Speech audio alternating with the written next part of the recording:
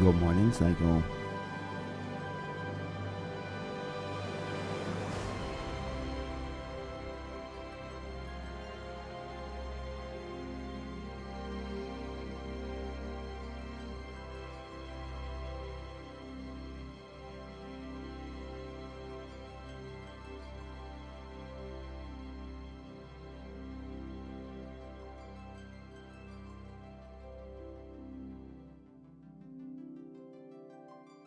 What up, Storm? How you doing, Stormy? Oh. How you guys doing? Everybody having a good day? Everybody ready for a good big chill? Same old, nothing new. Just enjoying the days off.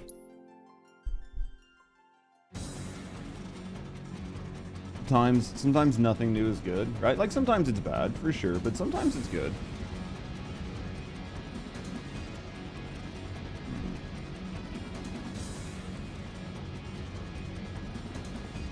Anything exciting going on this morning?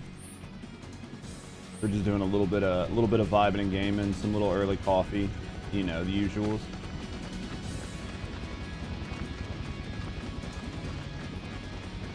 What up? What up, Leon? What up, Deeb? Oh, fuck, dude, that reminds me. I need to pin a video. I guess, what up, Orc? I guess let's just pin the shoe video. Shoe video is good, right? It's doing okay today. YouTube Studio. Grab the shoe video. Shareable link.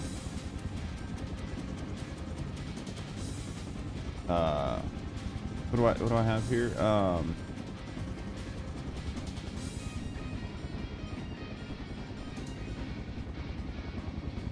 We'll go like that. Let's pin this.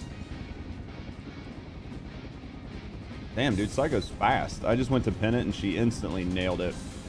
Literally reached up to pin it and it was like, this message is already pinned. It's fucking quick. Just quick, chat. Just quick. Just quick. How are you guys? Oh, let's get started. Yeah, the shoe video I thought was going to get suppressed. I really tried to go out of my way to like put the title and everything in a way that would not trigger YouTube to like limit its distribution. I think we were able to do it. So it got better distribution than my own video did, put it that way. What you got? Come on! Could have been because she was on it. Still alive despite your best efforts to the contrary. What'd you do? Try to drink yourself to death or something?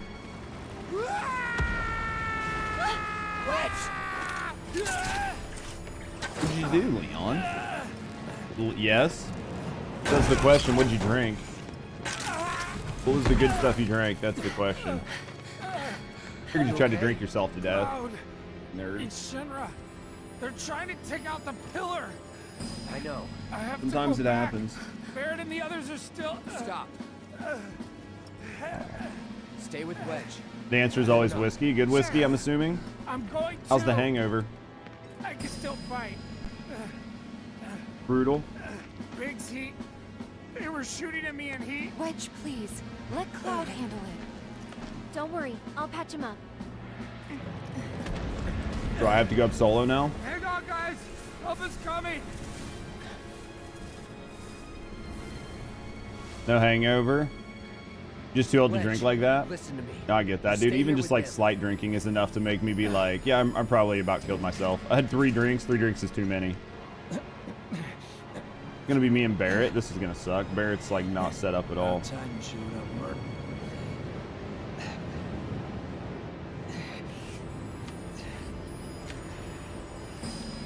Gotta do my part to clear the path before you steal the show.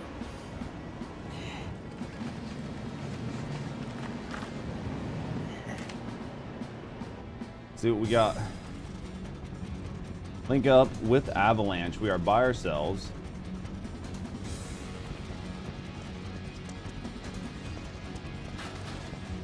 We're by ourselves. Let's see what we can and can't do, right?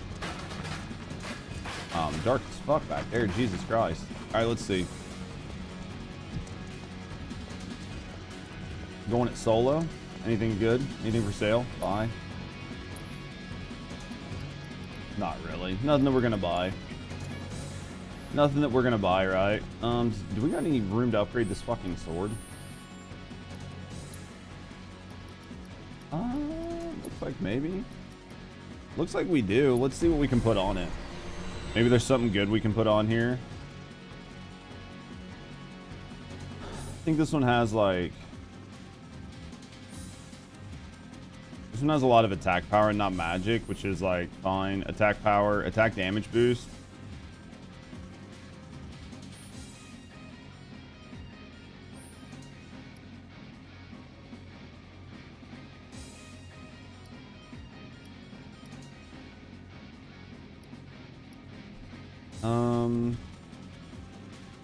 We'll just slap this on it for right now, right? Because we can always respec these later. All right, that's fine for now. I think we've learned every one of his weapons, including like the nail bat. Nail bat's nice, but it's not always the most efficient thing. I need to go into Punisher mode more, like when I'm doing damage. I just never remember to. I feel like there's a lot of times where I hit the button and the game just doesn't switch, like it doesn't switch stances for me, even though I tell it to. I know it sounds like a weird thing, but all right, let's get up here. Like I'll hit triangle, but I think because I'm doing other attacks, it just won't take. I'm getting sick of this. Don't they have anything better to do? Tell me about it. You see how hard we got hit over here? I don't think I have cure on him right now. I might. Your left arm is tired. You're left-handed. See how it is. This is Echo 1-3. Why are you left-handed?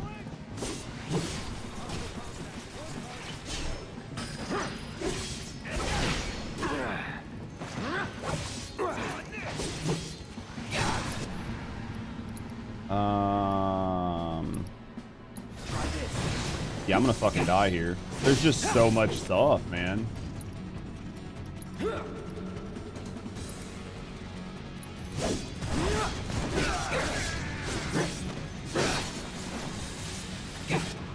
Abilities, let's go.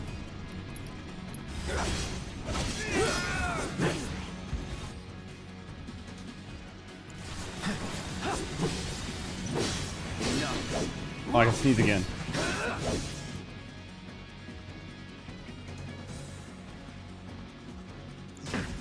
Hassan versus Nick? I won't give up. What are you talking about? Took you long enough.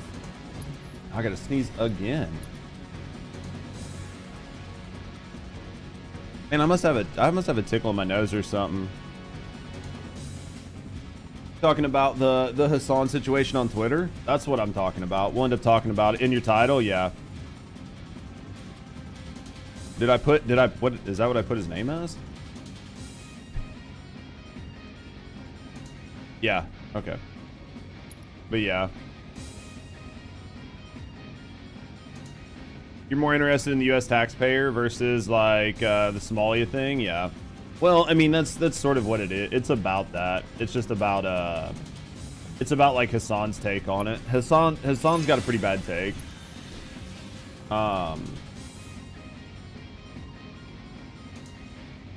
Hassan's kind of got a bad take. Did you see that Ubisoft got hacked? Yeah, they got hacked yesterday, right? They got hacked like yesterday. A bunch of their data went out. Like they gave away a bunch of shit from Counter-Strike. Like definitely wasn't a good thing. It definitely wasn't a good thing. I don't think it made that much news because it's Counter-Strike. Rainbow Six Siege. I thought it was Counter-Strike. Was it Rainbow Six Siege? Interesting. I mean, it definitely sucks. No one likes to see it happen, right? Like, I know a lot of people hate Corpo, but at the end of the day, it was more than just Corpo that got, you know what I mean? They got hurt for it. Like, a lot of people got hurt. So, well, a lot of, like, normal people.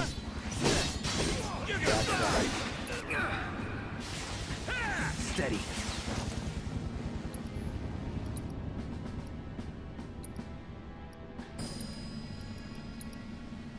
Get ready. Shit.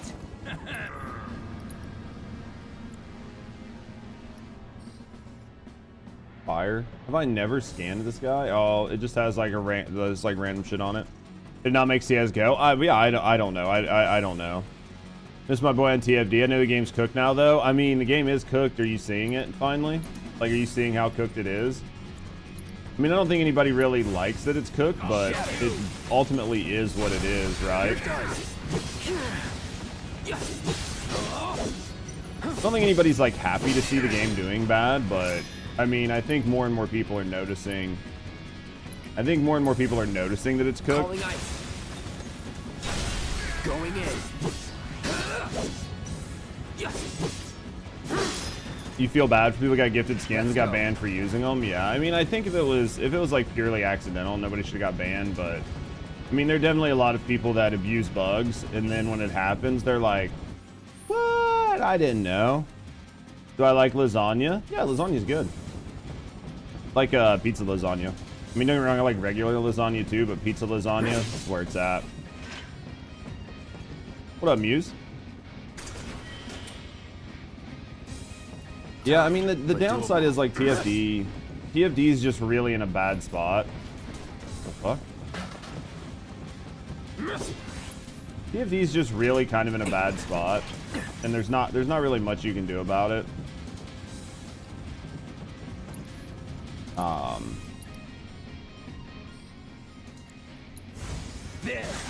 haven't played TFD in like the last 4 months, except for daily login and rewards and leave immediately. No shit. Luffy used to play quite a bit, man. Honestly, it's weird to see people who played like a lot just taking the time off and just being like, yeah, it's not my thing right now, man. There's just nothing to do, right?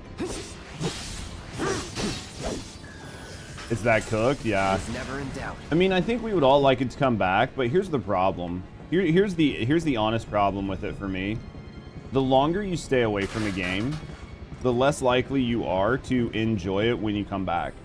So if you spend a lot of time away from First Descendant, right? You're playing other games. Say you guys are playing Warframe, Where Winds Meet, I don't know, World of Warcraft, League of Legends. I don't know, say you're just playing with yourself. Whatever you're doing that is like more enjoyable than playing First Descendant, right?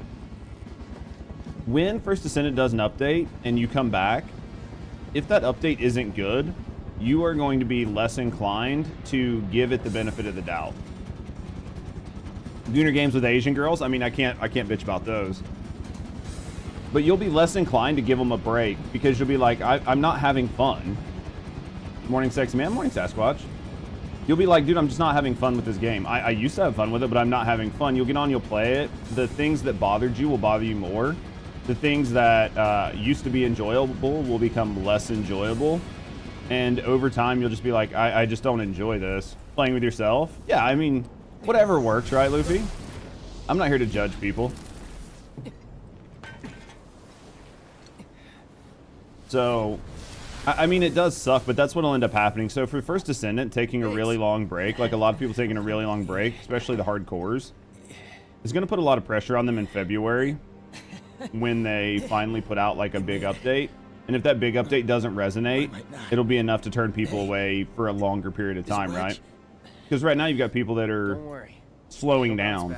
But you'll put it to where people are like, oh, unless it's a massive title update with major, major like systematic changes, I'm not even gonna log in. Only Alyssa plays it now. Oh yeah, I can see that. It's pretty bad up there. Like a 20-year break, you think so? Cloud, promise me. I mean, I know Alyssa still plays. I think Alyssa enjoys it.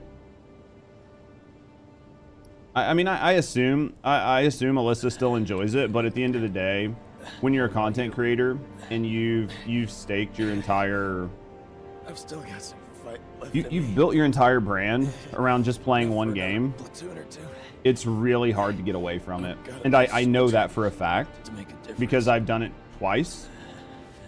But in both times, one of the things that I've done that a lot of other content creators that I've competed against haven't done is I've had I've always took the time to like really have good conversations and hang out and just talk about whatever, right? Like whatever we could talk about. So I build myself as more of a just chatting channel with gaming in the background. So I think that's going to allow me to transition to just chatting. It's just going to be a little bit slower, right? Kids. It's going to take a while, but No. yo, chat, can I get some W's for Sasquatch for that 100 biddies? But Thank you for the have support, brother. Thank you for supporting me and thank you for supporting the channel. so much in common. I appreciate you. From the hard work of making more skins, I can see that, Ecto. You were stuck in Destiny for 9 years. Yeah, absolutely. Guys, thank you for the W's. Good luck. Did you get that Storm Snow? Our future But is in your hands. there's a couple people over there still carrying, but yeah, I've always tried to be more of a just chatting channel where we played games in the background, but we just talked about whatever. So I think that the just chatting will do well. It's just going to take a while to build an audience around it, and not everybody's going to like the stuff we talk about. Not everybody's going to like the way I talk about things. Not everybody's always going to agree with my opinions, but they never have, right? Like, we've always had conversations, and people haven't always agreed, but that was the joy of the channel. So we'll do the best we can. I'm pretty happy with it, so it's going to take a while, though, man. Building up a just chatting channel takes a long fucking time. Takes a long time, but the new YouTube channel is doing okay. It's not doing great. It's doing really good for a like a reaction commentary channel, but it's just going to take a long time to build it up. And I appreciate all you guys that go over and sub to the channel and watch the videos and like the videos and leave comments and do all that to help out, because it really does help out. Oh, yeah, it helps out quite a bit, honestly. It'd be a new category, just gooning. You'd probably get a lot of people in it. 4 days to my sub-ins. Should I sell toe picks? If you think it'll help. If you think selling toe picks will help, then you're going to resub. Rance, I appreciate you. Muse, thank you for the 3 stream watch streak. I know a lot of us, like, dropped our watch streaks over the holidays. I'm surprised for the people that didn't. I had, like, almost a 50-day watch streak on Asmon that I missed.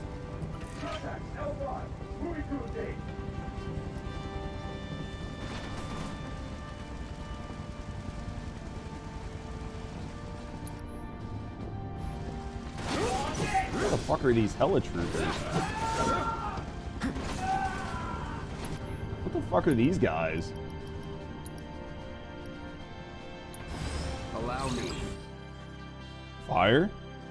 When in midair, wind attacks rapidly fill their stagger gauge. Evading their powerful area attacks makes them susceptible. Dude, I literally was in my menu reading. Won't last long. So dumb. So much for being mercenary. I'm dead. What do you do there? Like, you come up to read. That's fine.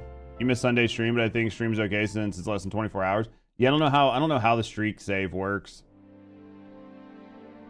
That was just unfortunate. I guess let's go some items. Let's go high potion. Cloud's like kind of fucking hurt. So big problem here is gonna be I have to redo this again. Okay, 3 hella troopers.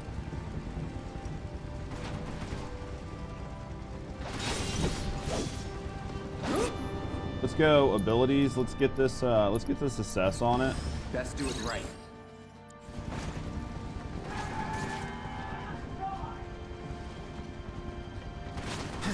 See how like your dodge doesn't do anything because they're so good?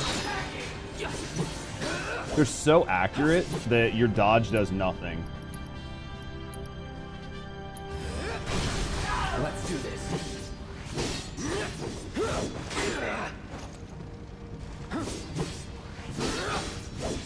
And then when you're like in such a tight area like this, you can't really do much. Let's dude, we're gonna go through so many items here. You watched Asmon's Women Are in Video Games video? I don't know if I've seen that one. I'm waiting. Come on. I don't know if I've seen that one. Maybe, maybe not. It's hard to tell. Because I've like missed a couple of his videos for the past few days. He fucking prop swiped me right in the middle of me attacking him. Here it comes. This is like one of those things, like, so I've really enjoyed this game, but what is happening right now is the thing that I absolutely hate in video games, which is I hate games that require me to play super slow, right? Like, if you guys know me, you know that I absolutely hate games that are like, hey, you have to sit back and wait an hour to do things. That's effectively what's happening right now. I dislike that very, very, very much. Just use regular potions.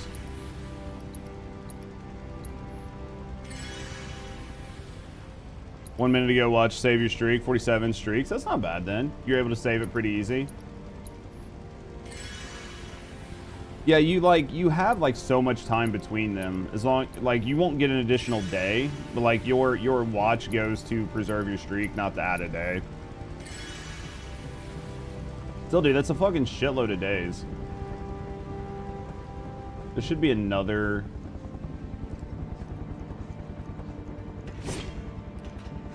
What's over here? Dude, I need potions, dude. I hate spending money for items in games like this. Maybe I should start stealing more on some of my alternate characters. I hate spending money on consumables. I think spending money on consumables feels the worst in games. It's literally like throwing your money away. I literally hate to do it.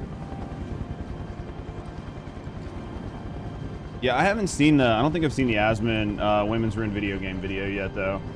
It's on my list. Might watch it tomorrow while I'm doing some editing. We'll have to wait and see. Which way? Let's go. Let's break these. Dude, we've got a bunch of Moogle medals that we need to go back and respend next time we're in. Was it Sector 6? I think it's Sector 6 where we spend them.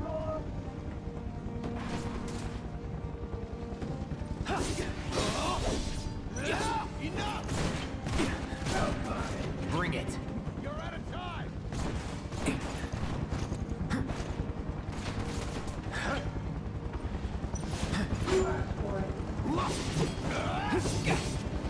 Let's do this. Let's go abilities. Let's go focus thrust. We've got him like staggered, so we might as well work heavy on him. Let's go abilities. Let's go triple slash. We needed to like really put the pressure on these guys. It's gonna make it easier. How much HP did we lose? Not too much. We lost about 500. Actually, I don't think we even lost 500 because I think we weren't even really capped because we were using like mini potions. So we'll burn through these. I think that was probably the best case scenario that we were gonna get in that fight. Even though we can't break these boxes, we're gonna cut them because why not? Cut these too because fuck those boxes. It's back here. Ooh, we can cut these though.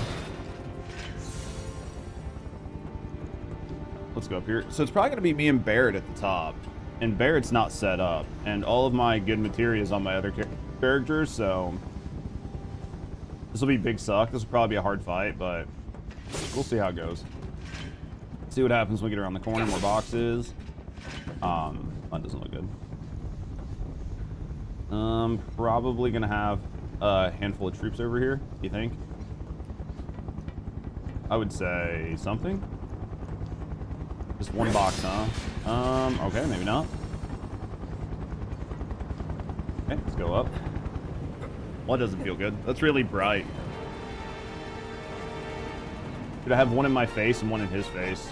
Coming from the same angle, super bright. Testing. Testing. Attention, Avalanche scum. We know all about your evil plans to destroy the pillar. But the Turks, but Shinra, that's us, won't let you get away with it. So go crawl back into whatever hole you crawled out of, or something. Blame it on us. Of course, right? That ought to do it, right?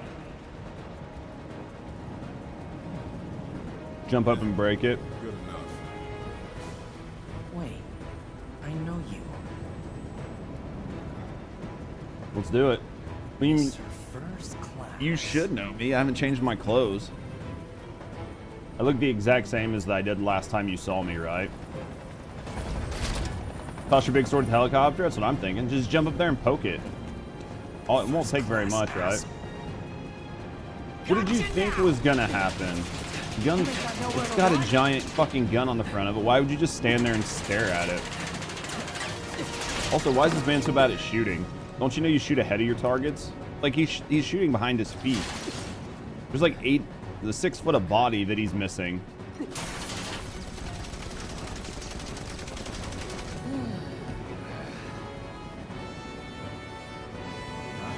Alright, let's do it.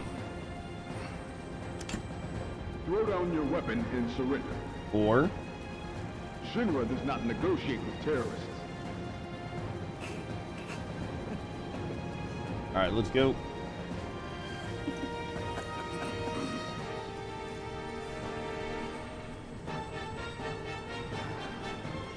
Screw this cheap-ass play. What are we doing here?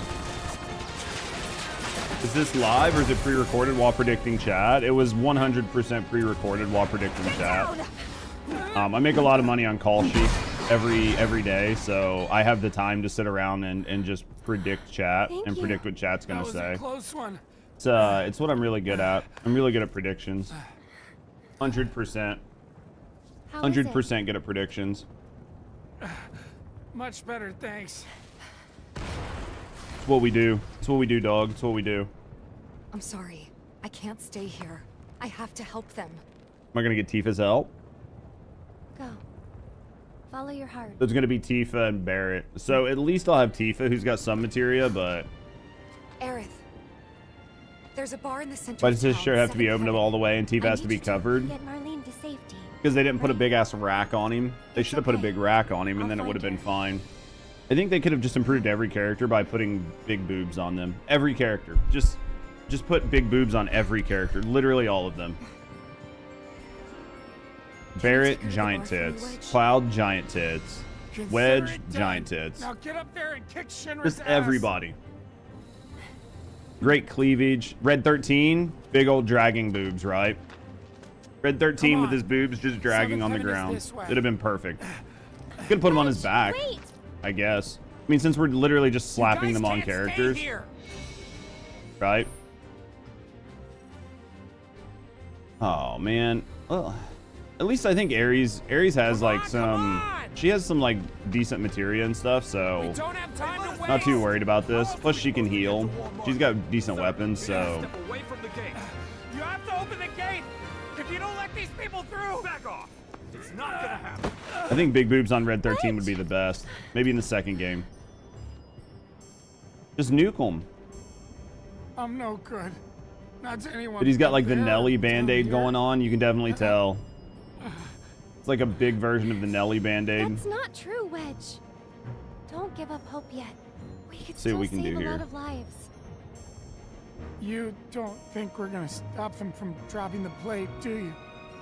No. I want to believe that we could still win somehow. How? They're gonna drop the But plate. something Actually, I in can't my remember if they gut drop the tells plate or me not. we're due for a assume reckoning. that they do, but Just I this literally can't remember. Feeling. Know what I mean? Yeah, I do. But that's no excuse to give up. I don't want to look back one day and wish I'd done it different. Right here, right now. So I we need got- to know I did everything I could.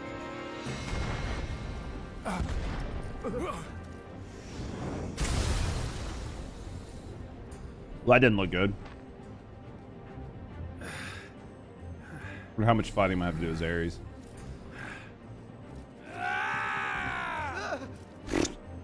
I'm not sure what's gonna happen next. But I am sure I don't want to regret the choices I make tonight. Our lives are in your hands. If you don't open up, we're all gonna die. Who opened the gate? Oh, the other guy? Interesting. Close it. No, sir! I will not obey that order! Shoot him. He's disobeying a direct order. Quickly! Quickly! Shoot him. You can't just wait! Well, this is a very, Seven very Heaven is just like down this road, dysfunctional isn't it? military, Head right? straight and look right. You can't miss it. Don't worry about me. All right, I'll get these people to safety. All right, let's go. What are we doing? Get out of Sector 7, please! All right, we have to save Marlene. We need to get Maybe as this far away way? from Sector 7 as possible, right now! Am I in Sector Go to 7? Sector 5 or 6! Anywhere but here!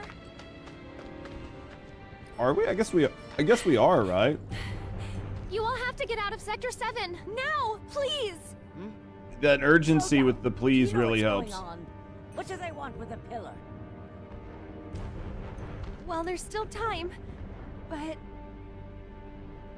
They're going to drop the plate on us? That was a really solid inference that she made. Those sons of bitches! What good do they think that'll do? Feel free to cry about it later. Basically. Right now, we need to get everyone to safety. Wait, the watch should clear the roads first. Ah, good thinking. Up to it. All right.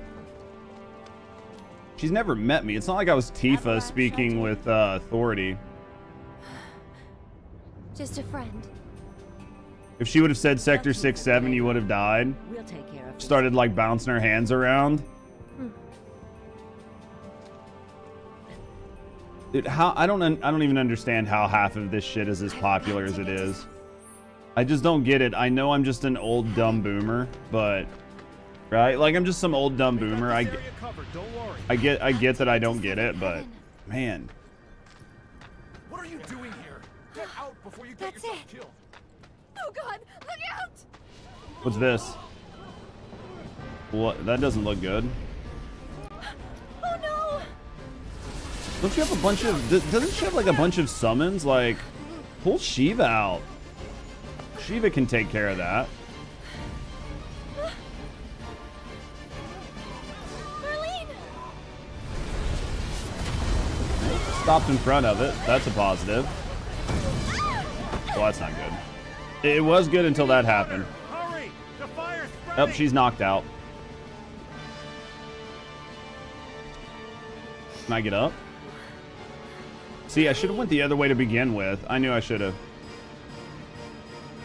Don't even stress about it. I'm old too. Yeah, I get it. Like I'm dumb. I'm old. Hassan drama today, dude. Him and Nick, like, we'll talk about it late. We'll talk about it later. Here's my TLDR on that. I think that Hassan has some good points. Now, I haven't seen everything Hassan has said, but I think that if you watched my video talking about like the Missouri thing, I don't know if you were here when we talked about, or Minnesota thing. When we talked about the Minnesota thing, like the Nick like running around trying to demand entry, like doing a bunch of the stuff he was doing was definitely very performative, right? Or like harassing workers.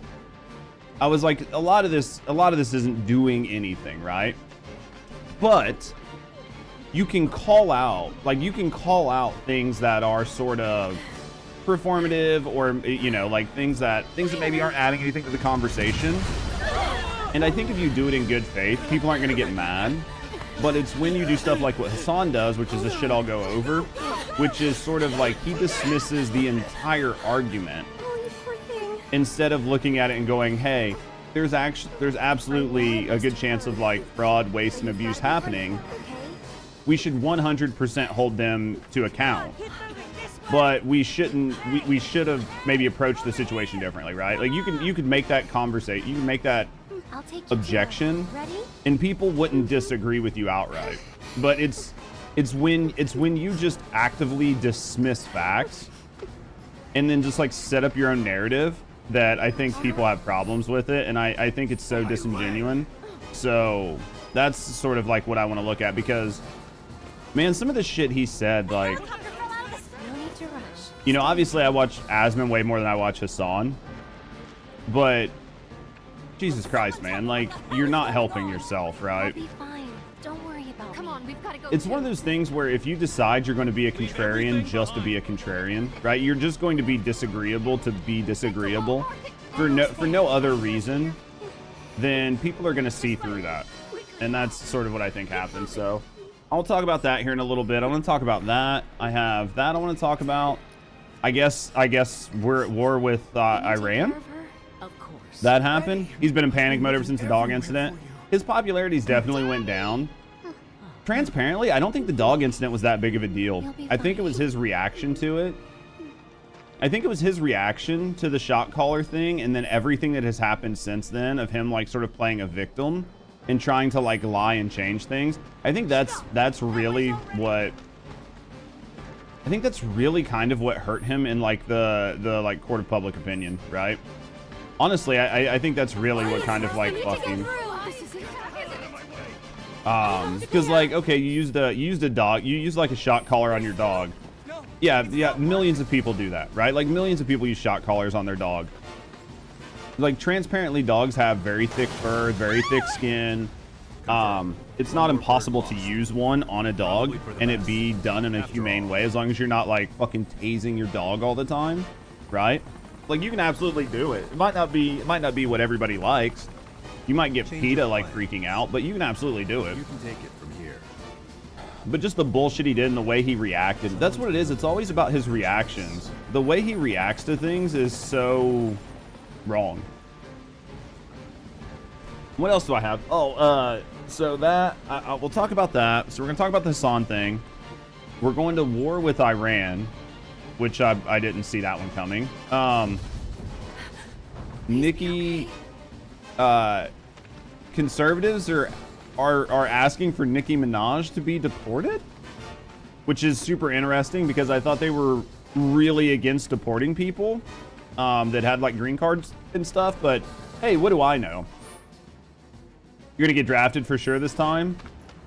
It's just so wild. What up, Bjorn? It's just so wild to see like some of this stuff. So there's that, and then I have a couple YouTube videos we'll check out today. So we've got plenty of stuff to do later on. Hopefully you don't get drafted, man. I'm too old for that shit. I'm too old to get drafted. I've got old dusty balls. They don't need my balls in the military. Right? They're like old dusty balls. We don't need these. Nunny. Hey, there you are. You're Marlene, right? But yeah, I saw that. So there's like a couple things I saw. Time for Femboy. Think that works? Wait, who's calling for Nikki to get deported and why? Just put her on mute. A friend of Tifa's. I'll have to pull up the news stories. Basically, after she did the Turning Point USA thing, there's like a petition to get her deported, and it's got like 40,000 signatures, 50,000 signatures or something. It's just really funny how. Yep, he's there too. It's really funny how if you are like spreading propaganda for the left, then everybody loves you. Not yet. And as soon as you say something that's against the narrative on the left, now they want to tear you down and they want to destroy you. The thing is, so like we don't want to deport anybody okay? Unless they disagree with you, and then which case you want to deport them, right? I'm playing Final Fantasy 12. Really good for an old game, dude. I need to play some of the other ones. What up, Wordu? Good morning. How you doing? They don't want famous brown people supporting their leaders. It's cultural appropriation. Fucking Lamau. Time to be a femboy, dude. If Anthony pulls femboy on his stream, we're definitely gonna have to restream that. We'll have to do a react to that one. The hottest femboy on Twitch. You can build a new home together. Hell nah. You better wear like the lowest cut dress possible. You better be hot. That's all I'm gonna say. You got no monitor right now? Don't punch your monitors, man. Are you enjoying 7? I've really enjoyed 7 up to this point. I've really enjoyed 7 up to this point. Huh? I thought they did a good job with the remake.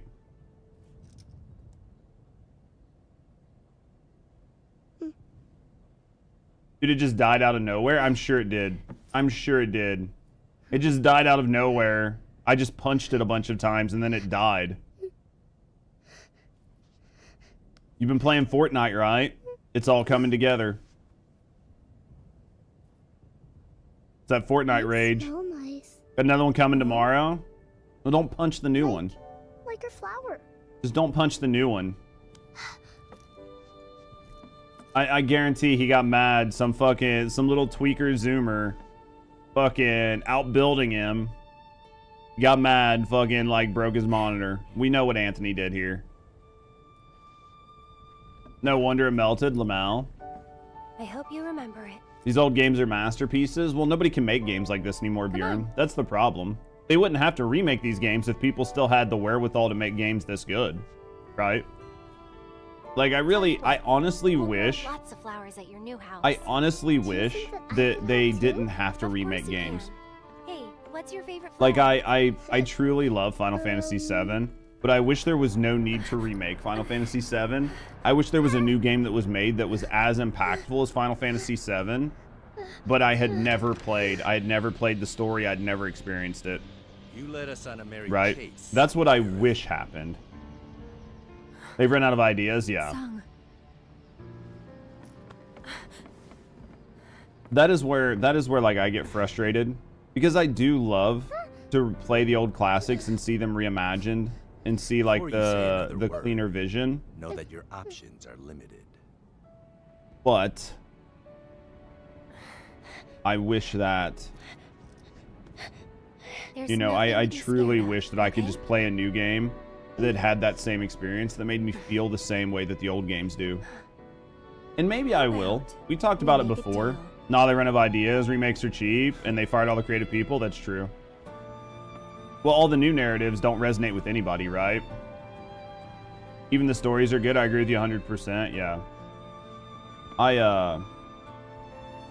don't know, man.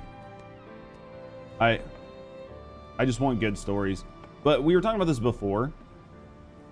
Psycho was in here talking about it. It might have been yesterday or something. We were talking about it. I have been pretty pigeonholed into playing a lot of live service games. Playing a lot of live service games, playing a lot of the same type of game.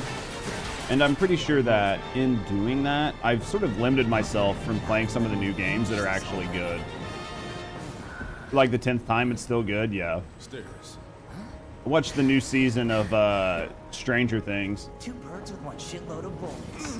I agree with what a lot of people said, which was that the episode 7 was basically not very good. It was terrible. They had like a scene that they could have done completely without. It added nothing to the show. What the hell? Nice catch. You're crazy. Just like you. So suck it up, because I'm not leaving. It was not good at all. I didn't think it was. Damn it! You want to explain yourself? I mean, I have a lot of issues with the current season of Stranger Things. I don't think they should have waited 10 years to make all these episodes. It just doesn't make sense to me. All the actors have aged out. Everybody looks terrible. Like, it just, the people they picked doesn't make sense. It just looks, it just doesn't look good. I asked him to show her the way. But, Okay. We can still stop this, right? Yeah. And where do you think you're going? abilities. I see you. Stop watching Stranger Things. It felt like it was the right decision because it was. Abilities. You still want some more? It was. You didn't fuck up on that at all. They had like let's get some chat here while machine gun shoot. Yeah, there were a lot of things they did that just made no sense. Ooh, which way? Looks like there's 2 separate ways to go here. Interesting. I'm very confused. I wonder which way is gonna go. One way's got to go to one thing. One way's got to go to something else, right? I guess we'll just use magic.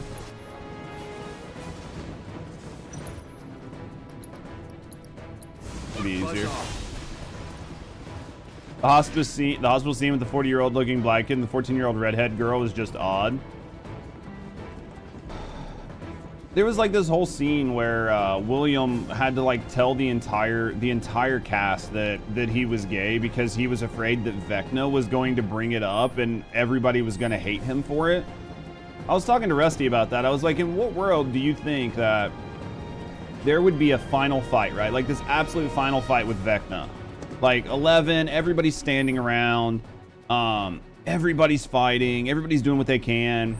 And then like right before Vecna's about to die, he's like, William's gay. And then like everybody's going to stop attack and everybody's going to look at William. Everybody's going to start fighting William and Vecna's like going to get away. Like what, in what world does any of that logic make sense? Like none of it. So like why even put the scene in there? Modern shows go on for too many seasons and they don't have a good reason to. And again, I'm not saying that it's a bad thing to have the character like discuss these things with his friends, but they put way too much emphasis on it. And they had another like it was in season 5, like the first half where like they're in the middle of these tunnels and they're just like talking about this shit, and I'm just like, this doesn't make any sense. The scene was so dumb. The scene was terrible. The scene was terrible. It made no sense. Like, there were so many things that could, it just, again, I don't know. It just, it didn't make sense.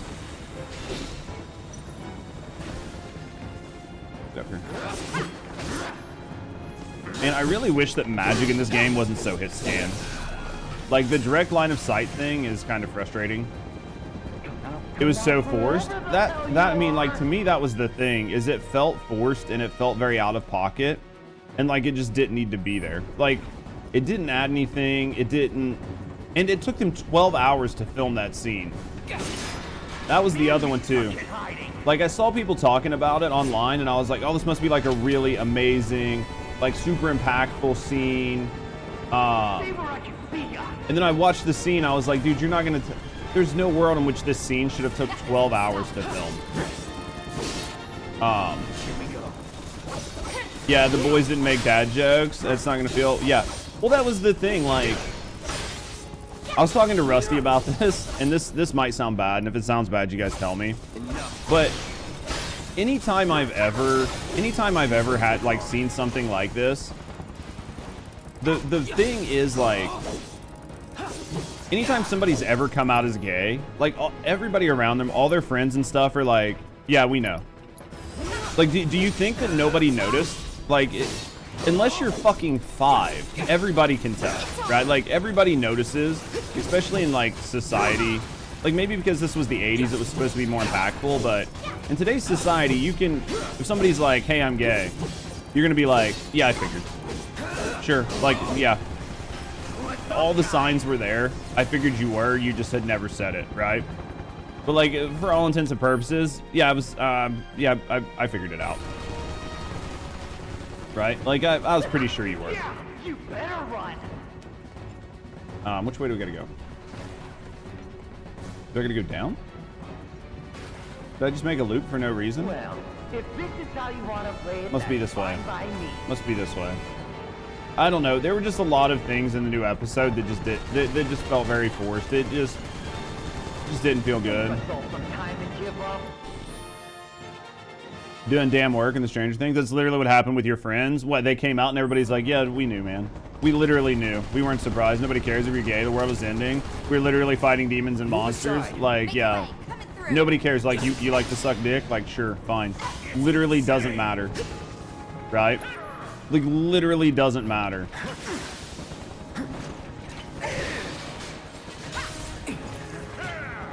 I can think of a million other things to worry about right now.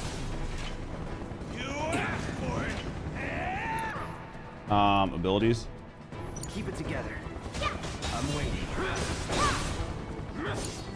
Let's do this. Abilities. Let's go with Get ready.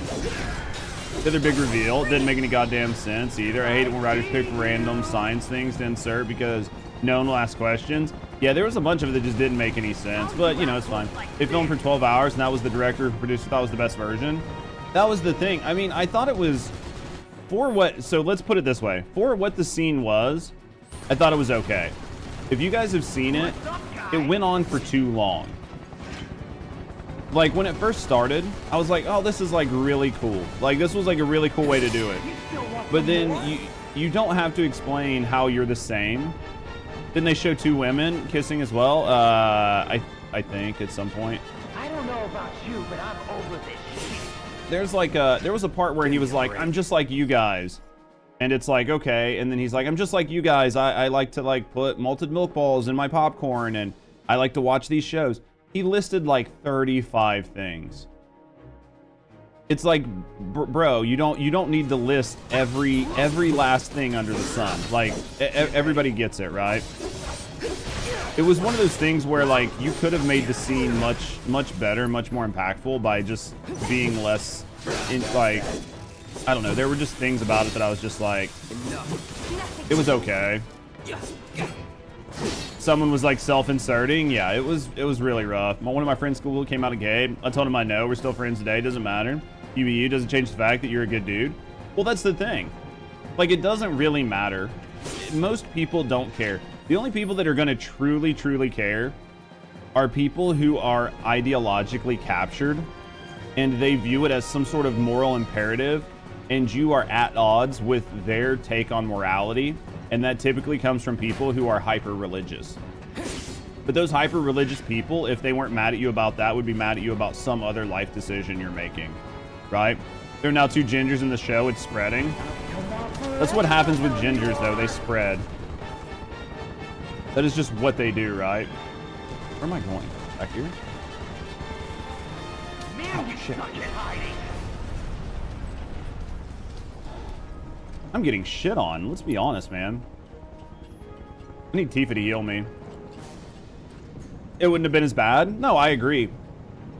I think if they would have done it much earlier, like at the end of season 4, or like the very beginning of season 5, but going into the last episode where it was, I needed to get this off of my chest so Vecna doesn't use it against me.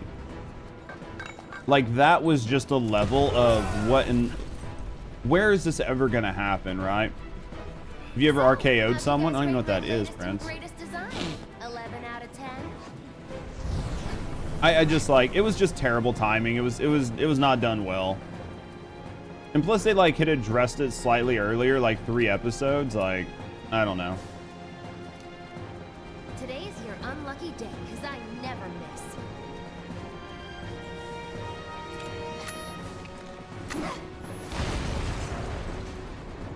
Alright, let's do this. Alright, let's go Tifa. She should have heal. She should have heal. Let's do this.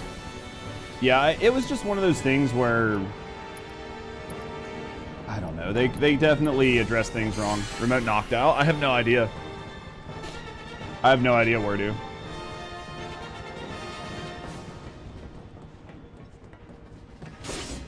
Where are you? I know, I saw that. I woke up this morning and saw your short did really good. Guys, have you seen this? I'm gonna show you this. I'm gonna show you guys this. Rusty made a short on YouTube. Let me see if I can find it.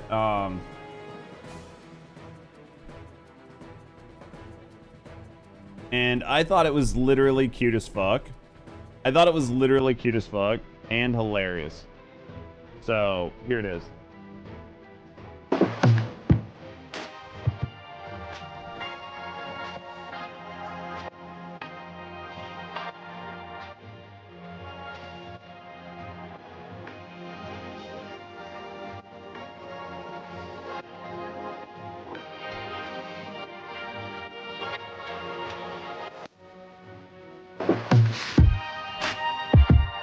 Tell me that's not awesome. Tell me that's not hilarious. Tell me that's not like the cutest thing. Like, she animated it all. So she like hand drew all the different stills and slides and stuff. I thought it was great. I thought it was great, guys. I literally was like, dude, this is cute. This is fun. This is super funny. I thought it was awesome. She was worried last night it wasn't going to do very well. And she woke up this morning. I think it's got like 1,400 views. Well, what's it at? 1,500? What materia do you have on your weapon? Oh, I have no idea what materia is on my weapon. Probably junk. Share the short? Yeah, let me share the short. Let me share the short so you guys can go like it. So you guys can go like it.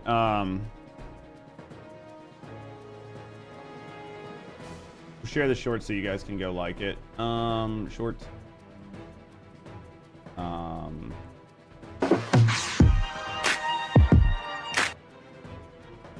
Dating app for mice, I'm in. She's got like another like mouse thing she did. Go check it out.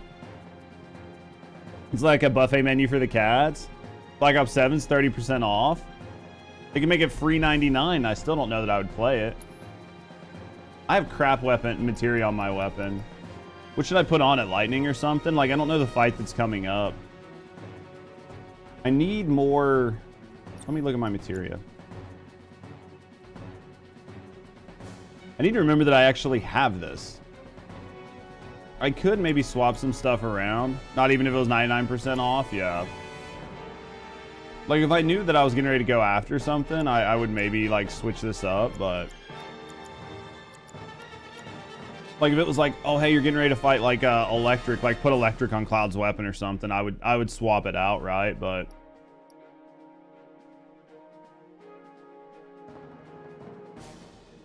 I don't have any... I don't, like, have anything on it. I could put, like, thunder. I could take this off. I mean, I think the idea behind this is good, but maybe we'll remove this materia. And then let's move... Let's swap this materia down here, and then let's go...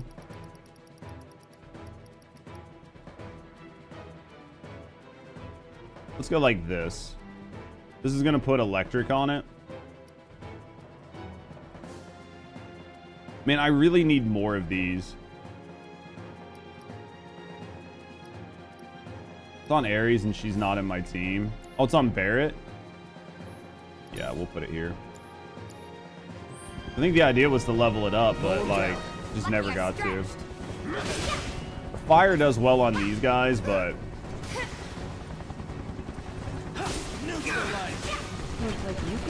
Dropped a sub and a like. Dude, thank you for helping her out, man. She'll appreciate it.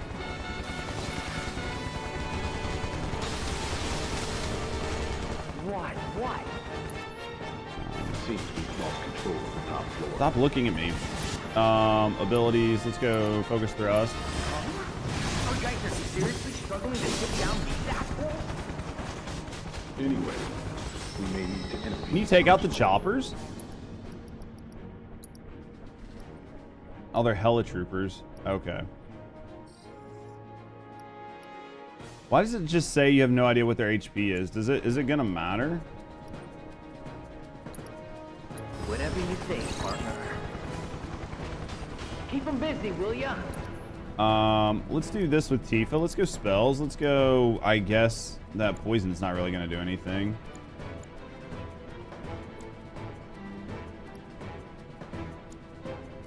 Let's put a barrier on Cloud. He's about to take a bunch of damage anyway. This is such a bad fight because this dude right here is about to fucking shit all over me. I literally couldn't roll out of the way. Spells. Let's go Blizzard on Hella Trooper. Animation's really good. I thought she did a good job with it.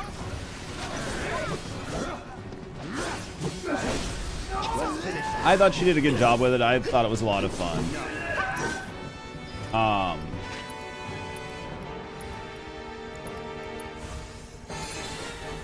Through the GameStop, Black Ops 2 came out. Midnight launch was a massive event. How they've fallen. Well, it's just what happens when you just continue to make shittier games, right? Like, the games used to be so good, but they just all suck now. Black Ops 2 is your favorite, just like Halo 2 when it first came out. I love Black Ops, right? I love the original Black Ops, man. I thought the game was good. It just sucks that all the games are so bad anymore. Mow him down. He's magic, right? Fire. I don't think I have anybody that has fire on them anymore. Yeah, I don't think I have anybody that has fire on them anymore.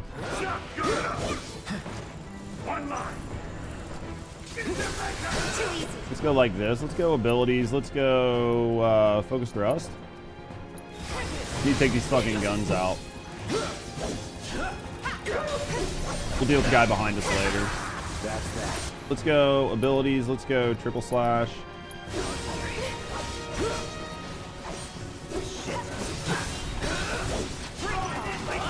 We just got to deal with getting hit in the butt right now. Oh, there's a Hella Trooper that just showed up. I love it. Yep, we're dead. I literally could do nothing. By the time I realized they were there, I saw they were going to hit me. I went to fucking roll to dodge it and instantly got killed.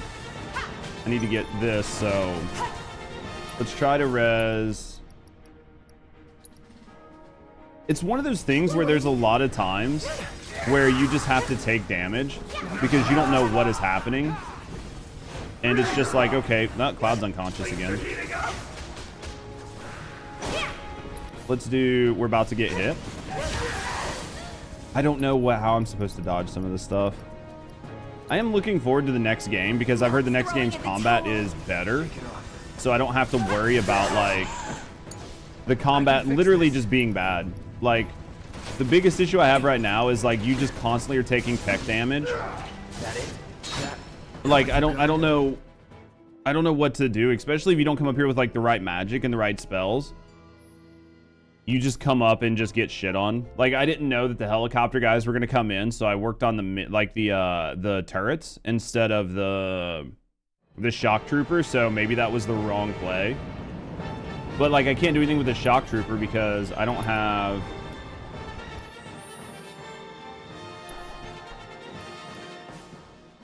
Let me go set materia.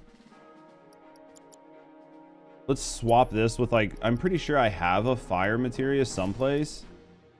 This one's maxed, it's on Ares. Ares isn't in the party, so let's just like swap.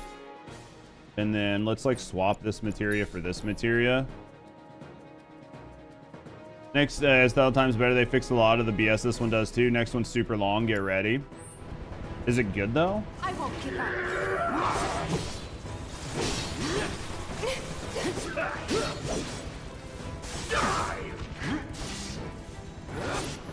I think that like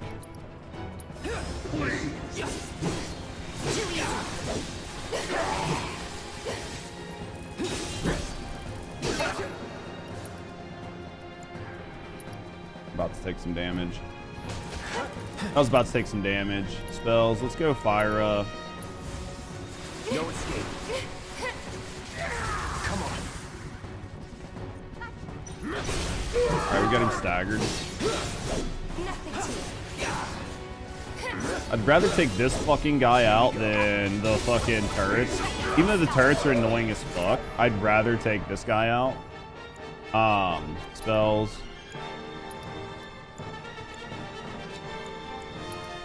Right? I'd rather take this dude out than like she can deal with the turrets. Alright, let's just do spells. Let's just do Fyra again. Burn. Dude, Tifa, are you even doing anything over there?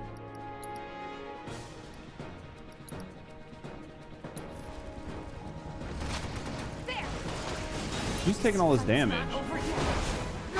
Bring it.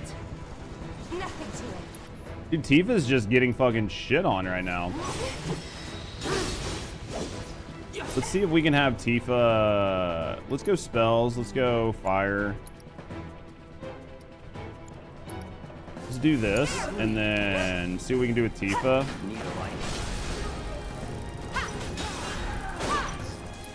Let's spells. Let's heal her. Taking over. Here we go. See, look how much better that was when you know what is coming and you can like plan around it. Like, look how much easier that was to survive. Granted, it wasn't perfect, but we survived it, no problem, right? But that's because like you have to go in and fail the battle to know who's coming, so you know what to even do. We're gonna need ether on both of our characters.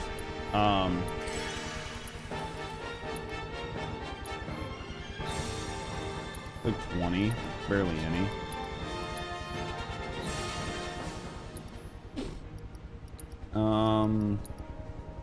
Do this again. All right, let's go. Oh damn, dude, I just poked my eye really badly even. All right, so let's go this way. What's back here? There's something out here? Is this the way up? No. Go backwards. Go backwards.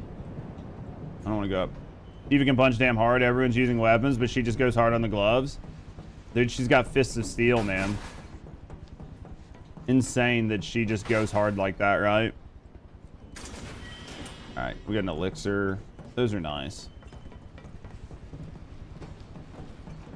You could probably use those when people's health are like elixirs and stuff like that. I prefer to keep for battles.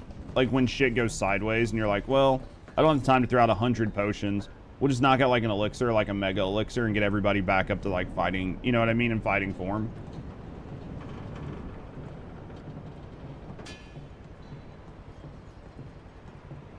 Alright, we'll do this, and then we're gonna go up. Surprised we haven't found Barrett yet. We've got to be getting close, right? Jesse! Go over here.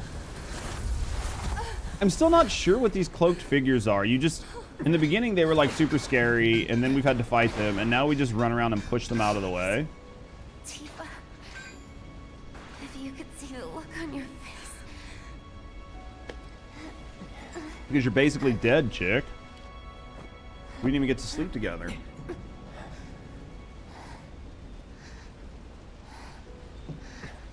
So, you're the guy who gets to hear my last words. Think so? Lucky me. Alright. Like hell they're your last. I need to go get some more coffee It's after okay, this. Cloud. It's okay. They were my bombs. They were all my victims. I had it coming. Alright, let's go. Let's see what Jesse's got for us here. My hero. So gentle. Just try to hang on.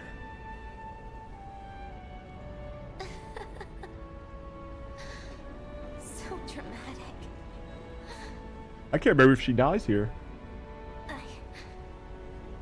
I just wish that I could have had She was a good character, though. everyone with Mom's cooking. This is how they make like halfway decent characters and make you care about them through small interactions. To believe. Instead of just telling you to care about her. You owe me a pizza. Nice purple Freyna. Something good. I do.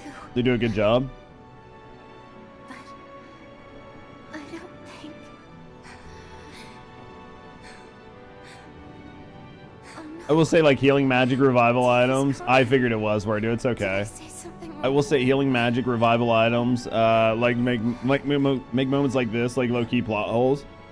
Well, revival so the way they get around that is revival magic doesn't bring you back from the dead. It brings you back from being knocked out. And you can heal wounds, but you can't heal mortal wounds. I think that is like the lore behind it. So like if you have like scrapes and bruises, bumps, maybe a broken bone or something like that, like healing can help it, but healing cannot fix like if you get shot in the heart. And revivals only like when your HP reaches 0, you're not dead, you're knocked out. That is, I think, how they get around it. I can't remember where I read that, but that was basically how I thought the lore in Final Fantasy worked. It wasn't like you had the power of a god, so you just had to pay attention. I could be wrong, chat, but I'm pretty sure that's how it works. Because I had said the same thing for years. I was like, well, this doesn't make any sense. Like, you're dead, I'll just revive you. Like, who gives a shit? Like, yeah, you're dead, I'll keep you alive. You'll just die from old age.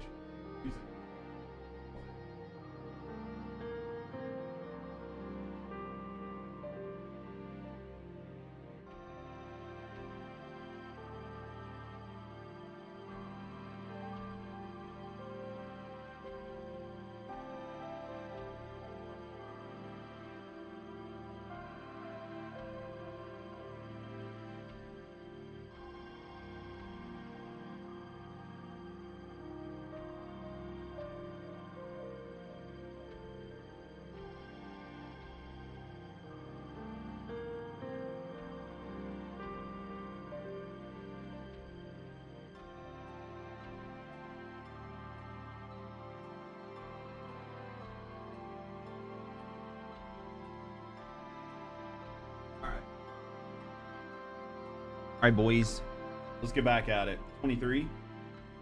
The things that like, so in this game though, like one thing that I need is like, I need more of this materia.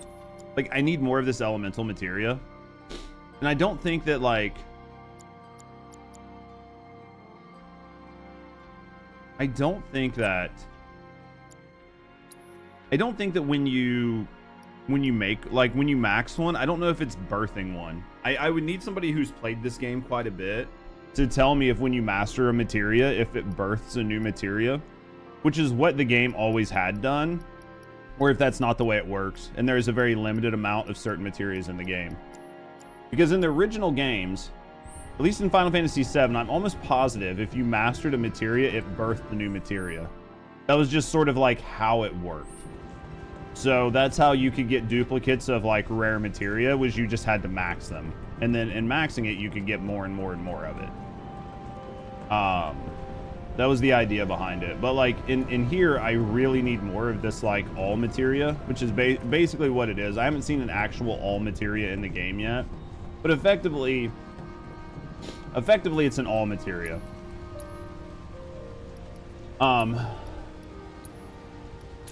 And I haven't seen a lot of it, and I need more of it.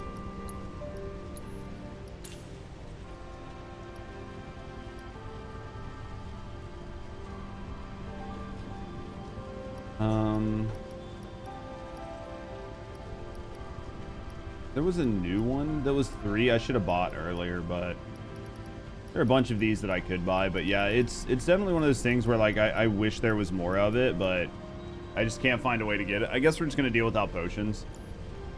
Let's hit the bench. Let's hit the bench. We'll have to see. I don't know who we're gonna be fighting, if they're gonna be weak to fire or electric or whatever, but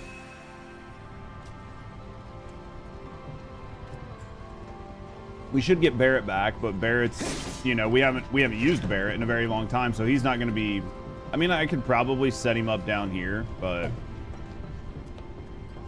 we'll go up and see how bad it is. If we die on the fight and we've got to do it again, then we'll respec and we'll prep, right? I ain't done with you yet. You hear me?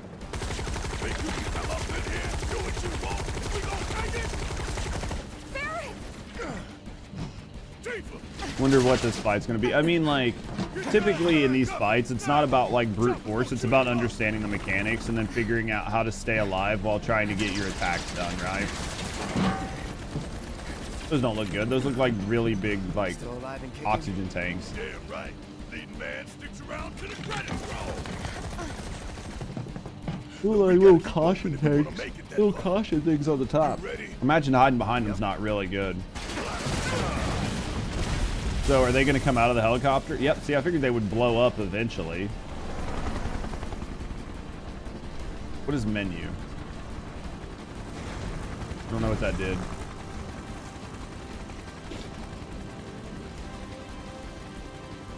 Time for a rematch, huh?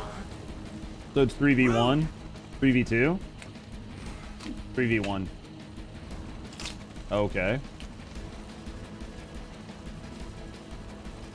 Well, plus there's going to be a helicopter, right? Pretty sure he was weak to fire. It's nothing personal, bitch.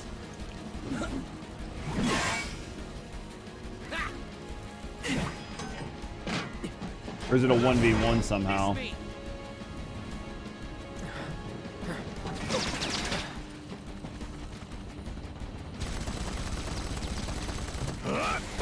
Okay. You're next, asshole. He's gonna blow it either way. Gotta play for keeps today. No time to dick around. She just get like fucking jacked in the jaw by Plate Tifa. separation authorized. Awaiting confirmation. Plate separation authorized. Awaiting confirmation.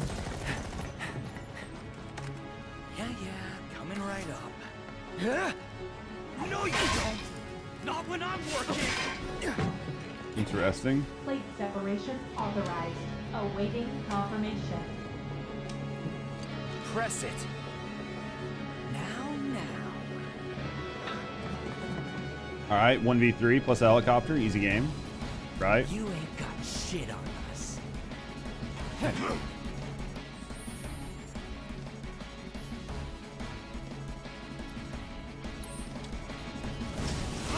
Come on. Careful.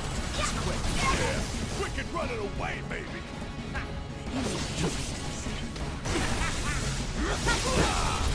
All right, let's do, hold on. Okay, so we've got to check him again because we don't have it anymore. He has nothing. So resistance on electric. So at least I didn't do that. He can't be silenced. He can't be whatever. Magician's bracelet. Like maybe we could steal that if we have time. Magic and lightning only have a slight effect. So he's got to be like brute forced. I love that. Literally can't even see the attack happening, right?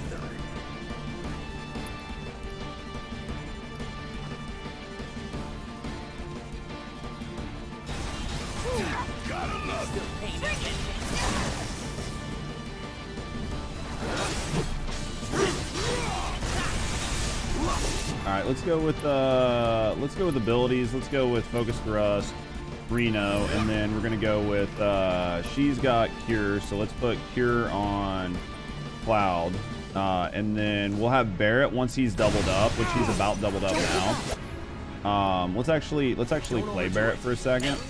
Guess it's my turn.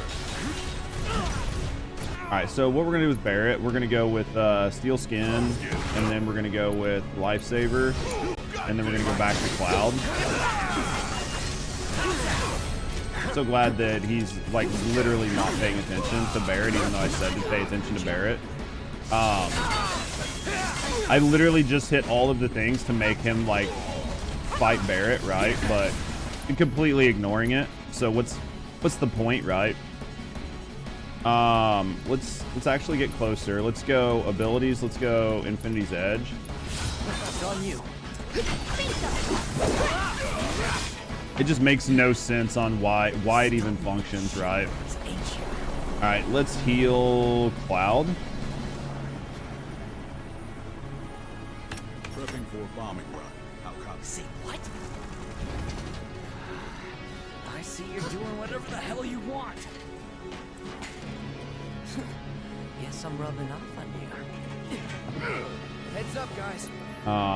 Spells. Cloud. Stay strong. Forgot how much root. What are we doing here?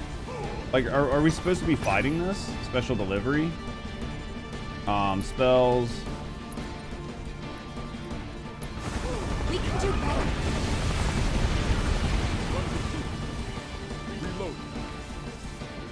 All right, let's go Barrett. Hang back. Yeah, I'll do it. Try this again on Barrett. Let's go with, oh, he's bound. So he can't do anything now. Let's do this.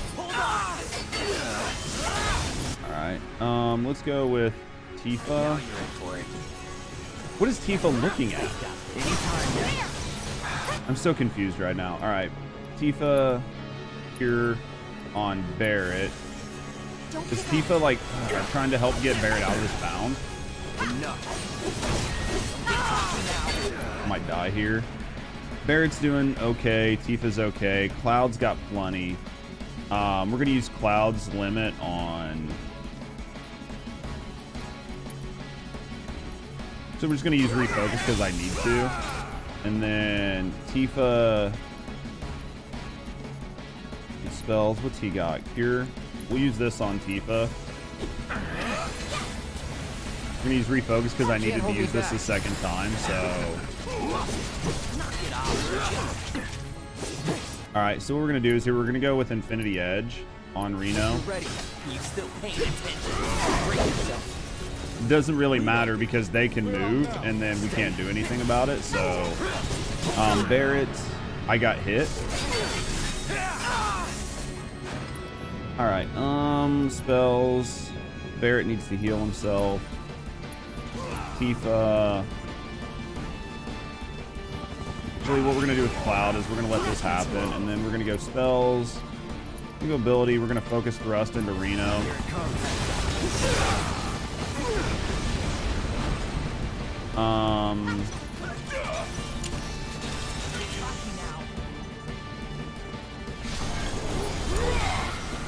Literally can't even see what's going on, but let's go spells. Let's go abilities. Let's go Star Shower on Pyramid, and then or not. And then we're gonna go with Barrett. We're gonna go with Cure on, I guess, Barrett.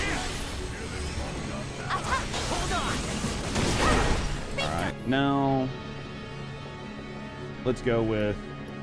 Nobody really has anything. Barret is supposedly tanking. Tifa. Barret's got health. Cloud's got health.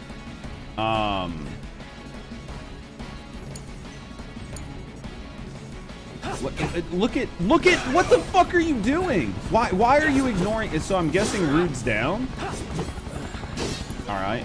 Spells, I guess.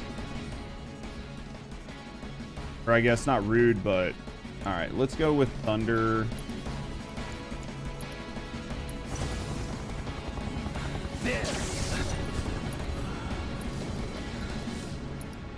So confused.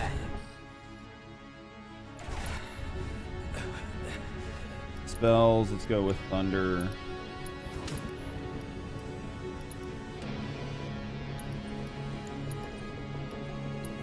This is Can't really do anything here. I guess we can jump up and hit it, so we'll take it. All right, let's see what we got here. Well, that doesn't look good. So now they're both on the ground, I'm assuming. We're close on a limit. We don't have our summon out. Barret's health is full. Tifa's gonna have to... She's probably gonna have to use an elixir to get MP. Any landing you can walk away from. Right. Come on, let's teach them the Turks two-step. What happens when you mess with the Turks? All right. I guess we need to just play as Tifa for right now. Oh yeah, he was annoying as fuck, dude. All right, let's go with I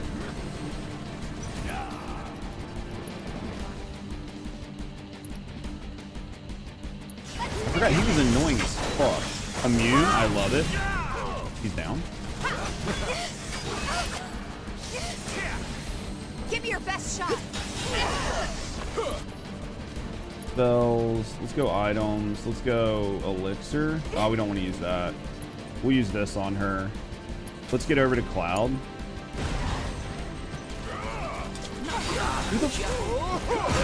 This is so frustrating sometimes. Let's go abilities. Focus thrust. All right, and then let's go here. Let's go limit on Rude. Barret's about dead, so let's go like this. Let's go spells. Let's go items, high potion on Barret.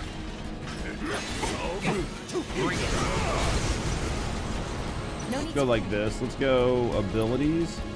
We're gonna wait for the summon just in case something bad happens. Spell, ability, let's go Infinity Edge. Just in case like something else shows up, right? I would rather have the summon in case like something went bad. Awaiting confirmation.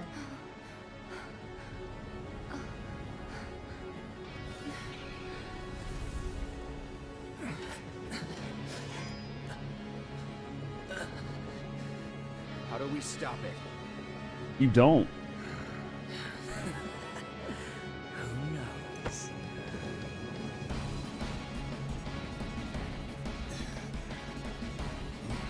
I would say right now Rude looks like Tate post boxing match. Before maybe, but now after he's all beat up, he does look like Andrew Tate. Let's see what we have here.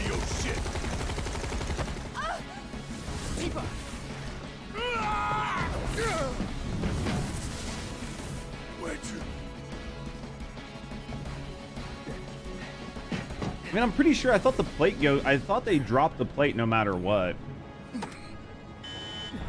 I was almost positive they dropped the plate. Plate separation initiated. Commencing separation sequence. Section 1 separation imminent. Evacuate immediately. Plate separation initiated. You son of a bitch! He doesn't even have a helicopter. How are they going to get out of there? Instead of like going after him, you should probably look at getting the fuck out of there, right? Why wouldn't you worry about getting out now that things are going sideways?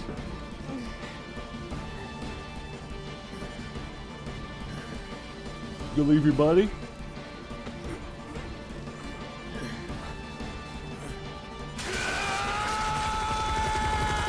Well, that's not helping, Barrett. What if we needed that to, like, get out to stop it?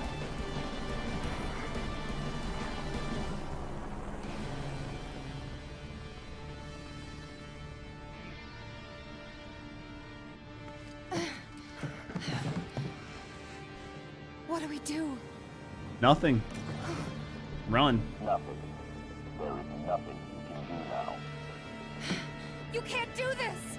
What have you done? I found Marlene! Aerith! Marlene? My Marlene? What did you do with her? Where are you? I'm at the... Sir, you're lost.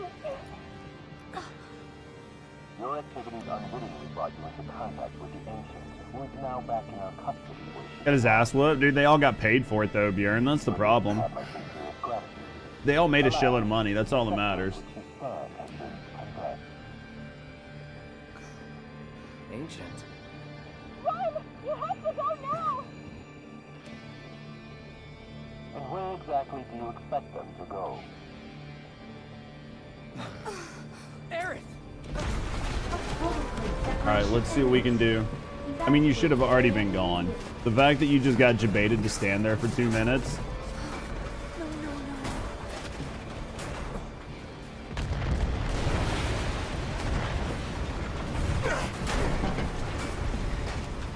They should already be gone, right? If we don't get the hell out of here Oh, right now, fuck, dude. It's like a timer. think, damn it, think. I hate these.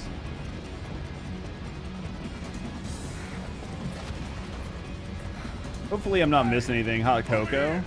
What kind of hot cocoa you got? Hopefully there's not like an item that I'm missing here, like a materia or something. I'm gonna assume not, but it'd be really dumb if they did it. Especially because like you can't come back, which they've done that in other Final Fantasies. So you know, I wouldn't be surprised if they did it, but caramel hot chocolate, dude, that sounds good though. Marshmallows for sure, right? Like definitely marshmallows for sure.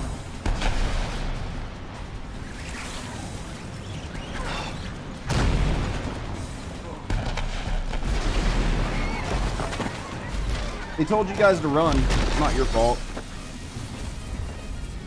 Doesn't have anybody still very. Oh, look at him with his little fat cat. Did you see him with all his like his little fatty fat cat? He's such a cute little fat cat.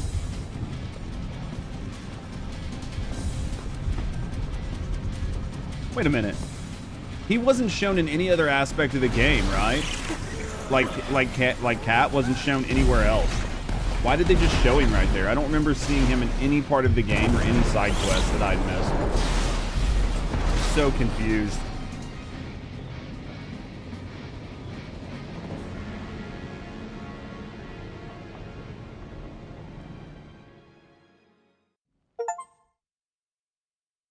So confused on why they showed him.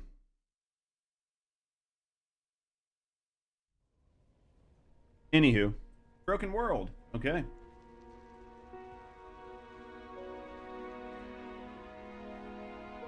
I wonder if we do play outside of Midgar in the first game or not, because I feel like at this point, I think we've got to go to Shinra and get Marlene back, and then we leave. So, I mean, there's still plenty of room for this game to go, right?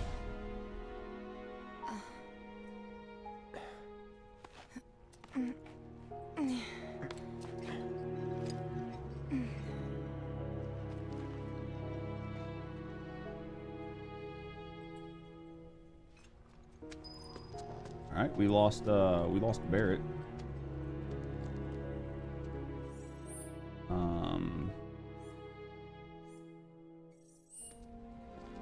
Okay. Can't go this way. Go this way.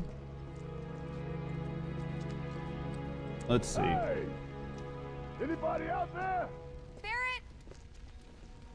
I think I hear him up ahead. Let's keep going. There's a lot of rubble. This looks like a problem. Can we... And push! I'd be concerned about pushing on something like that because you have no idea what it's supporting. So, you know. Yo, what up, Mark? We cooking.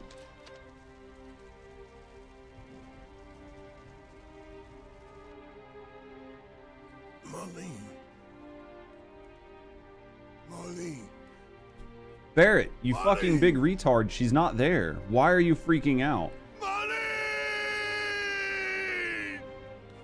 Biggs! Wedge! Now those make sense. Jesse! Sure, that now all that makes sense, but the Marlene part? Damn it! God damn you! God damn you all!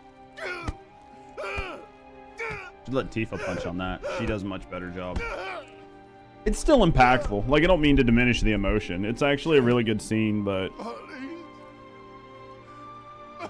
I get that he's sad that he lost Marlene, and it's not so much about Marlene being in the rubble, but am I gonna try Arknight Infields when it comes out? I don't know, maybe. It was us. Maybe. We'll have to wait and see.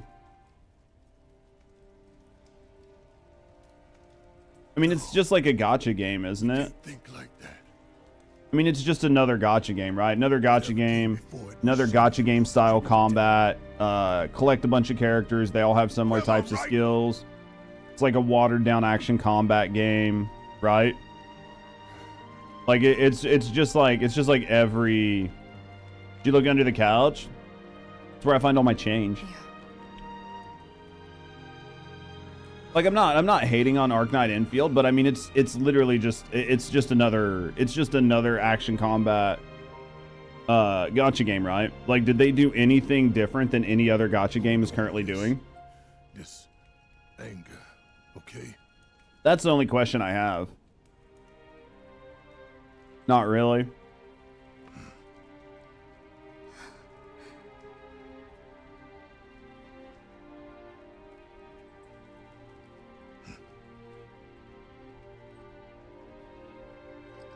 If it comes to Steam, like if it comes to Steam, you like the aesthetic of it? Okay. If it comes to Steam and it's not on its own launcher, I might try it for a day or so. Is that the girl they took? It has a more interesting base building system, but everything else is pretty standard. Okay. Yeah, depending on when it comes out, if it's got Steam access and a couple other things, we might check it out for a day or two. Anime with pseudo realism. Yo, Bjorn, thank you for the tip over on YouTube, man. Thank you for the support, man. Thank you for supporting me and thank you for supporting the channel, man. Check and get some W's for Bjorn. Hey, I would appreciate it. Thank you, dear. If it's on Steam, I'll consider looking at it. Thank you guys for the support. Thank you guys for the W's in chat.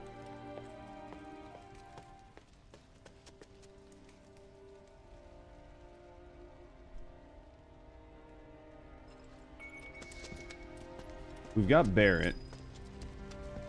We need to like redo everybody's materia, but we'll wait till we get through this. Like there might be some dumb stuff. There might be some dumb stuff that happens, but we'll wait until we get through everything, and then we'll kind of like reassess our party, because I don't think we're gonna have Ares for a while, so I'll need to reevaluate who does what.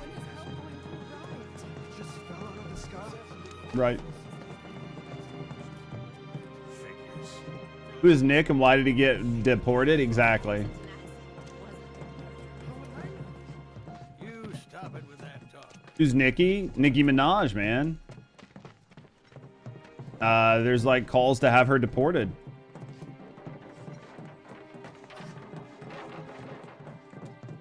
Rip. I said, where you going? Aerith's house. It's in the Sector 5 slums. And that's where Marlene Dude, is. some people only want people in the country if they vote for them. If they're not voting for them, then they want them out. Tell me she is. Give me something to People are hang now on interested. to. I thought they were done with Leon. So Even if she's not, I won't blame you for it, I swear. Who am I kidding? I'd probably try to tear your head off.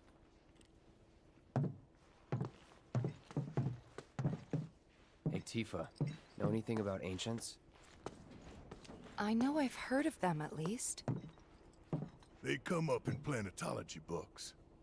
Meant to be the original stewards of the planet. okay. Could even commune with it, talk to it and stuff.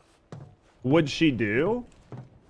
That must be why the Turks wanted her so She said she agreed with a Republican, and that's all it took to ask to get her deported, right? In my veins flows the blood of That's all it was.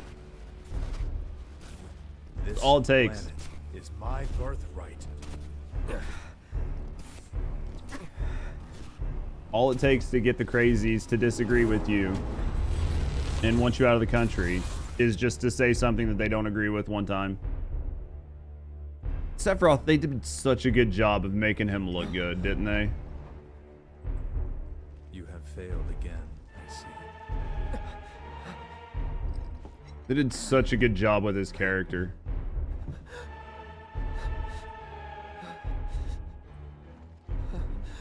But through suffering, you will grow strong. I like the way they put the shoulder pads on him. Like the way they do like this like marginal armor. Look how fucking tall he is.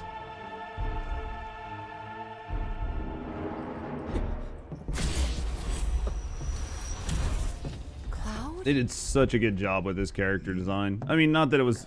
You could fuck it up. He had a good one even in the original 7. It's nothing. But... Let's go.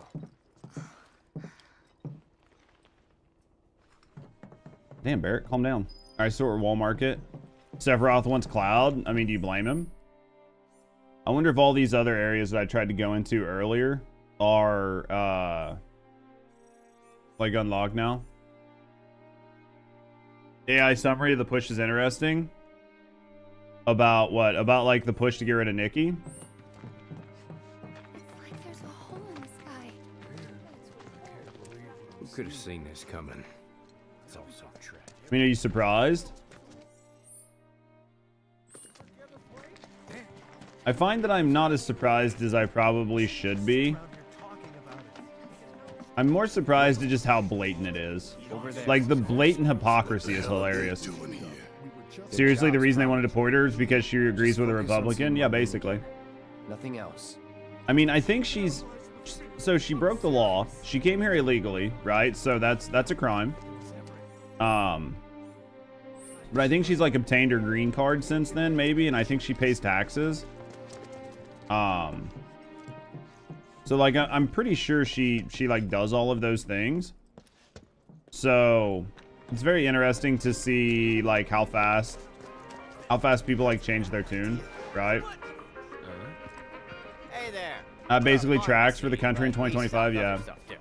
That she's an illegal immigrant who doesn't have a green card. I'm pretty sure she pays taxes, right? Like, isn't she... Did you hear Ubisoft got hacked? Yeah. I'm pretty sure she has a green card or something. I mean, if she's an illegal immigrant and she has no legal status to be here, then calling for a deportation is perfectly fine, right? Does pay taxes. So if she's, then how is she able to be here, pay taxes, find employment? Well, that's the question. Is just like, if she's here illegally, then I mean, obviously she should be deported, right? Right, like based on the logic. Found him? We're searching the compound as we speak, sir. That's a... Right, like based on logic, then she should be in trouble, right? Nothing as of yet, sir. God damn it, which way do I go? Found him? We're searching the compound as we speak, sir. Found him? We're searching the compound as we speak, sir. I'm so confused on where I'm supposed to go. They really designed Seth well, yeah. Which fucking way am I supposed to be? Am I...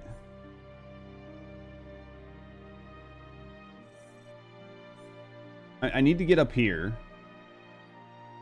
Which means I need to go... And I can't go that way. And this is the way we came in. So let me try to get my bearings. I can't go this way. Maybe I can go through here?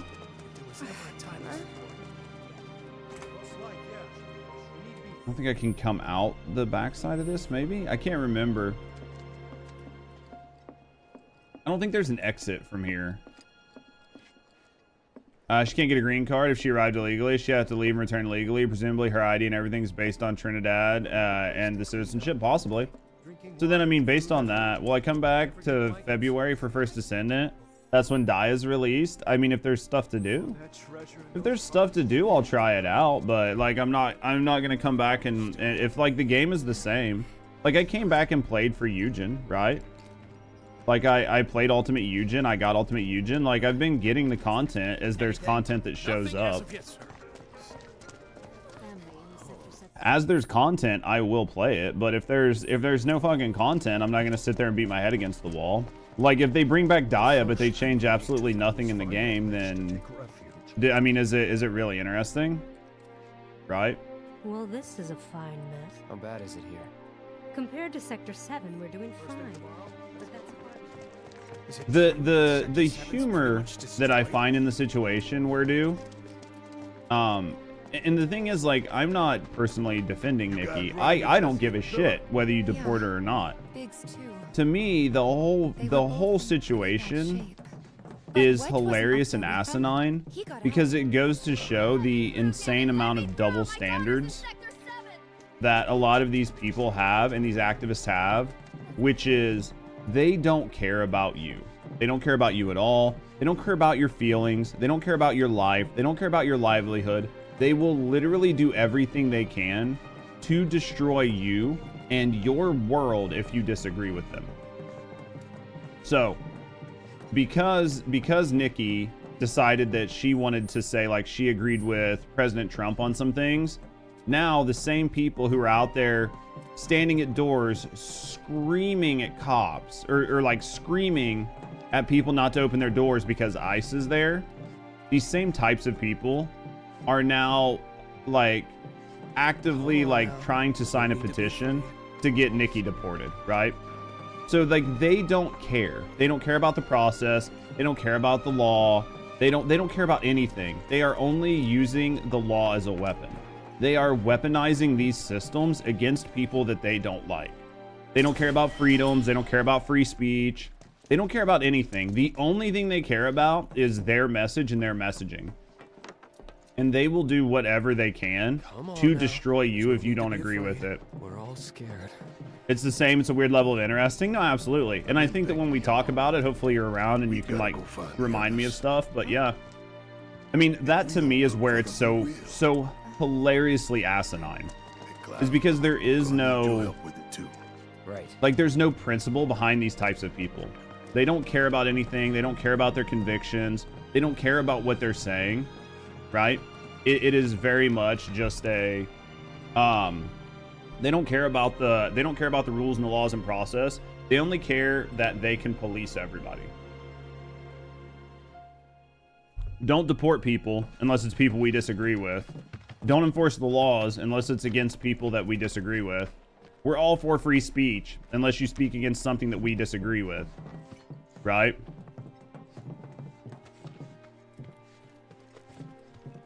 Though at the same time, this person can easily get a green card or citizenship. She didn't bother. Absolutely. Absolutely. That's what I mean. Like, I'm not defending her. I'm not defending her. Personally, I don't care. But it's funny to me that, like, the humor in the situation is the way people are treating her. Right? It's not a blanketed defense against Nicki Minaj. Like, you could deport her tomorrow. I literally don't care. It's not going to affect me. I don't care about her. I don't care about her music. I don't personally like her. Like, I don't personally know her.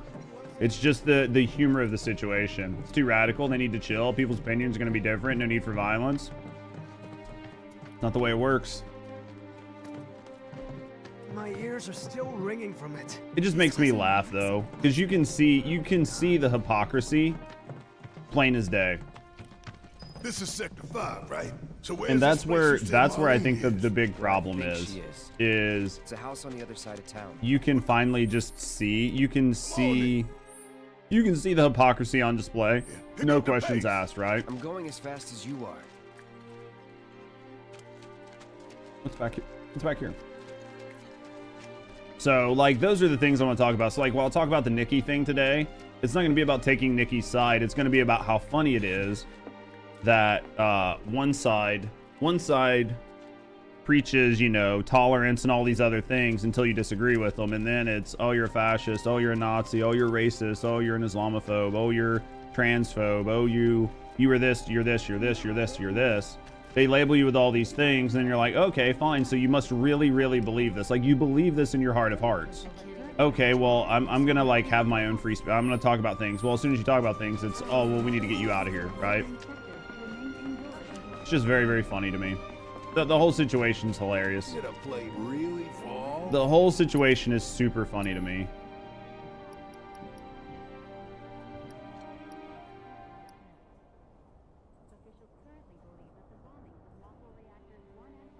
That's for Sorcerer. This is for...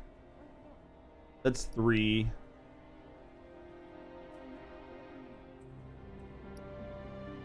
I think this is what we had earlier. A wealth of materia, and then the Gothic one I saw earlier. So that's both. So the Gothic one is good against everything. These are good against... This one's good against magic. I feel like... Yeah, but these are... The Magician's one has... Well...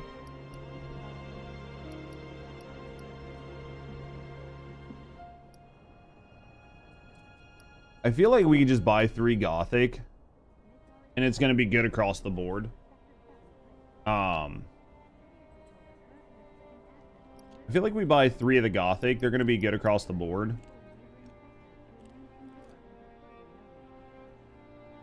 Well, let's buy 2. And that'll get me 3 across the board. It's going to be better than everything I have. It's going to be an upgrade for everybody. Right? It's going to be like a pure upgrade for everybody. So, did you play the original Final Fantasy VII? Yeah, I love the original Final Fantasy VII.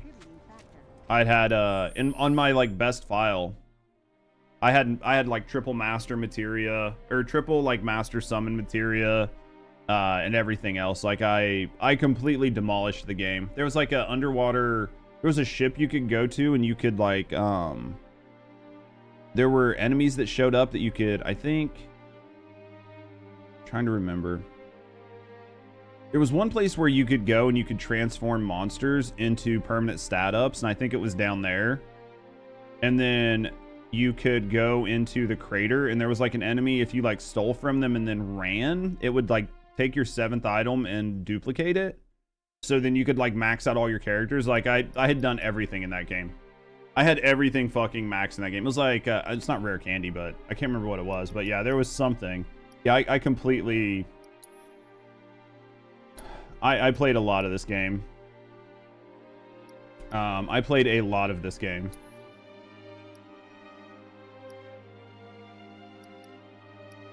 I played a lot of this game. I really liked this game. Will you play more Final Fantasy games? I would like to, as long as I have time, right? Like, as long as we can find room to make it in on the channel, I would love to.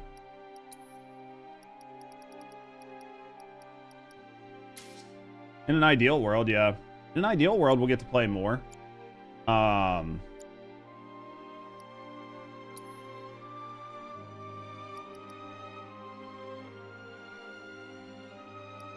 What does he have on? Let's put champion belt on.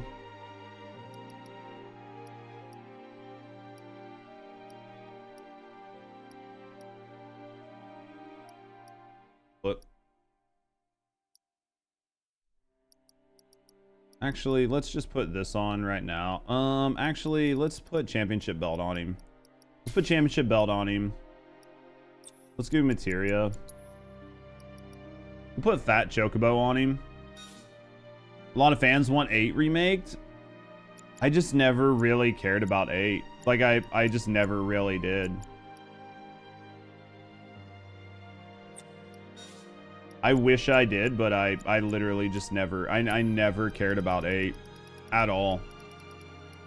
I have wind on Ares. We're going to have to pull this. Put wind there.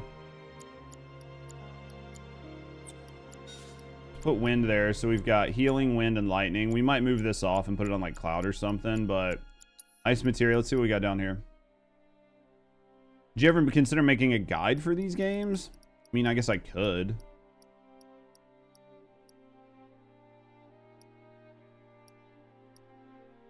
I mean, you could, I guess, but can't keep all the Final Fantasy stuff straight. What do you mean?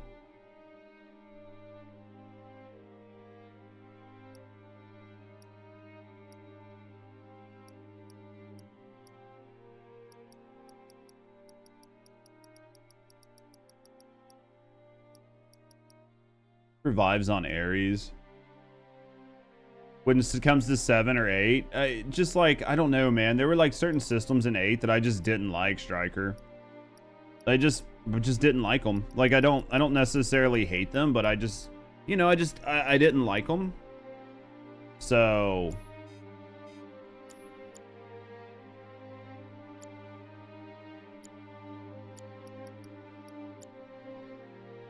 let's go with what I want to do here is, god damn it, he doesn't have doubles. I'm gonna have to do, all right, we're gonna have to do it here. Set materia. Let's move this. Let's move this down here. She's got like healing. Swap this materia to here. Let's swap this materia to here. Let's go like, you hated 7 over 8 systems. What made you like 8 systems over 7? Favorite games, 13's trilogy. I haven't played a lot of 13, I don't think. Didn't like 15. I actually didn't hate 15, but I know a lot of people didn't like it. 15 was definitely one that I don't think everybody really liked. Who am I on? I'm on Tifa. Let's do... I hate that you have to go through and like swap. Like I have to go through and swap all these over. So that's healing, that's barrier. This is deadly dodge. Attack commands after dodging. So we've got deadly dodge on her, barrier. We've got auto cure, which is fine.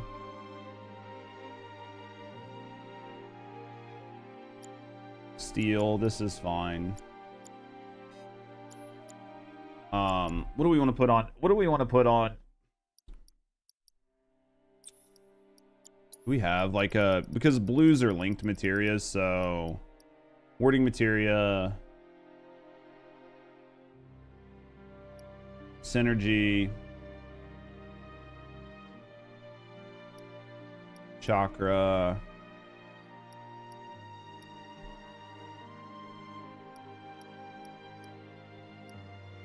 I guess we could just put like some HP up on him just to do it. I mean, there's probably some better builds, but can I only put 1 HP up on him? Should be able to put more. There it is. There. We'll do those. This is fine. I just need to put fucking something on him, right? He had nothing on him. Let's try this. It's like me playing Final Fantasy 12. I watched a lot of guides for people that decoded the game because only so much of it's been trying to figure it out, the mystery for yourself. Oh, yeah. One of the biggest issues with like making guides or making guide content is think about it this way. There's 2 different ways to make guide content, okay? The first one is you watch other people's guides and then you make guides based off of their guides, right? Super easy way to do it. You can absolutely do that and put your own spin on it. And a lot of people do that. Second way to do it is the second way to do it is to, oh, I can't get back there. Interesting. Second way to do it is to actually play the game yourself. Well, if you play the game yourself and figure out everything, you're talking about hundreds of hours. So if you play a game 40 hours a week, it will take you a month or a month and a half, right? To get enough hours in that you can make guides for everything. And then on top of that, you have to record all the footage, which is going to slow down your gameplay. And then you have to sit down and edit and everything else. So you're talking about taking maybe 2 or 3 months to get proficient, find everything, and do everything. And if you're not doing like a very, like a new, right? Like if you're not doing a new sort of game, what ends up happening is there's a good chance that people just aren't going to like watch that guide. So if people aren't watching that guide, then you've just wasted a shitload of time, and that's kind of a pain in the ass. So you're spending, right? You're spending just tons and tons and tons and tons and tons and tons of time, effort, energy to like not really get anything out of it. So to generate guides, I mean, you definitely could. I mean, you could definitely do that, right?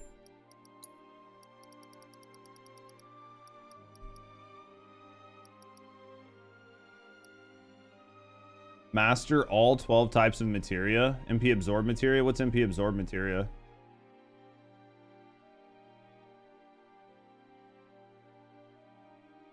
Interesting.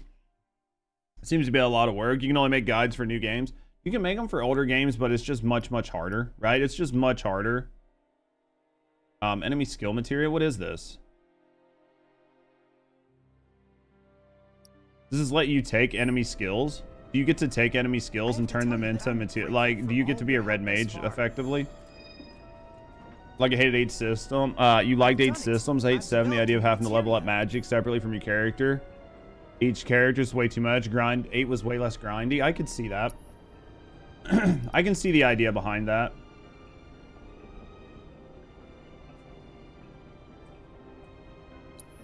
I can see that though.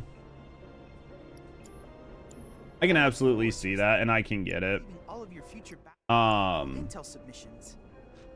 I just hated the draw system. Plus, you absolutely hated 7's story. See, I liked 7's story, but maybe it was because I was younger. Maybe 7's story really resonated with me when I was younger.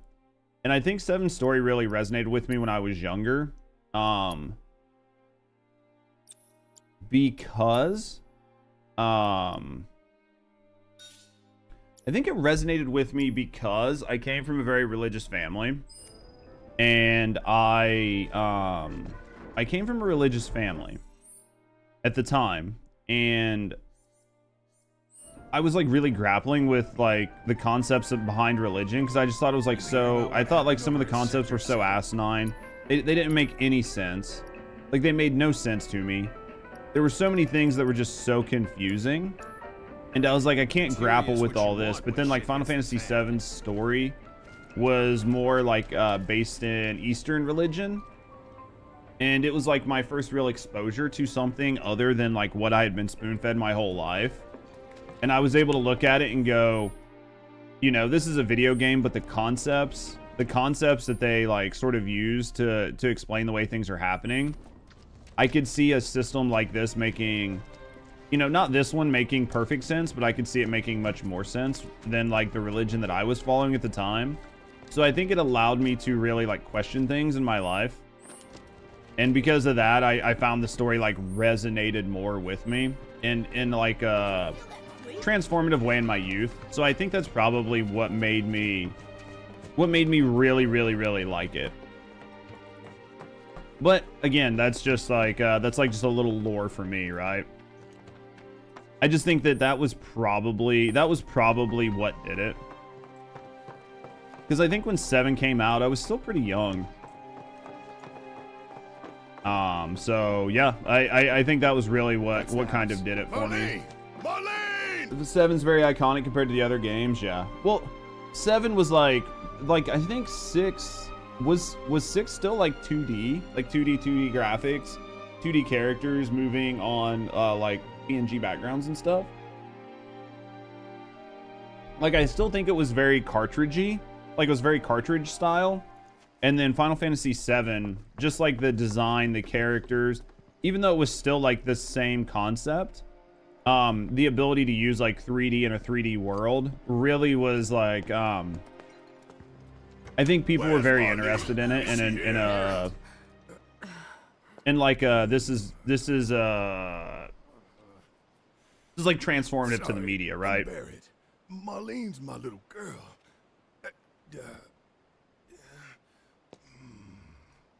Marlene, she's got short hair. So I think that's sort of what happened. That made it like very iconic. She was wearing, pink. She was wearing a pink dress today. Upstairs.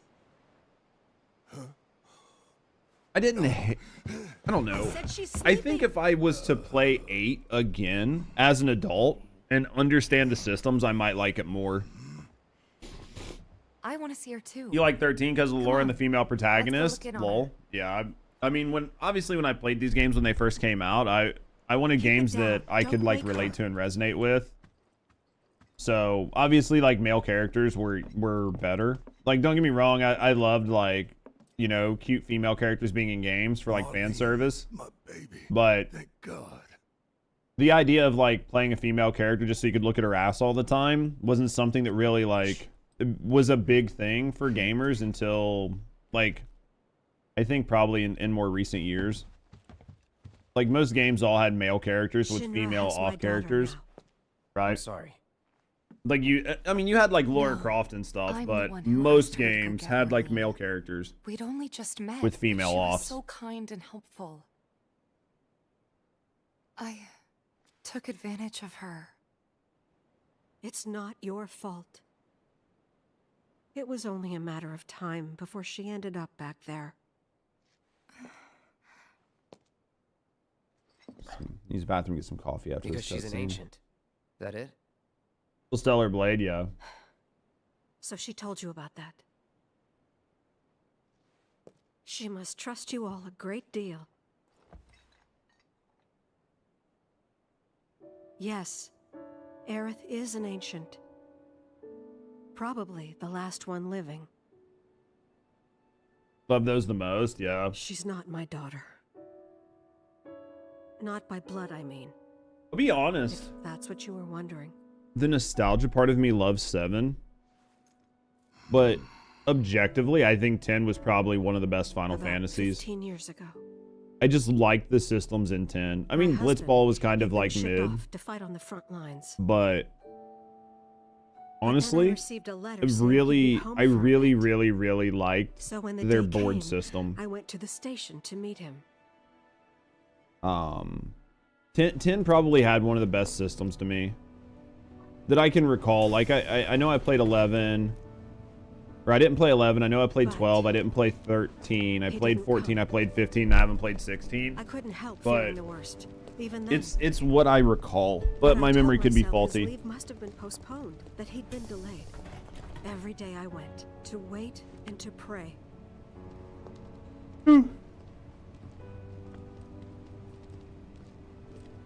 9 was good. 9 was honestly a And that's how I really met good game. Her and her mother. I think thought maybe 9 they is were away from Wall Market, or that they were topsiders falling on hard times. I'd seen that sort of thing a lot. 9 is very underrated. Take Aerith somewhere safe. I think 9 is Those very were her underrated. mother's dying words.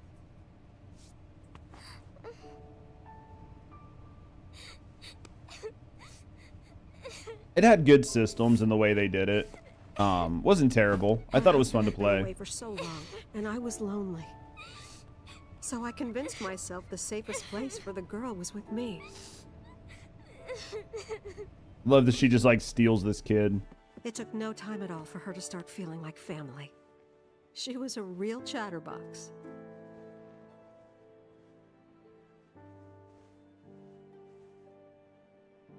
I completely forgot about 9, Strange honestly. stories. Like how she and her mother had escaped from some sort of facility. And how she wasn't sad because her mother had just returned to their planet. Their planet, huh? Yeah, that sounds about right. I didn't understand any of it at the time. When I asked if she meant one in the sky, she said no. This one, right here. I mean, what can you say to that? I forgot all about like a lot of these cutscenes and stories. Like I remember it like the ballpark, but at least they didn't change the story too much, That's right? what she said to me one day, out of the blue. So I asked her, what's wrong? A man you really loved just died. His heart came a long way to say goodbye.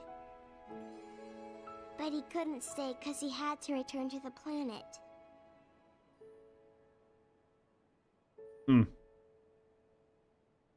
I didn't believe her, of course. Well, yeah, why would you? She's just some kid. And then, a few days later, I received a letter saying my husband had been killed in action. That would make you believe her.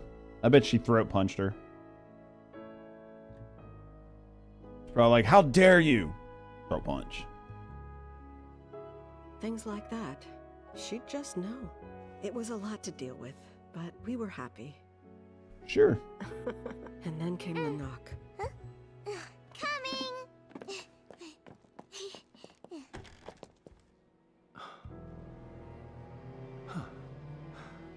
Why didn't he just steal her?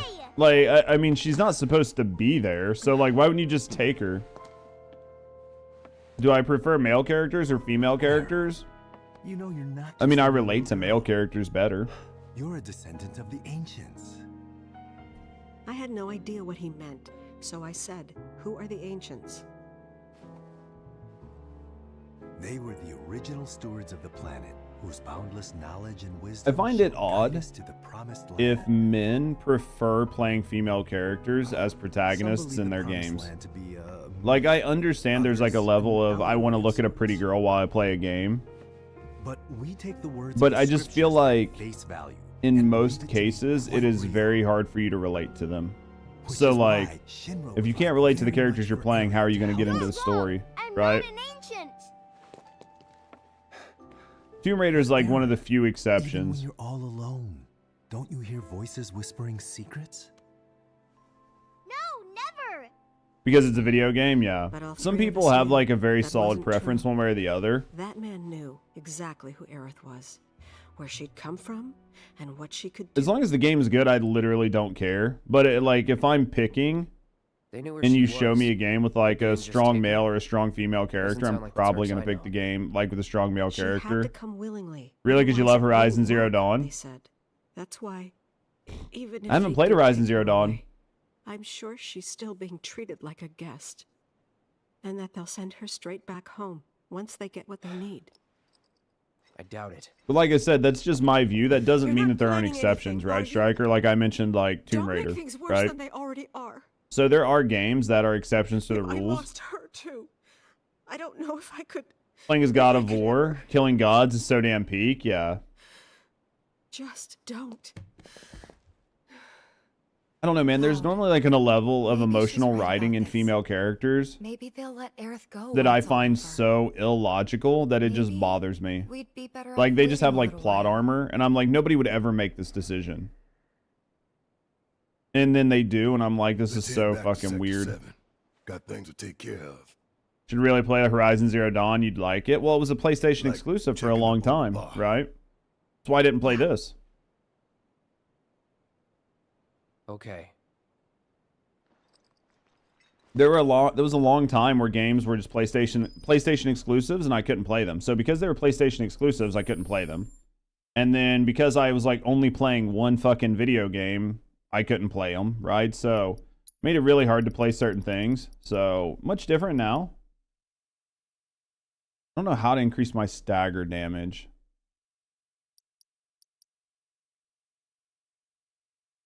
I don't know how to do this one. It's like the only one I have left, really. This one just takes time, but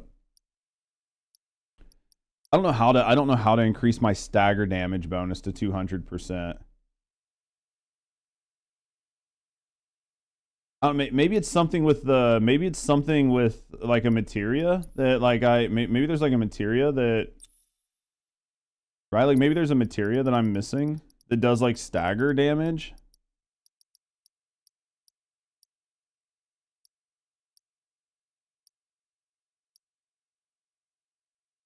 Than like cute bubbly ones. I just like characters that I understand.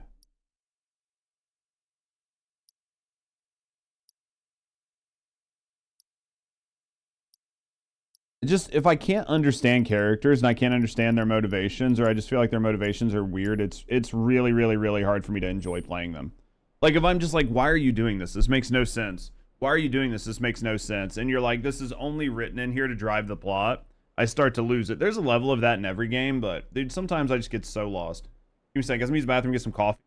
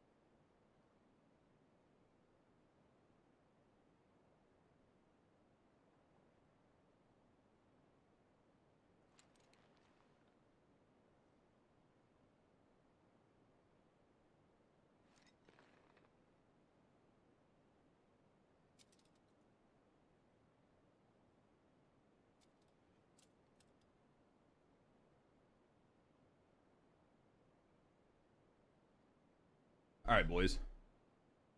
Let's get back to it. Which way? Where are we going? I have to go all the way to Sector 6 slums? Jesus. That's a long walk. Do you think we walk? Or do you think it just teleports us? That's a long fucking walk, man.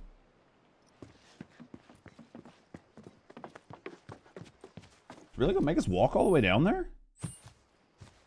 There's got to be like some sort of like The main cut. entrance to Sector 7 is buried under rubble now. Exactly. So how are we supposed to get back inside? Underground passage in the park. Oh. Good plan. That'll make things much easier.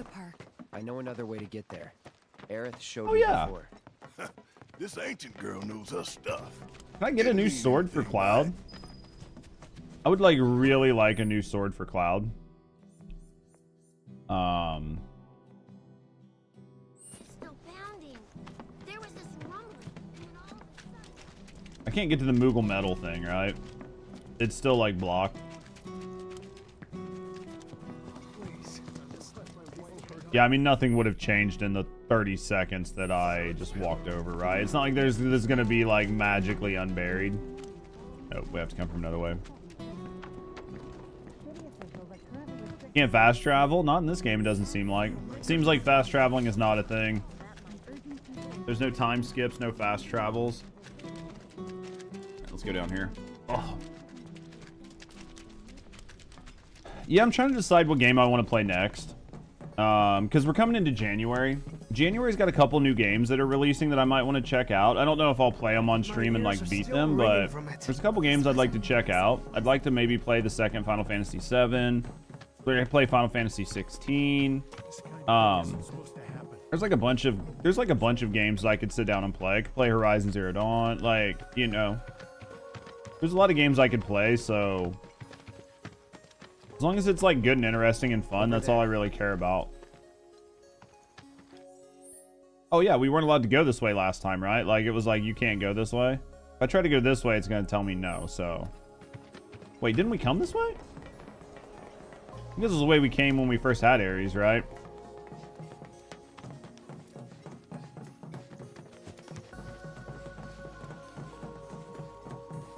What's in here?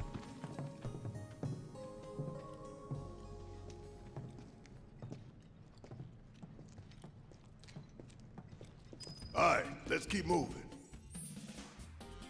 What's this way? Nothing. Nothing. So many games to play. Well, the idea is that, like, because I don't have to just play, like, one game forever, and since most of my content is actually, like, just chatting, right, and not sitting down, like, playing one game, I have much more, like, opportunity to play different games, so... This won't take long. Got it all.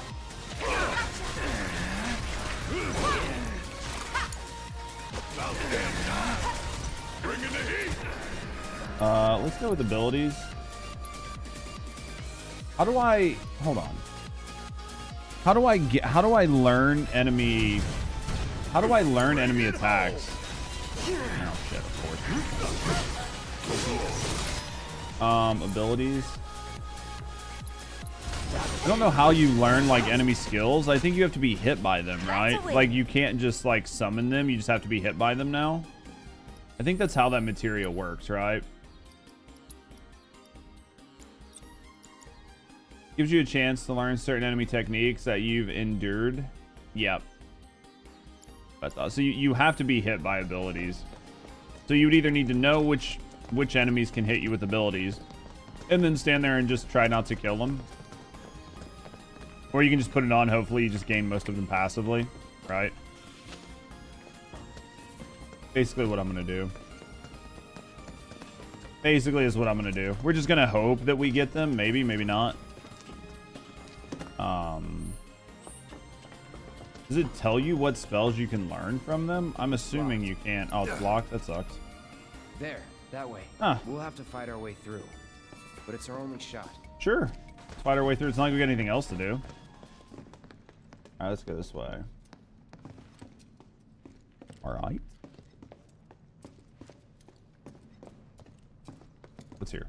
Hey, it's a chest.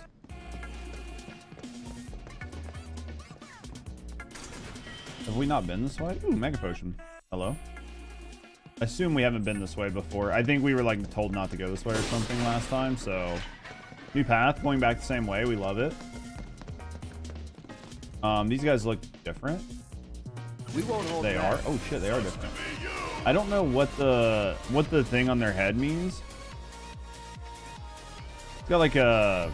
Maybe that's just who's being targeted. Oh shit. Do not feel good at all.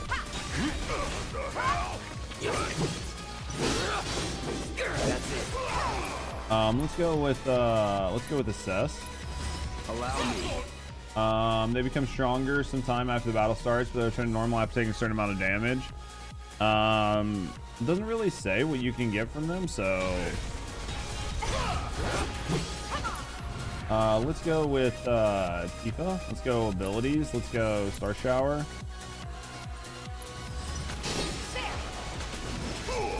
All right, we got some variants done. Knock them out. Okay. I mean, I could try stealing with her just to try to get like caught up on a bunch of items that we don't have, but I guess both of these go the same way. So what the fuck are you guys? Jesus Christ. Won't even need to try. I figured that was gonna happen. That didn't feel good. Who didn't get caught up in that? Yeah, I'll do it. Bang, bang. Time for a serious ass whooping. Taking over. All right, let's go like this. Let's go abilities. Let's go assess. I don't know that we've assessed these. We haven't. Enemy skills can be learned from this monster. Okay.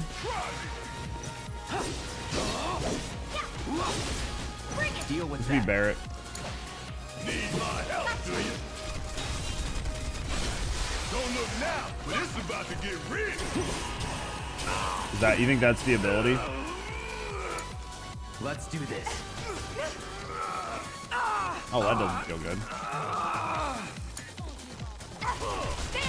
I don't know what the ability is, so we'll just ignore it. Nothing's gonna stop. Spells, let's go cure. We'll do this. Just cure everybody. Super easy. We'll just keep her MP topped. She can be my cure machine. I don't remember if she has res on her, but... Oh, wait. Let's go back this way. We didn't do both sides. There are two sides. Let's go down through here. Maybe there's stuff to kill. Maybe there's stuff to pick up. Okay. Let's go. Meow. Yeah, I feel like later on you can probably come back and like dismiss party members so you're the only person taking attacks. Okay. We're gonna go for this guy because he's irritating as fuck. I'm gonna enjoy this. These creatures start spinning.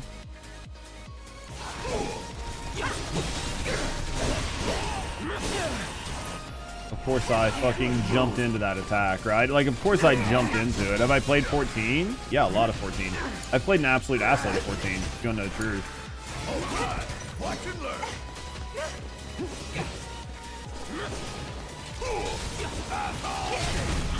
I played a lot of 14, if you want to know the truth. I got this. I guess let's just do like, does anybody have a blizzard?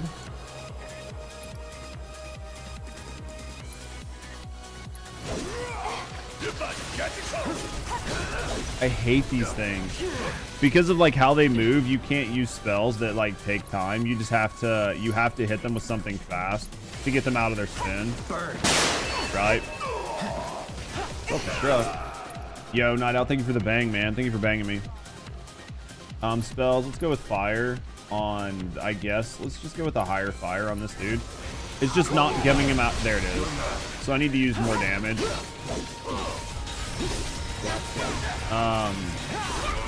we go. How's Night Owl doing? We'll have Tifa do some heals again.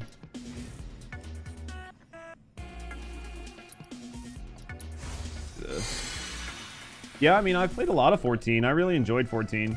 I think they did a good job for an MMO, honestly.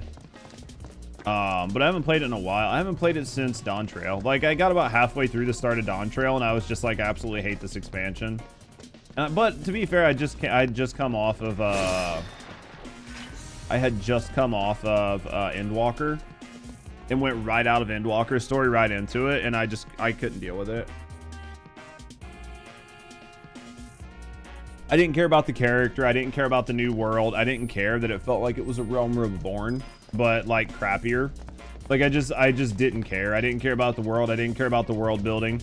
I didn't understand how we could be as powerful as we were and be like, nah, we'll just stand back and let you guys deal with this bullshit. Severe sinus infection, first cup of coffee in 5 days because you couldn't drink anything while you were sick. Jesus Christ. But that first cup of coffee is going down good. But that first cup of coffee is going down so good.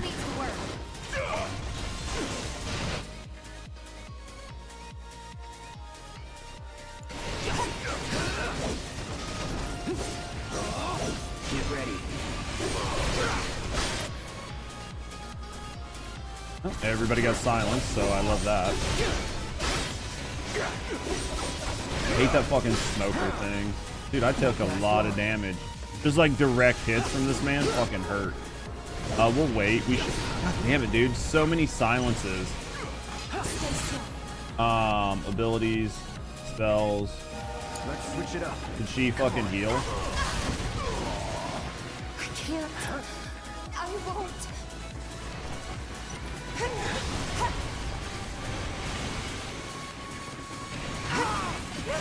God fell unconscious. I love it.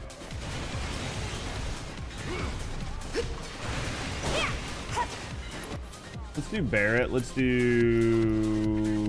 Phoenix down on that, and then we'll do this. Let's do spells. Let's do Kira. Put this on me.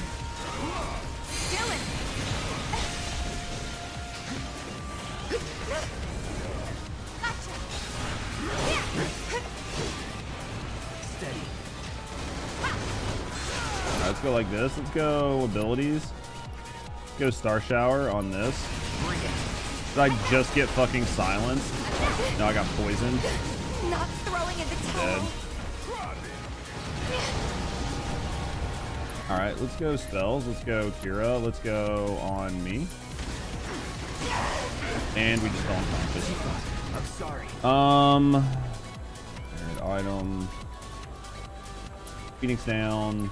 Won't last long. Not done yet. If I was like, dude, if she's gonna take out Tifa right now.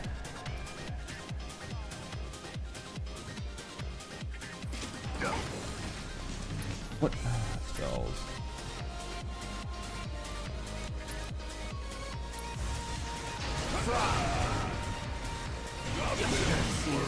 God fell unconscious. My favorite. Give me your best shot. I'm not going out like this. Barret item. Let's go another Phoenix down on Cloud, I guess.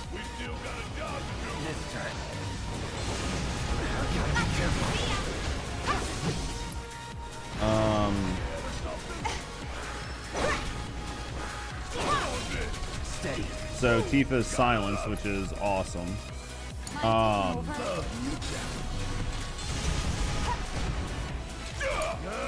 Right through it. Barret. Let's go abilities. Let's go. We don't want to do that. Let's go. We really need to like get. We need to get his skills up. All right, so we can switch his fucking weapon. He just doesn't have anything that does any damage, like on his weapon. Oh, I didn't feel good. Tifa spells. Kira, let's do this. Barret, dude, we all got fucking nuked over that. Jesus. Does she have regen?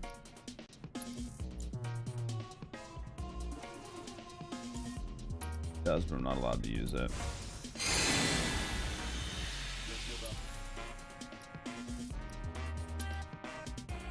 Item, let's go ether. See what we can do here. Let's get everybody set back up. That fucking fight just sucked. Do this. Do the rest with Barret. Because it should be fucking way more. So, all right. let's do this. There's something else I was gonna look at. Oh yeah, Barrett's weapon.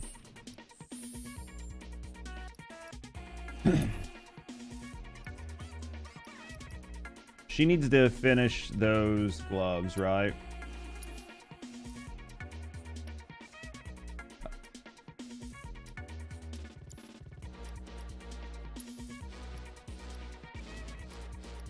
Yeah, she's got to get both of these gloves, so we've got to use overpowered. So we've got to use overpowered on her. Barrett, we need to put his Gatling gun back on. And do focus shot. So let's go to Barrett's, like, let's go upgrade equipment. Let's go Barrett, let's go Gatling gun. Hopefully there's gonna be like a materia link or something that we can do here. Let's see what all options we have on this. Attack, new materia slot. I think that we've already got that. There's a new materia slot there. It looks like we've got new materia slot there that we don't have, and a new materia slot here that we don't have. So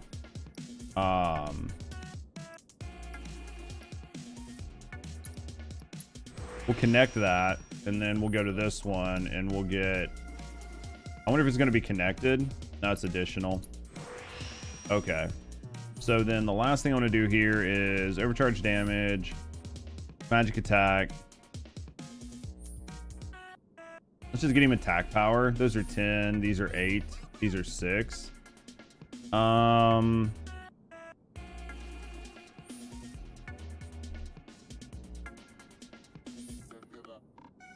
Getting this attack power 12. And then we'll go back down to here and we'll get him maybe this defense 4. All right, so that's got his Gatling gun doing a little better. So we can put another materia on it. So let's go materia and equipment. Let's go Barrett, set materia. Got enemy skill, ice, HP up. Let's do wind is on Barrett. Poison we could probably work on. Barrier binding. Uses sleep. I mean, that's, you could definitely use it. Breach. Warding materia. Reduce debuff duration by 100%. I mean, that's not bad. Synergy, chakra.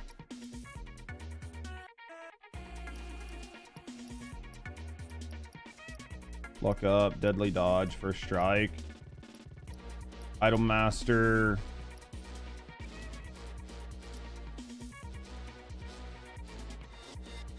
When repeating commands, provoke. Take slightly less damage, plus a small ATB boost when guarding.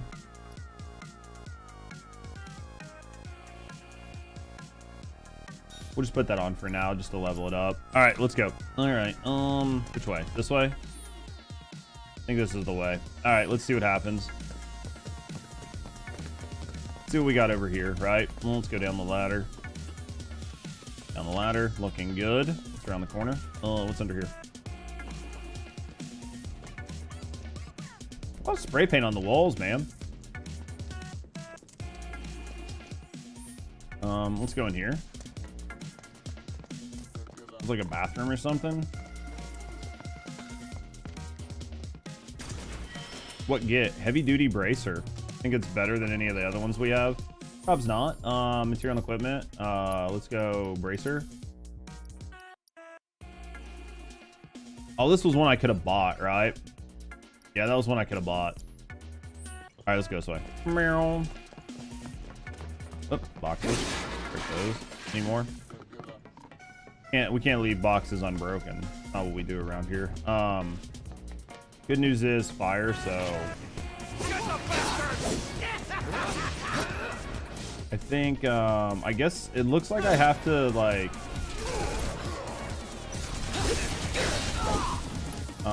abilities. Like I'm pretty sure I've assessed these guys, but I guess not. Okay. That's the way to do it. All right, let's go like this. Let's go around here. We'll have to look and see. Maybe next time I go to buy materia, we'll have to see if I can buy any more materia.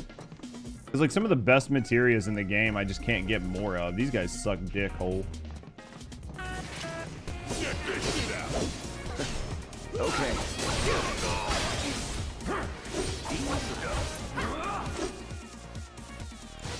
This dude's dead.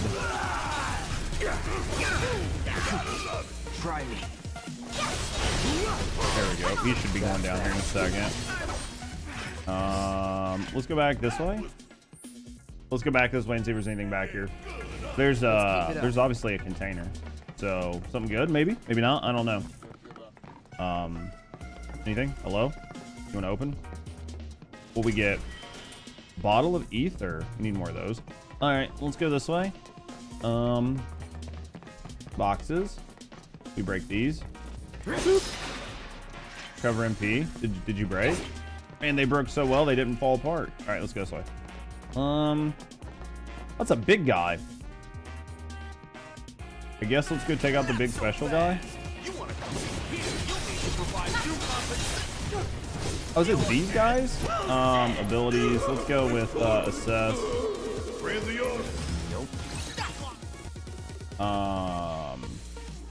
They're all fire, so it really doesn't matter. Let's do. I need to be on Tifa because I need to get her.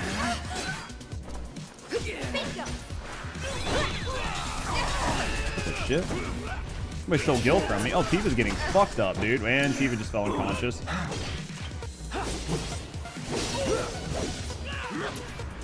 Alright, let's go with items. Let's go Phoenix down, put that on Tifa. Oh, you are in for it now! Get your ass out of here! Let's do this. Tifa's still pretty fucked up, but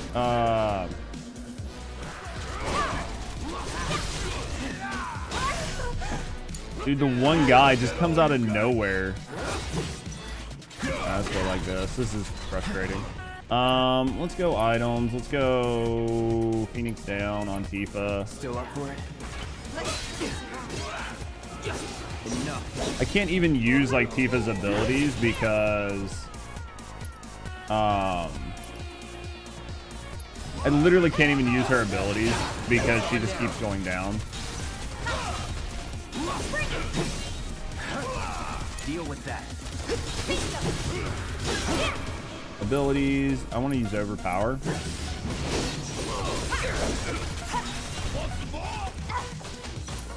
Abilities. Let's use overpower again. There it is. Weapon ability learned. Dude, this man has a ton of fucking HP, man.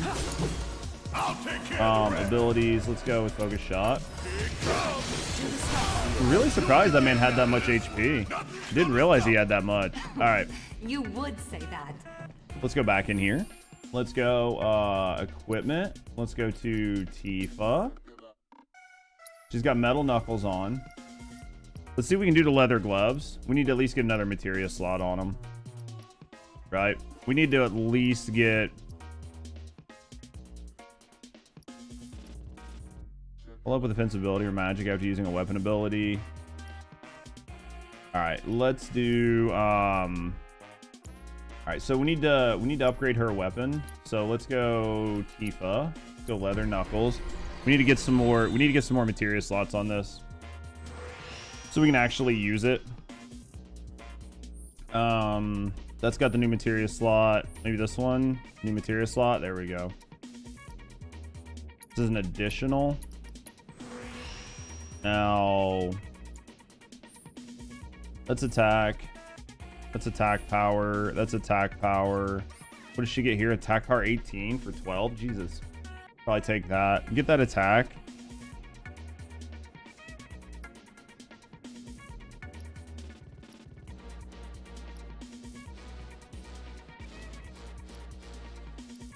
Where's the attack? Let's go with that, and then let's go with like, let's get her some defense.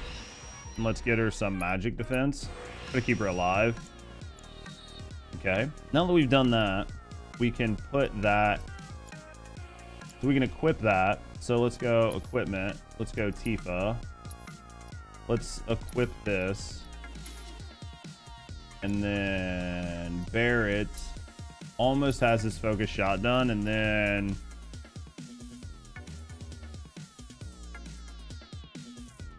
we'll have to switch things out, so I think this is looking pretty good. Yeah, I mean, unfortunately, well, everybody's probably pretty hurt, but yeah, everybody's pretty hurt. Barrett.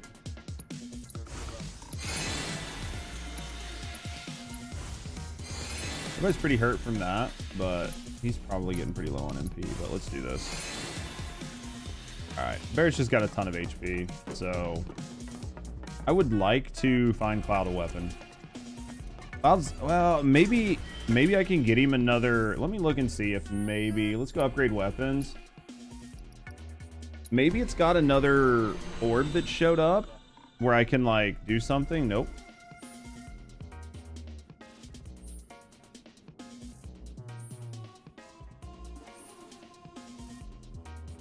Yeah, I can maybe put like the punishing mode damage or the crippling damage bonus, but he's kind of fucked. All right, let's go. He's kind of fucked, chat. Oh, break those. All right, let's go. Let's see what we get up here. Doing good.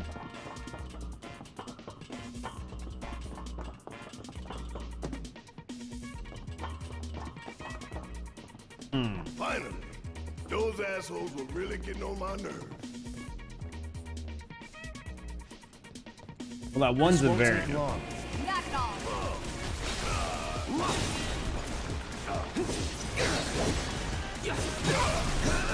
Keep it together. Pour it on. Abilities. Let's go with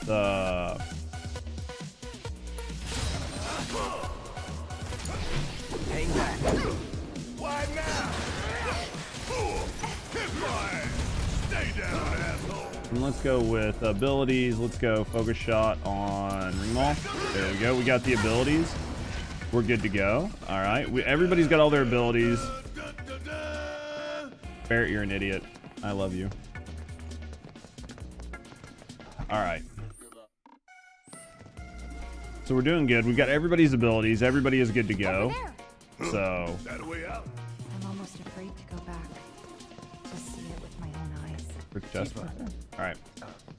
Let's go around the corner. Come on. Making good headway though. All right. What's up here? And then here. Ooh, break. We've got to have enough Moogle medals to like max everything out if we could ever go spend them, right? Like I feel like we do. Yes, maybe. I feel like we have a lot. I can't remember how many we need though. We need a ton. These look like humans. Like these don't look like they're people that are gonna fight me. So, I mean, maybe they will. I don't know. Maybe I'm dumb. Does it look like we can go this way? No. I would advise you not. I would absolutely advise you not go that way, right?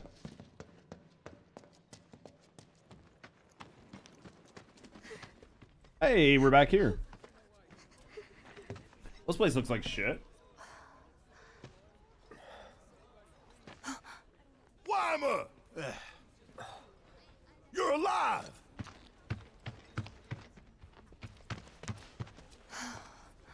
Still in one piece? Something like Who that. else made it out? Basically nobody. They're all dead. I wish I knew. Sorry.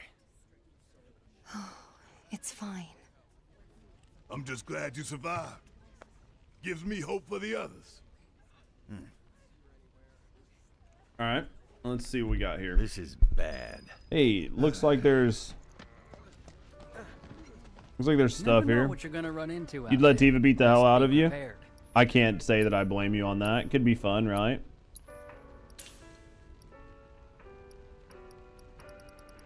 Could be fun. Careful out there. Let her at least try, right? Please have a cloud weapon. Yeah. I see. I know it's not much, but it's all I got. All right, so Big Bertha.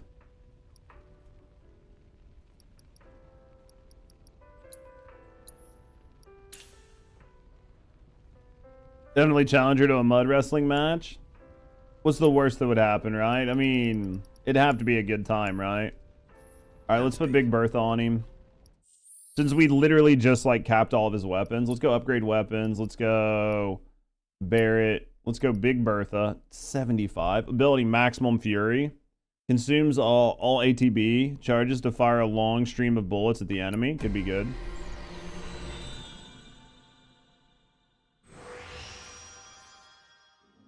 That's the only one it gets? Only gets one more materia slot. Jesus. HP materia. Attack with high HP, attack with high HP, physical defense when low, physical defense when low. Self-healing 50% boost when HP is low. Okay. So let's go here. Let's find this materia slot first. Need that first.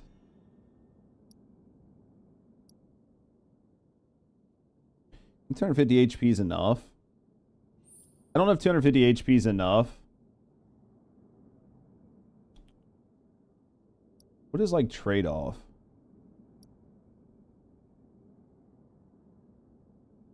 We'll take that.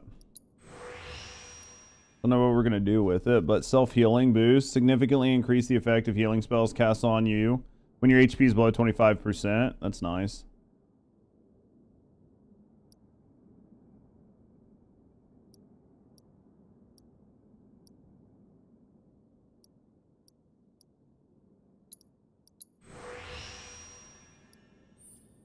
I mean, I guess we go with like the attack power and then the HPs here. That's going to be 10, 20, 30, 40. That's 40. That's basically everything he's got. Increase max HP. I feel like the HP is a debate, but we're going to do it either way.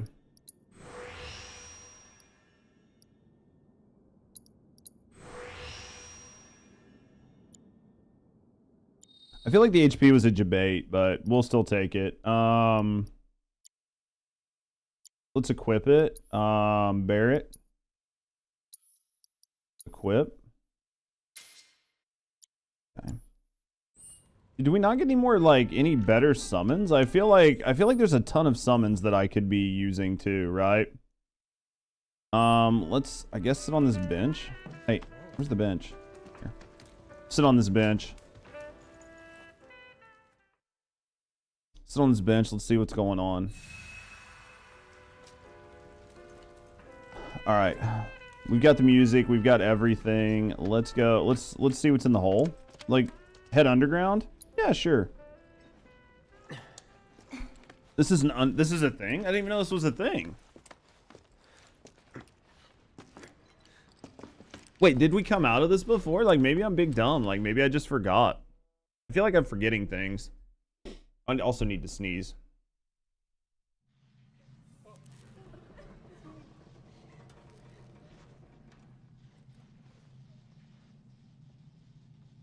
Okay, let's see what's on the other side. Did we come through here? I don't think so.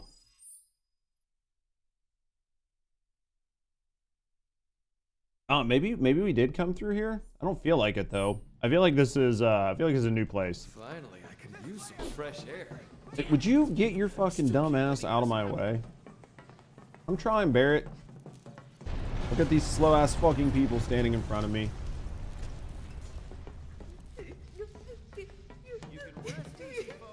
Alright, let's go up here. Barrett got a new gun. Everybody's got a new weapon but Cloud, man. I've been using the same weapon for a month.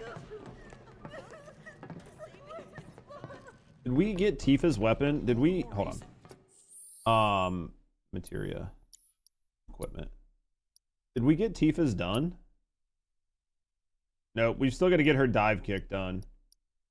Alright, so we've got to get her dive kick done and then we'll be good to go. Alright.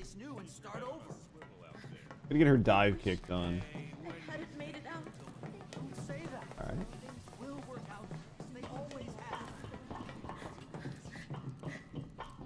Nothing back there, nothing over here. Up this ladder. The house was pretty old. Dude, Barrett is like in a fucking hurry, right? That one was a lot closer. Barrett's in a massive hurry. Oh, is there anyone out there that needs some help? Calm down, biggin. Sector 7 slums. This place is gonna be demolished.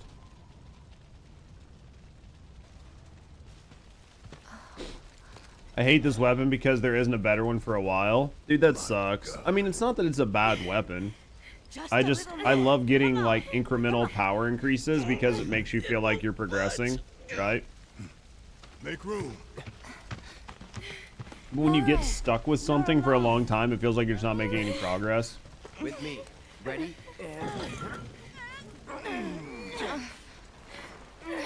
I'm pretty sure if she was crushed by that, she'd be all fucked up, dude. Great job, guys. You'd be like toothpaste when they pulled you out. Thank you.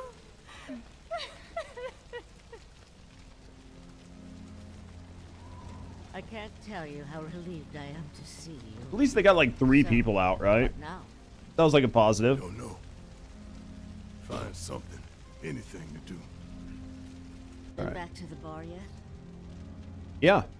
No. Obviously. You watched me walk right out of the tunnel. You know that I've been everywhere. I love dumb questions. Okay. First the bar, then the rest. Oh, let's head to the bar. Let's see what's at the bar. The roads are a mess. You think? Watch your step or you'll wind up in a hole. Common sense, man. Hello! Anybody out there? If you can Would hear you me, say believe? something. Wait, will you talk to me? Do you have a materia? Okay. I was like, dude, maybe she's got something in her pocket, right? Like candy bar or something, cookies.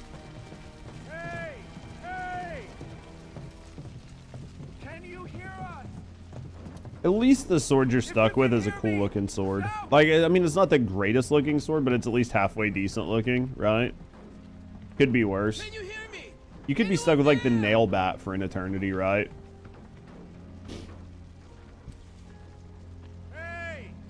I don't think I have a sword that gets 4 materia. Do I? I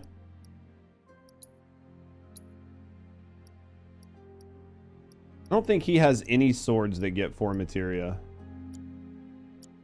Upgrade weapon.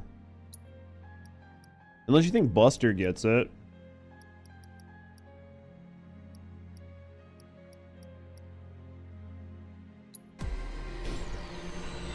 Maybe Buster Blade does. Like, we haven't been in here since like all of this, right? There's a materia slot there. That's probably a combined slot, right? Attack, magic attack, defense, HP, attack, magic attack, attack, magic attack. I could make this like a magic attack sword, right? I can make this a magic attack sword. Let's do this. Let's go like this. Slightly increase MP regen. Let's go like this. And then let's go here. This is an additional slot. Was the other one a link? The other one must have been a link, right? So let's go magic attack here. We'll make this a magic weapon. Let's go increase magic.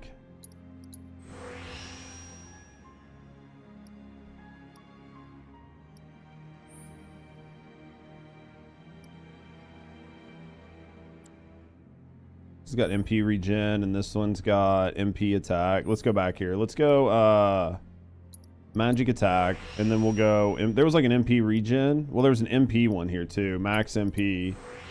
And then we'll go MP regen. Then we'll go down here and we'll go, this has got magic attack 16, which is 12. Let's grab that.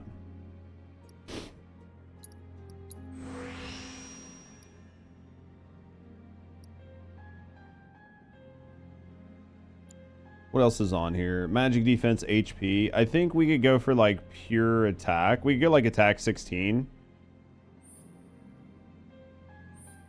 Right? That's going to be 6. 14. Let's take this attack power 16. That leaves me 4. I could get more HP if I really wanted it. I'd say we just keep it the way it is. So we could go back to the Buster Sword. which now has 4 slots on it, compared to our hard edge, which only has 3. It's got way less fucking damage though, but look at all the magic attack on it. I think if I use this, I have to really pay attention to using tons of magic.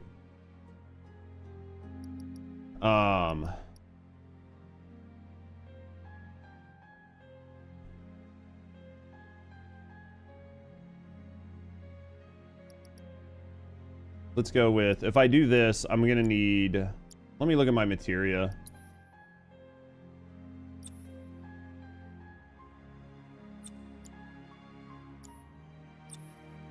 What materia do I have? Like if I wanted to do like a materia build, I would need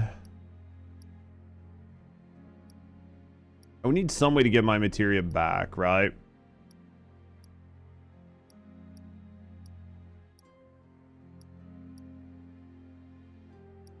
I mean, I could put MP up on and get like a bunch of extra materia, but magic boost, I could put magic boost on.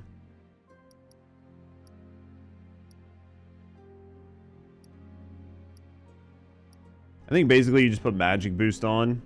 Problem is you're gonna need a lot, right?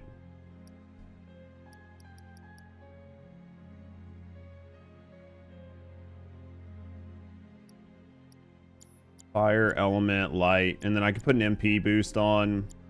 I could put an MP boost on, or I could just do. Hold on, let me. Oh man, let's do hard edge. Let's swap this for Buster. Let's restore this, and then set materia. I could either go with more MP or I could go with more damage. Let's go with more damage. So I think the damage will probably scale better. I don't know. Having max MP might, I don't know, man. 50%. Let's go with this. Wait, I already had MP on. Interesting. I already had an MP materia on, so let's put this back down there. I could go with another MP up, or I could go with like more damage. Let's maybe go with more damage on this. I could go with a second MP up. That one's on Ares. She's not here. It's gonna give me 10%, which would be like 4. Yeah, it's only gonna give me 4 MP. Until we get it higher, it's not worth, so we'll do 5% more. Magic. Looks like magic attack and just magic in general, so. Man, I wish there was a way to like.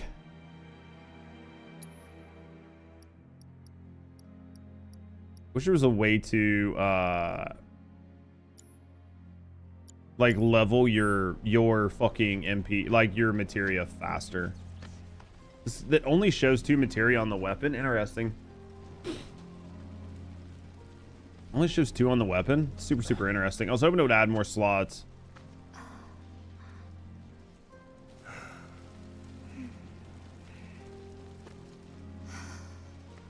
Tifa.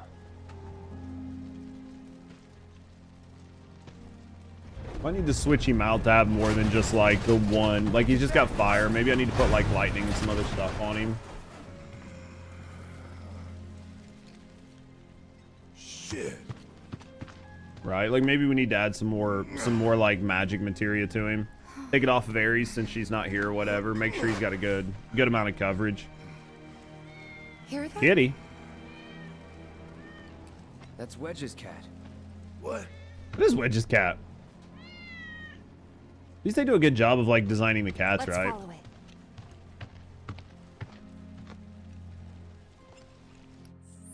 Let's look at our materia again. Some materia, we've got fire, we've got lightning. We can get rid of refocus. I mean, like refocus is nice, but I don't really care that much for it. We've got fire on cloud, we've got ice on cloud. Wait, do we not have ice on cloud? We have fire and ice on cloud. Yeah, so we've got fire and ice on cloud. So we've got fire, we've got ice. This must be on a different piece of gear.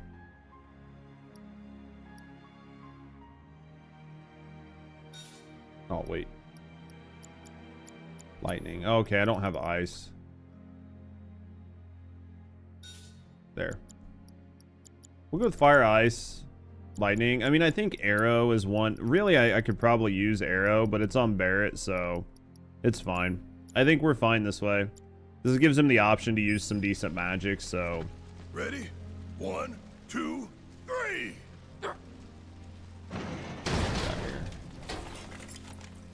We'll do a little bit more. We'll do a little bit more exploring, and then we'll switch over to just chatting for a little bit, right? We'll do a little bit more here, and then we'll switch over to just chatting.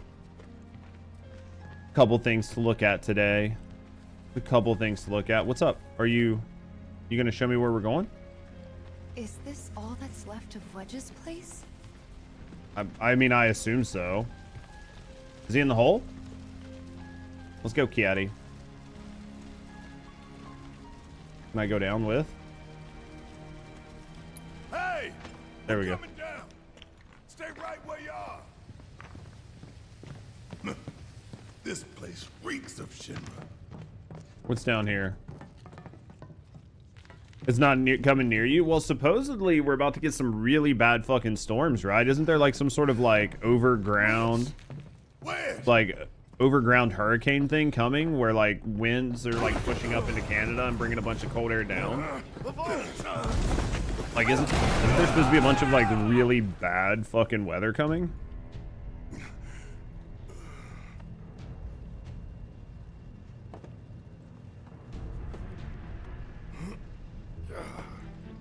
I mean, I could be wrong, but dude, I might have to play Barrett separate. At least he's got a better gun. Northeastern low pressure, I heard that. Yeah, I heard it's supposed to like be some pretty interesting weather, right? Tifa! Cloud! Shout if you can hear me! Hey! Yep, we're gonna get to play as Barrett. If a search scope appears where you are, Barrett, that means you can, it's a destructible object. Look around for icons and press square to blast the marked obstacles to clear the way forward. Okay. If there's no path, you gotta make one. Interesting. Let's see what we got here.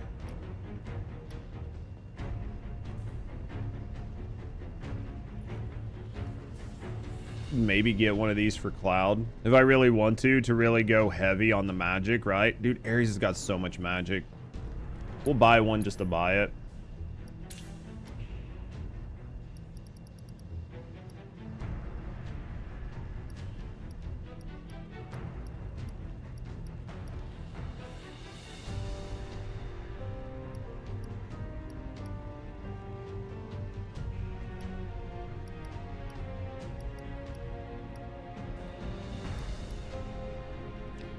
And so expensive. I don't know if I want to do that. Massive blizzards. You think we're gonna get them?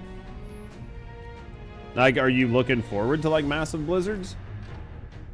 Snowstorm in Chicago and all of Michigan. Dude, that could be rough. If you're not ready for it, like.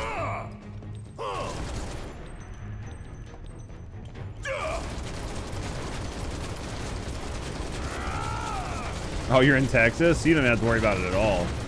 Dude, does Texas even get snow? I feel like it'd be very rare for you guys to get snow in Texas, right? Like, I feel like that would be very, very, very rare. Save. Do this.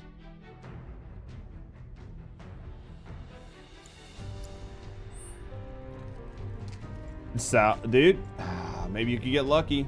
Maybe you could get lucky. All right, guys.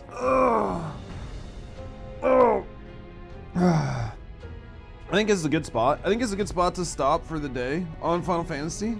I think we're gonna switch over. We're gonna do some just chatting. So let me get up. Let me use the bathroom. Let me get a different drink, and then we'll come back in and we will work on some just chatting. Got a good couple things to talk about. We got some videos to watch. So give me a second, guys. I will be right back.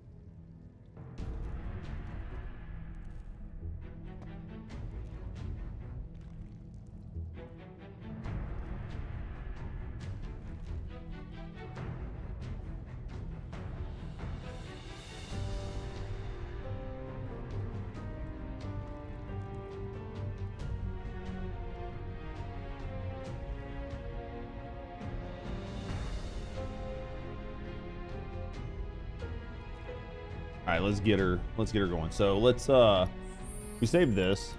We'll pick this up tomorrow. We'll pick that up tomorrow. That's not the right mouse. Let's grab the right mouse. So let's do this. Let's go like this. Let's go just chatting. All right. Man, it's cold. I should have put socks or something on, man. You ever have those moments where you do something, you're like, I should probably put socks on. All right, boys. We got plenty to talk about today. We got lots of things to talk about. Hopefully we'll have some really good content. Hopefully we'll have something good to talk about. Hopefully you guys are ready. Hopefully you guys are good to hang out. Hopefully work's not been too bad. But unless you guys have been living under a rock, you guys have probably heard of Nick Shirley. Nick Shirley did an expose on the fraud that's happening in Minnesota. There are a lot of people praising Nick Shirley for all the work that he's done and everything that he's said about what's going on there.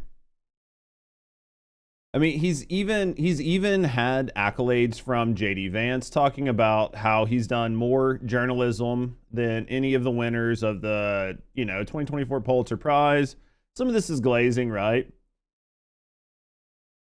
But honestly, he's received a lot of praise and a lot of accolades for everything that he's been doing when it comes to kind of showcasing the amount of fraud that's going on in Minnesota.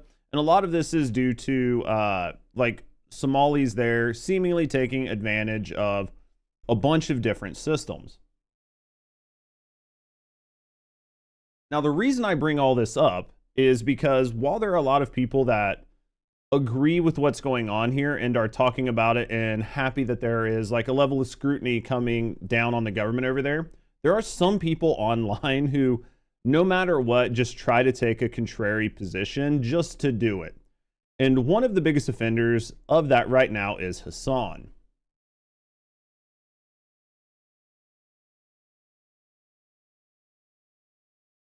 So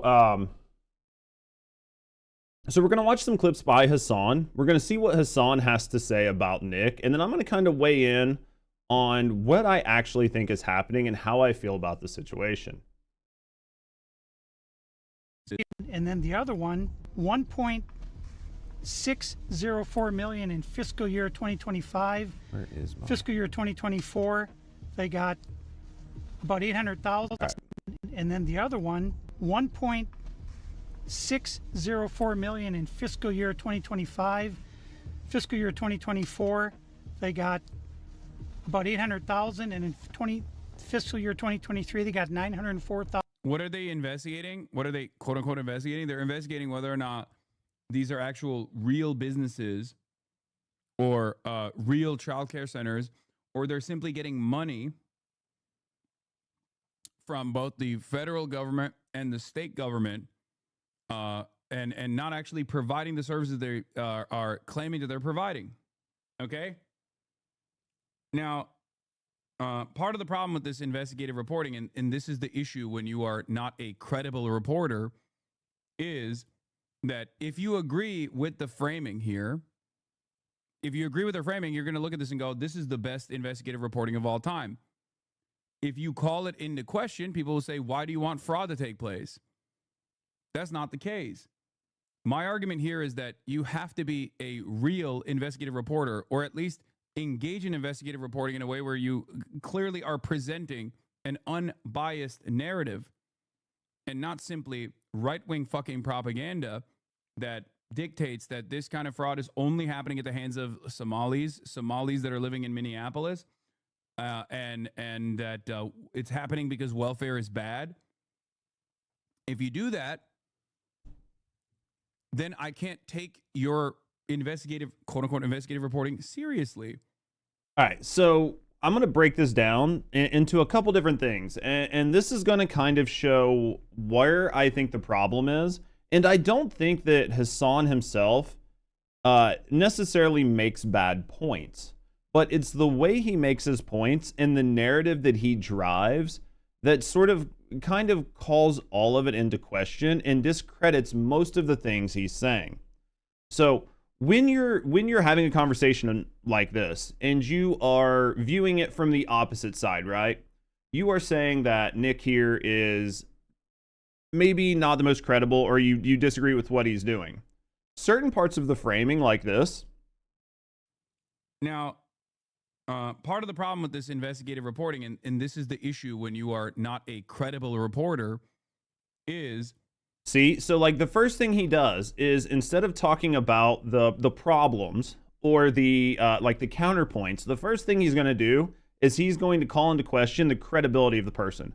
So instead of attacking the arguments, or instead of attacking like the substance of what's happening, the first thing you're trying to do is paint your opponent with a brush that says they are bad and they're on the wrong side. So you're already starting this off in a way that is very accusatory, that doesn't need to be, right?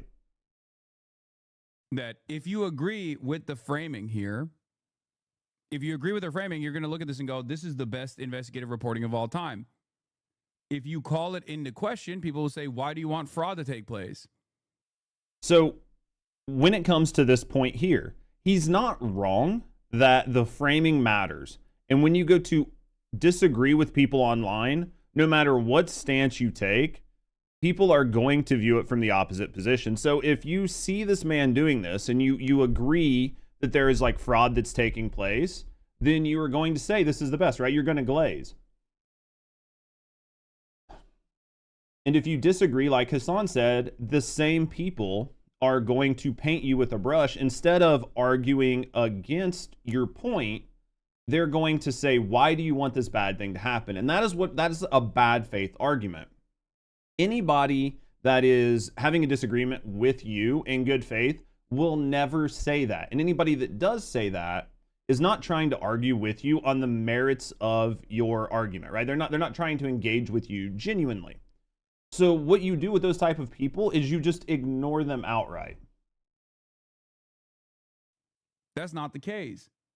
My argument here is that you have to be a real investigative reporter, or at least engage in investigative reporting in a way where you clearly are presenting an unbiased narrative and not simply right-wing fucking propaganda. So again, in this situation, instead of arguing over the merits of what happened, or disagreeing with the premise of what is being shown, which is that this fraud isn't taking place, the first thing you're trying to do here is discredit the source it's coming from, discredit the methods or the manners in which they have obtained the information. And then what was the last thing he did? Propaganda that dictates that this kind of propaganda that, and not simply right-wing fucking propaganda, that an unbiased narrative and not simply right-wing fucking propaganda. And then the last thing he does is he calls the whole thing propaganda. So he's never once argued against what actually happened. He's just dismissing it all outright and out of pocket. That right there puts everybody on the defensive when they hear your take and sort of like your argument against the situation. At the end of the day, even if every last one of those things is true, right? It doesn't change the fact that this was brought to light and now people are scrutinizing it. So even if you are not 100% on board with how it's done, there's still a conversation to be had about, is this actually happening or not? And the fact that you are not engaging with that and you are trying to sort of discredit and smear all of the information is what is going to make you look bad in the eyes of the public. And that is going to really detract from your entire argument and message. That dictates that this kind of fraud is only happening at the hands of Somalis that are living in Minneapolis, and that it's happening because welfare is bad. So this part of the argument here, hold on, let me go back. Happening because welfare is bad. Somalis dictates that this kind of fraud is only happening. Right-wing fucking propaganda that dictates that this kind of fraud is only happening at the hands of Somalis that are living in Minneapolis, and that it's. So to Hassan's point there, this is another one of those situations where you're in sort of a position of bad faith. I watched the entire expose. Nick never said, his name's Nick, right? I don't want to fucking say the wrong name, but yeah. So I watched the entire thing. Nick had never said that this is specifically being done by some like Somalis. It is being done in like Minnesota, and it is not happening anyplace else in the United States. That this is all done because these people are Somali. It was never framed as a race or a racist thing. It was never framed as an isolated incident that only happens in Minnesota and doesn't happen other places. It is just where the investigation took place. So it's not like this is a situation where this was portrayed in like so there was no situation where Nick was doing this in bad faith, or he was trying to isolate or segregate one group of people and imply that they are the only people in the country or the world doing it. When you narrow the scope of an investigation, or when you narrow the scope of questions, that doesn't mean that you are dismissing it, that it happens any place else in the country, right? Of course it happens in other places. It's such a useless comment. You're doing something in a way, like everything that's happened in this clip, and to be fair, this is one clip from one stream. And there could be tons of things that were said and other levels of nuance that don't show up here because you are catching a 2-minute clip of what was probably a 2-hour live stream. But unfortunately, this is the clip that we see online. So this is the clip that we're going to have to sort of analyze, right? It's happening because welfare is bad. If you do that. Also, nobody in the entire system, like nobody in the entire video said that welfare was bad or that helping people out that needed it was bad. Like that was not implied in this coverage whatsoever. The coverage here was around the fraud and the waste and the abuse in the system, not around the system itself or the system, if it wasn't being abused, functioning properly, right? Then I can't take your investigative, quote unquote, investigative reporting seriously. So you can see how in this one clip, there are a lot of things happening, and the way that Hassan is sort of framing Nick and Nick's argument is very dismissive, and it didn't add anything to the conversation. You weren't rebutting what happened. You weren't discussing how this could be a problem or could be like systemic or like happening in Minnesota. You didn't discuss that anybody should be looking into it. You didn't discuss any of that. All you did was attack the messenger and not the message. And that is like smear tactic 101. And typically that happens when you can't argue the merits of the actual argument, right?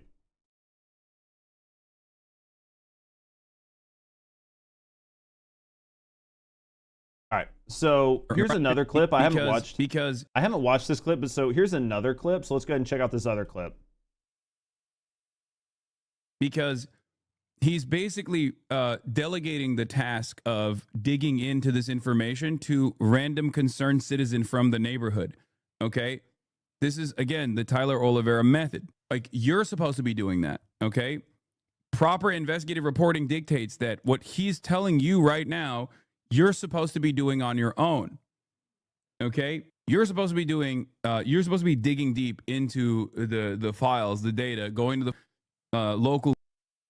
So this right here is another one where the argument isn't about the information that was presented, right? So in this situation, Hassan didn't argue that the information that Nick presented was wrong.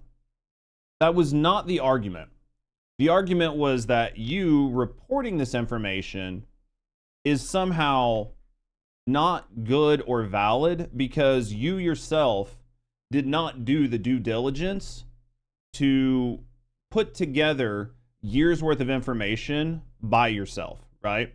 And again, this is one of those situations where this argument, when you put it forward, and again, this might have been a very nuanced take, but we're only seeing like this 30-second clip. It is a very bad faith argument because you are not arguing the merits of what happened. You are arguing against the individual and trying to discredit the individual and the individual's information by saying that the individual themselves is bad. Almost all news that is reported is done this way. Most of the people that present news don't do the hard work of putting it together. This happens in news, this happens in news media, this happens in every Fox show, every MSNBC show, every CNN show. There are people, there's a staff of people whose job it is to investigate all this. And even in investigative journalism, there is a level of people compiling information and then you go through it yourself and verify it and then report it, right? So this whole argument is like very, very weird to me. So now we're going to look at a couple tweets because like I can only go off of the clips that I have. So we're going to look at like a couple other tweets and we're going to look at this and just see like the types of arguments that Hassan is putting forward against Nick here, right? Where's the other one? So here's a tweet. This right here perfectly encapsulates the sort of like the weird framing that's happening when it comes from Hassan and where the message gets really, really, really lost. So Hassan put out a tweet and he said, I don't know what kind of fraud Somalians are doing with daycare, but I think that it's a separate crime to try to storm in with cameras into daycares with kids in it. So this right here, this is sort of dismissing the fraud in like that is happening and then framing it as I don't know what kind of fraud this is, meaning that there's a chance that there's no fraud, but I think it's a separate crime to try to storm into daycares with cameras if kids are there. This is another one where if you watch our coverage, right? So like you can go watch on my channel where I actually sort of watched the entire thing. There's an actual argument you can be made, and I made it during my sort of like analysis of the situation. There's an argument that you can make for should Nick have been as pushy as he was? Should he have had a realistic expectation of going in this building with children in it, like especially daycares, and being able to film, being admitted for no reason, and like aggressively questioning staff who probably have no idea what's going on. Like, were some of these things maybe done in bad faith or done to like get clicks or done to paint the situation one way? You could absolutely argue that. And I think that you could argue that in good faith and discuss the way things were done and how some of it was just done for framing. You can absolutely discuss that. And I think that you could do it in a very, very like academic fashion. But the problem is you are not with a tweet like this. With a tweet like this and with all of the other things you said and the way that you are covering the situation, it is painting you as somebody who is just taking the opposite side just to do it, dismissing everything that's wrong and then pointing fingers at other people. You understand the sentiment here? It was fully performative. It absolutely was. And I think you're fair to call it out. But nobody is going to take your criticism nobody is going to take your criticism honestly if you cannot even for a second seem to be okay with pointing fingers at the people who are seemingly causing all of the problem and committing the crimes, right? If you are shielding and protecting them 100%, and you are trying to discredit other people by just smearing them, it's not going to work very well, right? Because like I'll agree, like I will agree with like Hassan right here, right? It's a bleak future of all media, vigilante content that can be weaponized for radical. See right here, this right here, you had to add identity politics in this. Why? This right here is why people will dismiss this entire argument. If you would have left this identity politics shit out of here and just said, hey, it's a bleak future of all media. Vigilante content that can be weaponized against people, right? And now everyone is going to behave like these fake pedo hunters, right? You just call out the bad actor in the way that they're doing it and say that part of this is bad, right? And that the way this is done is a problem. This is okay. But as soon as you start putting in all of this identity politics shit into it, people dismiss it, right? And then this is the last one that I want to bring up. So this is like the last tweet that I want to bring up.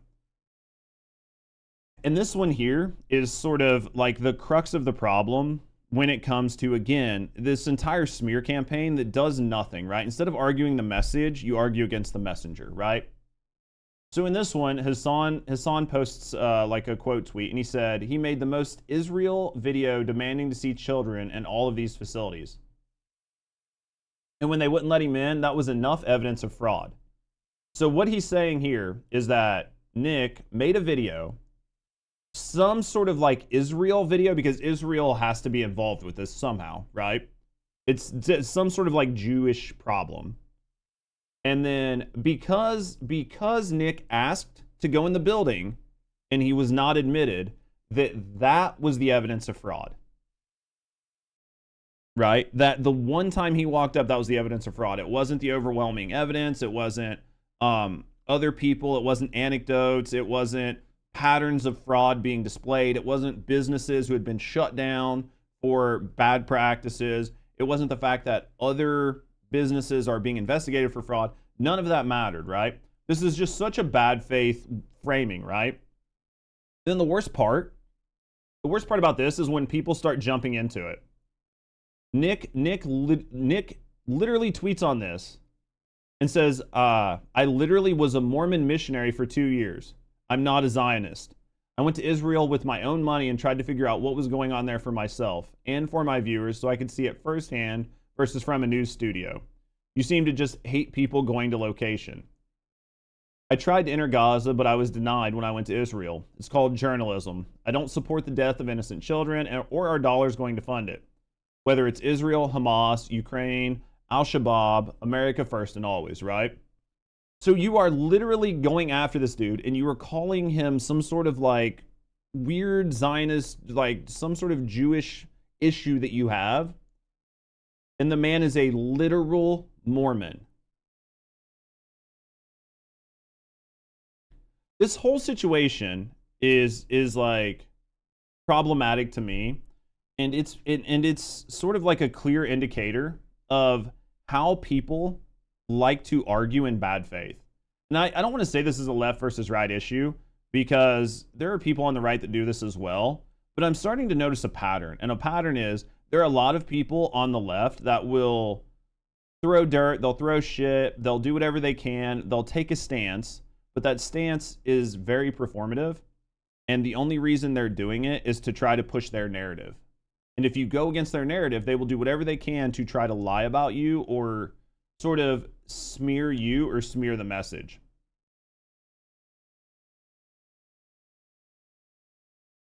It's like this really, really weird thing. I don't get it. Hassan calls everyone a Zionist if they disagree with him every single time. Absolutely every single time. If you disagree with somebody, you're a racist or you're a phobe. But then if they say something racist or whatever against you, then that's just okay, right? This whole situation is bad. I could come up with like examples, but I don't really feel like sitting here and come up with examples.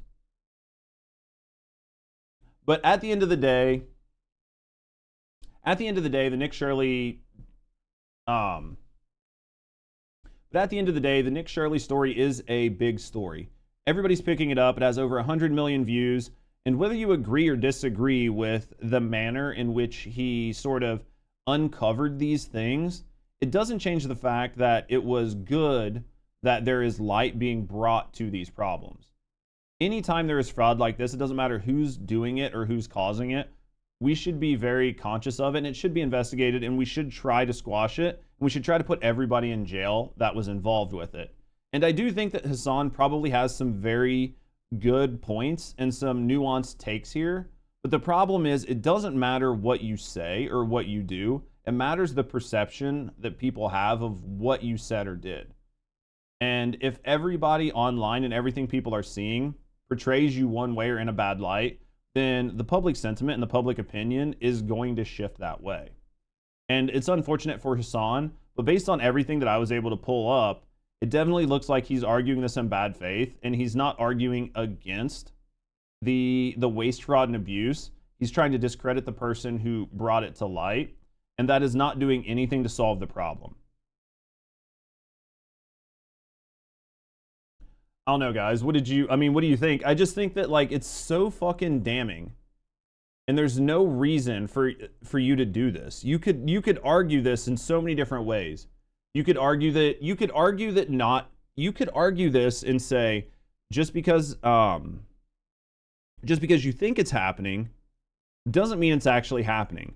What are the chances that a very deep bureaucracy would be able to allow this level of fraud for this many years without being caught? You are bordering on a conspiracy theory. What you're saying from a logical standpoint makes no sense. How many levels of government would have to be complacent? How many fail-safes would have to be ignored? I'm not saying that there's not some fraud and abuse, but let's use just like a little bit of logic here and just break this down as to just how bad the system would have to mess up in order for this to happen, right? You could make that argument, and that is the argument that you should make if you want to make a counterpoint. But that's not the argument that's being made. The argument that's being made is, this dude is a Mormon Zionist who is racist and thinks that fraud is only happening from Somalis in Minnesota, and he's done no investigative journalism or investigative reporting, and I just don't like the guy, so everything he says is no good and should just be disregarded. Right? Like that, you could absolutely argue this in good faith, and you would have a really good leg to stand on, but he just doesn't want to do it.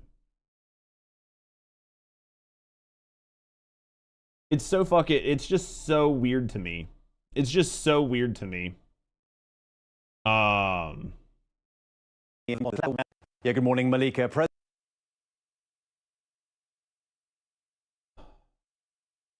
All right. So, did you guys see we're at war? Did you guys see Iran decided it was going to declare war on the U.S. This weekend? Like, nobody's heard about it. Nobody knows it's happening. I didn't know a damn thing about it till this morning when I woke up. So what we're seeing here online is that Iran's president declared total war with the U.S., Israel, and Europe. So I'm assuming that the person they're talking about here is the president. Again, yeah, that's what it looks like.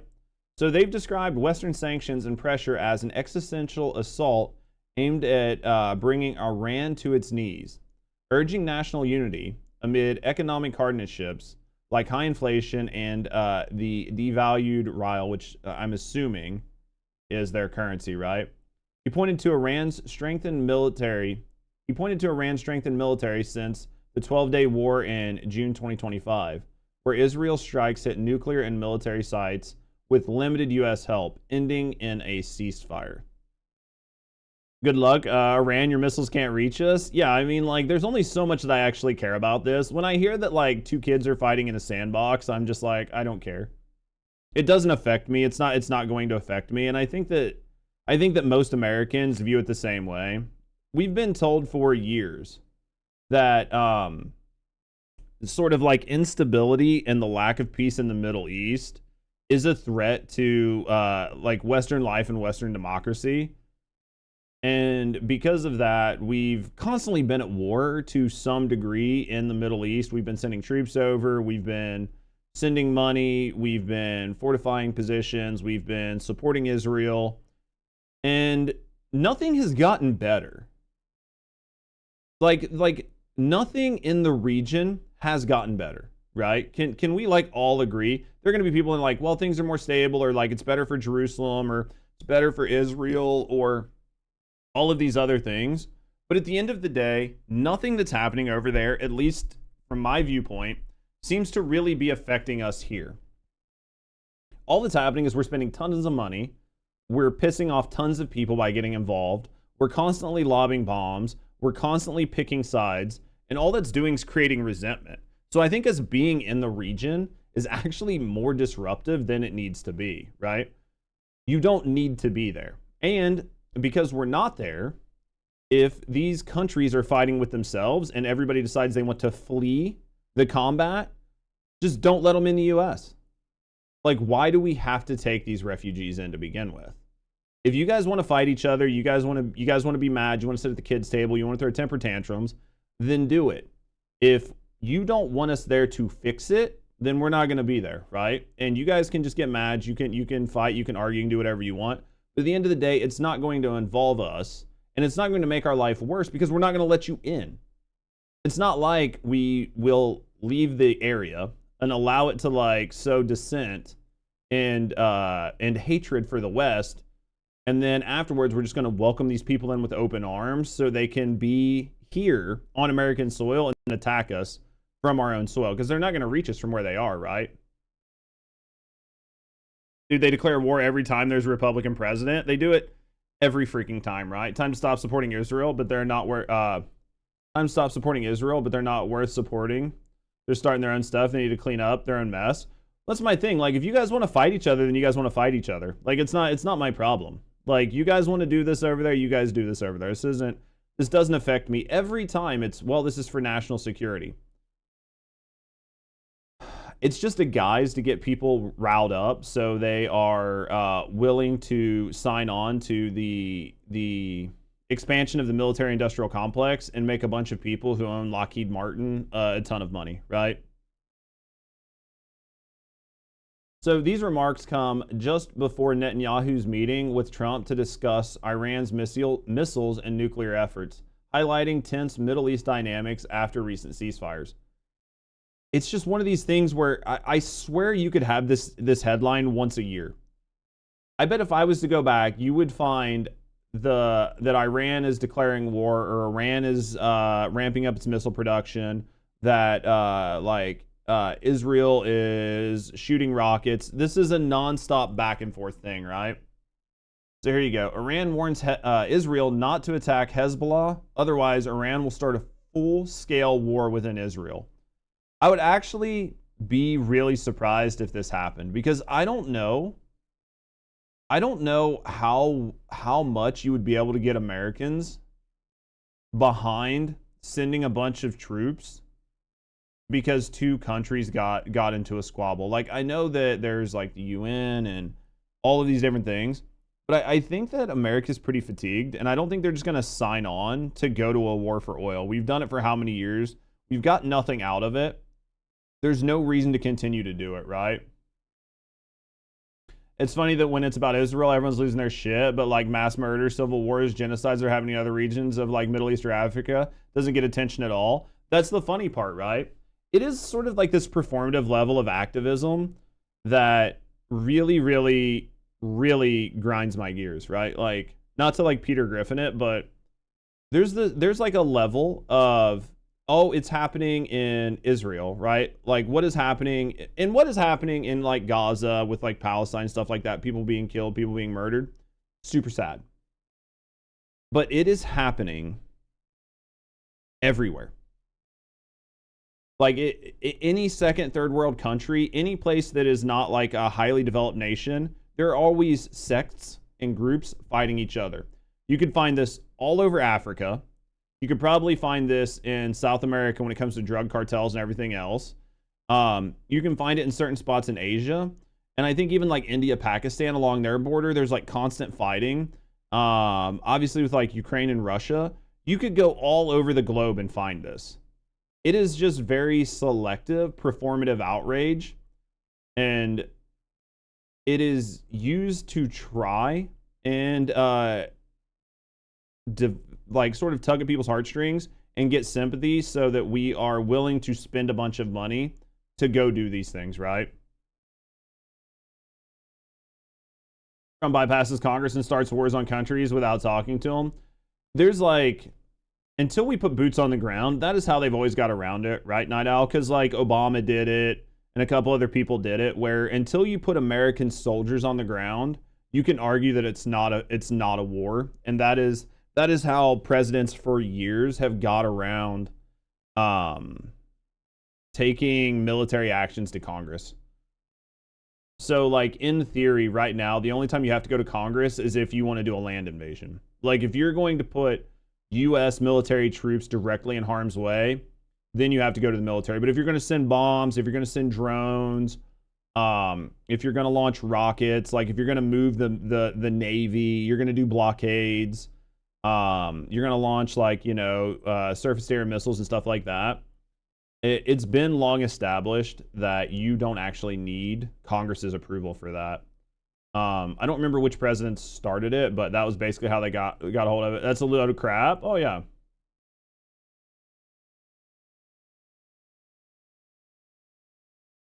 What up, Lau? It's gonna be a big surprise in 2026. What are they working on?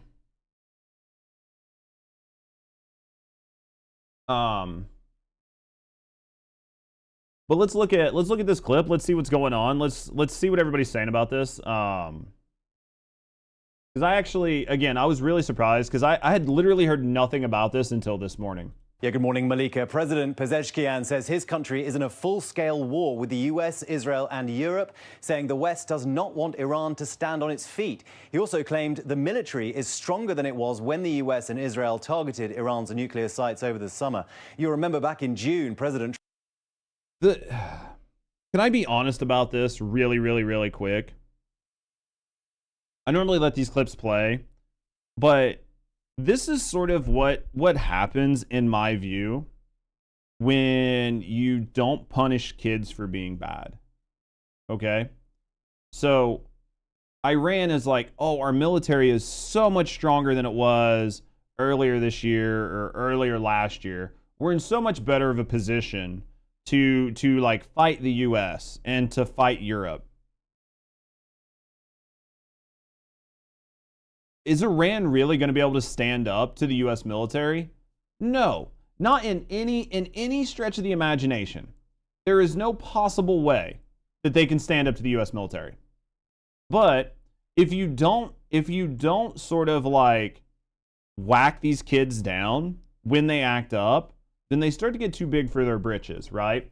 And then they start to like do this like chest beating, like we can take on the US. No, they don't. This is why I get so frustrated when we do like targeted military intervention in countries and we don't actually accomplish any goals, or we don't really do anything. If you are going to sort of like dissuade people from doing things, then you need to make real consequences for their actions, right? So like if we're going to get involved with Iran, or we're going to get involved with any other country. Say some country messes with the US. Like, you want to mess with us? That's fine. Everything that's yours is now ours. This is how this works. We're not going to come over. We're not going to slap you on the wrist. No. You mess with us, we take everything that's yours. You know what that does? That sends a clear message to the rest of the world.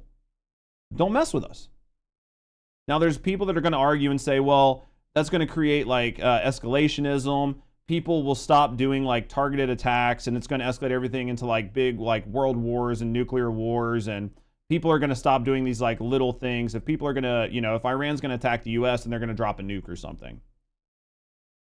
That is all just like fear mongering in my view. If they were going to do these things, they would do them. So what you need to do is just look at it very much like this. If you come to our house and you pee on our rug, you don't get to come to our house anymore. Right? So if you're going to like be in your country and you're going to attack the US, you're going to attack US citizens, you're going to shoot planes down that fly over, like you're going to interfere with us in any capacity. As soon as you do it, everything that's yours becomes ours. Your land, your money, your buildings, everything. It's all ours. It's all ours. Okay, so we show up, we take everything, it's all ours.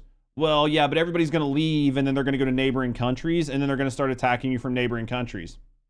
Okay. You allow these idiots into your country? Sure. They start attacking our new property? Okay. We're going to take that one too. Well, that's not fair. Well, you let them there. You let them there. If we like come and we take Iran and then they go to another country and people start attacking us from the other country, then we'll just take that one too. Eventually, you will stop bad actors. Is it super easy? No. But that's the way I think it should happen. Because there is no world in which Iran and their military can stand up to the US military. It's just not going to happen, right? Trump ordered an attack on 3 of Iran's nuclear facilities using bunker buster bombs and cruise missiles. He initially claimed their nuclear capabilities had been totally destroyed, but the US government now says some of that enriched uranium wasn't eliminated, and it's unclear how far their program was actually set back. Now, Iran's president is not the key decision maker in Iran. That is the supreme leader. But these comments look timed to provoke maximum reaction ahead of Netanyahu's meeting with Trump today. I know that what I'm saying is like absolutionist. I know what I'm saying is very extreme. And I know that it's not realistically practical. And some of it is just sort of me saying what I would like to see. But at the end of the day, the reason that a lot of these like tit for tats keep going back and forth is because you're not actually affecting any change in the region. If you are going to stand like on the Hill and say that we need to do X, Y, and Z to protect the US, we need to spend all this money in these countries, but you're not actually doing anything, you're not affecting any change, you're not changing the systems, then you're just wasting money. And what it does is it creates a situation where what I said becomes sort of the only tenable position for a lot of people. Hey, you know what? Just go over there and take it. If you don't like it, then just don't fuck with us, right? And that is where I think that things sort of like escalate to. Is it an extreme take? Yeah. Is it the most, you know, likely take to happen? No. But at the end of the day, if you're going to continue to go into these regions and you're just going to like pussyfoot around, then you're going to continue to have these problems. So either just get the fuck out of the region, right? Like, just get the fuck out of the region. Let these guys do whatever they want. Or go over there and just stop it. But doing anything else has been proven not to work. So, where do you actually stand on this? Like, what is the best real outcome here? And to me, those are the things. Get out of the region or go over and make it ours. What up, Zell? How you doing, baby? It's just like some of this stuff, I don't know. Does it frustrate you guys? Is it just me? Is it just me that gets frustrated by this stuff? It can't be just me, right? Like when you're dealing with these situations, when you're dealing with people, you're seeing like money, you're seeing resources, you're seeing American lives all like being disappeared. You're constantly being told that this is the right situation, that this is going to work, that this is how you fix a problem. But the problem has not fixed since the beginning of time. Like, at what point do you just say, okay, well, if these solutions aren't working, then we need to take a more extreme solution, right? Which is either get the fuck out or put a US flag there. When I heard about it for the first time, it does infuriate me. Not my circus, not my monkey. Yeah, I get that. I get that, Zell. I don't know, man. I'm just like in general. Like for me, it's just like a general stance, right? Like a general stance, a general conversation. Which is if you tell me that this is gonna work, and you tell me it's gonna work 100 times, you know what you're talking about? This is a very general stance, like a general thing, right, Zell? If somebody tells you 100 times that they have a solution to the problem, and 100 out of 100 times you do what they say, and the problem still persists, at what point do you stop listening to people when it comes to the problem, right? And if the problem, if it's like, you know, you've got rats in the basement, and somebody's like, I've got 100 different solutions to get these rats out of your basement. You listen to every fucking solution, and none of them get the rats out of the basement. And then you're left with two other options. One, buy like industrial grade aerial poison that you can seed in the entire building and in the surrounding property. It is guaranteed to kill the rats. Are there going to be problems after you do it? Absolutely. Guaranteed to kill the rats. Or you can move. Like, do you continue to do another 100 solutions which have proven that the first 100 didn't work, and continue to spend years and years and decades trying to fix your rat problem? Or do you just make the decision to either kill all the rats and deal with the other repercussions, or just move? Right? See, I don't listen to leadership when they're wrong. Didn't do it in the army, don't do it as a vet now. Smart man. Smart man. It's just the way I look at stuff, man. I get so frustrated. Try homemade quicksand trap, kill the rats. Yeah.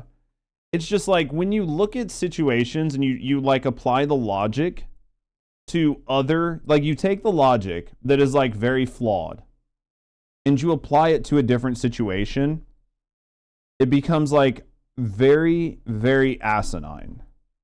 And people would look at the logic in an entire different light, and they would go, there's absolutely no world in which I would do this. I think I know the true topic you're on about. Yeah. Terminate the problem, or say it like, don't be involved. Doesn't affect me person. Yeah. I'm a big don't involve me when it doesn't affect me person. That's the way I am, Zell. That is, I am a big fan. If it does not directly affect me, then I don't need to be involved in it. But if you're going to involve me, then I'm not going to I'm not going to pussyfoot around the problem. Right? Like, if there's a problem and it doesn't involve me, I don't care. I don't care. You guys do whatever you want. But if you ask me for my help, then I'm not going to just come in and like sugarcoat it for your feelings. U.S. should invade the world and rename the planet Earth, Planet Texas. Could be better for a lot of people, crazy. Could be worse for a lot of others, but it's just one of those things where like I'm just, in general, I like to take logic and apply it to other situations and see if it stands, right? Like you can take things that are emotionally charged. Like when you take like emotionally charged rhetoric and emotionally charged language, and then you just pick a different situation and then you apply the logic, it completely falls apart. Or when you do it and then you apply the logic and then you present it back to people, they have all sorts of problems with it, and then they start like changing things. They change the words, they change the meaning, or they start adding like nuances, and it's like, that's not how this works. Well, you're dealing with this isn't like humans, or you're dealing with this isn't like countries, or this is blah blah blah. No. You take the exact same logic and apply it to a different problem. If the logic is not flawed, then the logic should work across multiple different problems. Because that's how logic works, right? Are there nuances and are there reasons why some things can't work? You can argue that till you're blue in the face, but at the end of the day, logic should work across multiple different problems. That's how logic works, right? If you apply it from a very abstract high level, if you start like condensing it down, then it can get kind of weird because it doesn't apply. But you have to apply it at a very like high level. High level. Oh, let me see what I can find here.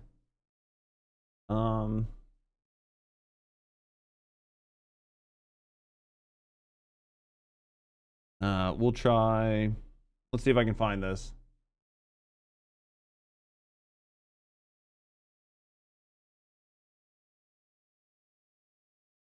So here's another one. So the other day we watched Nicki Minaj on Turning Point USA, and I actually really don't know much about Nicki Minaj, but I was really surprised to see her on Turning Point USA. And as soon as she got involved with Turning Point USA, a lot of things came out, and a lot of people have started to go really, really, really hard against Nicki Minaj. So I'm just gonna listen to this clip about some of the stuff she said, and then we'll be able to go from this, and we'll jump into the conversation about what is actually going on and why I think it's kind of weird.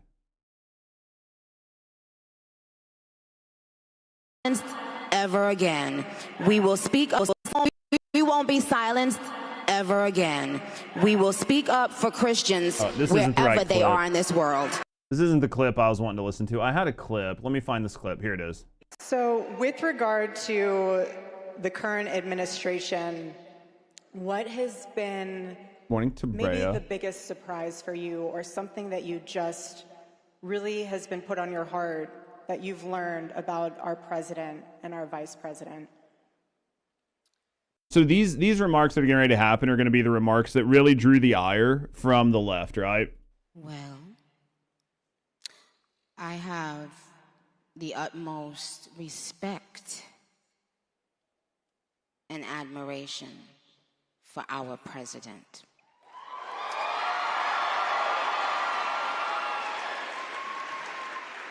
He has, I don't know if he even knows this, but he's given so many people hope that there's a chance to beat the bad guys and to win, and to do it with your head held high and your integrity intact.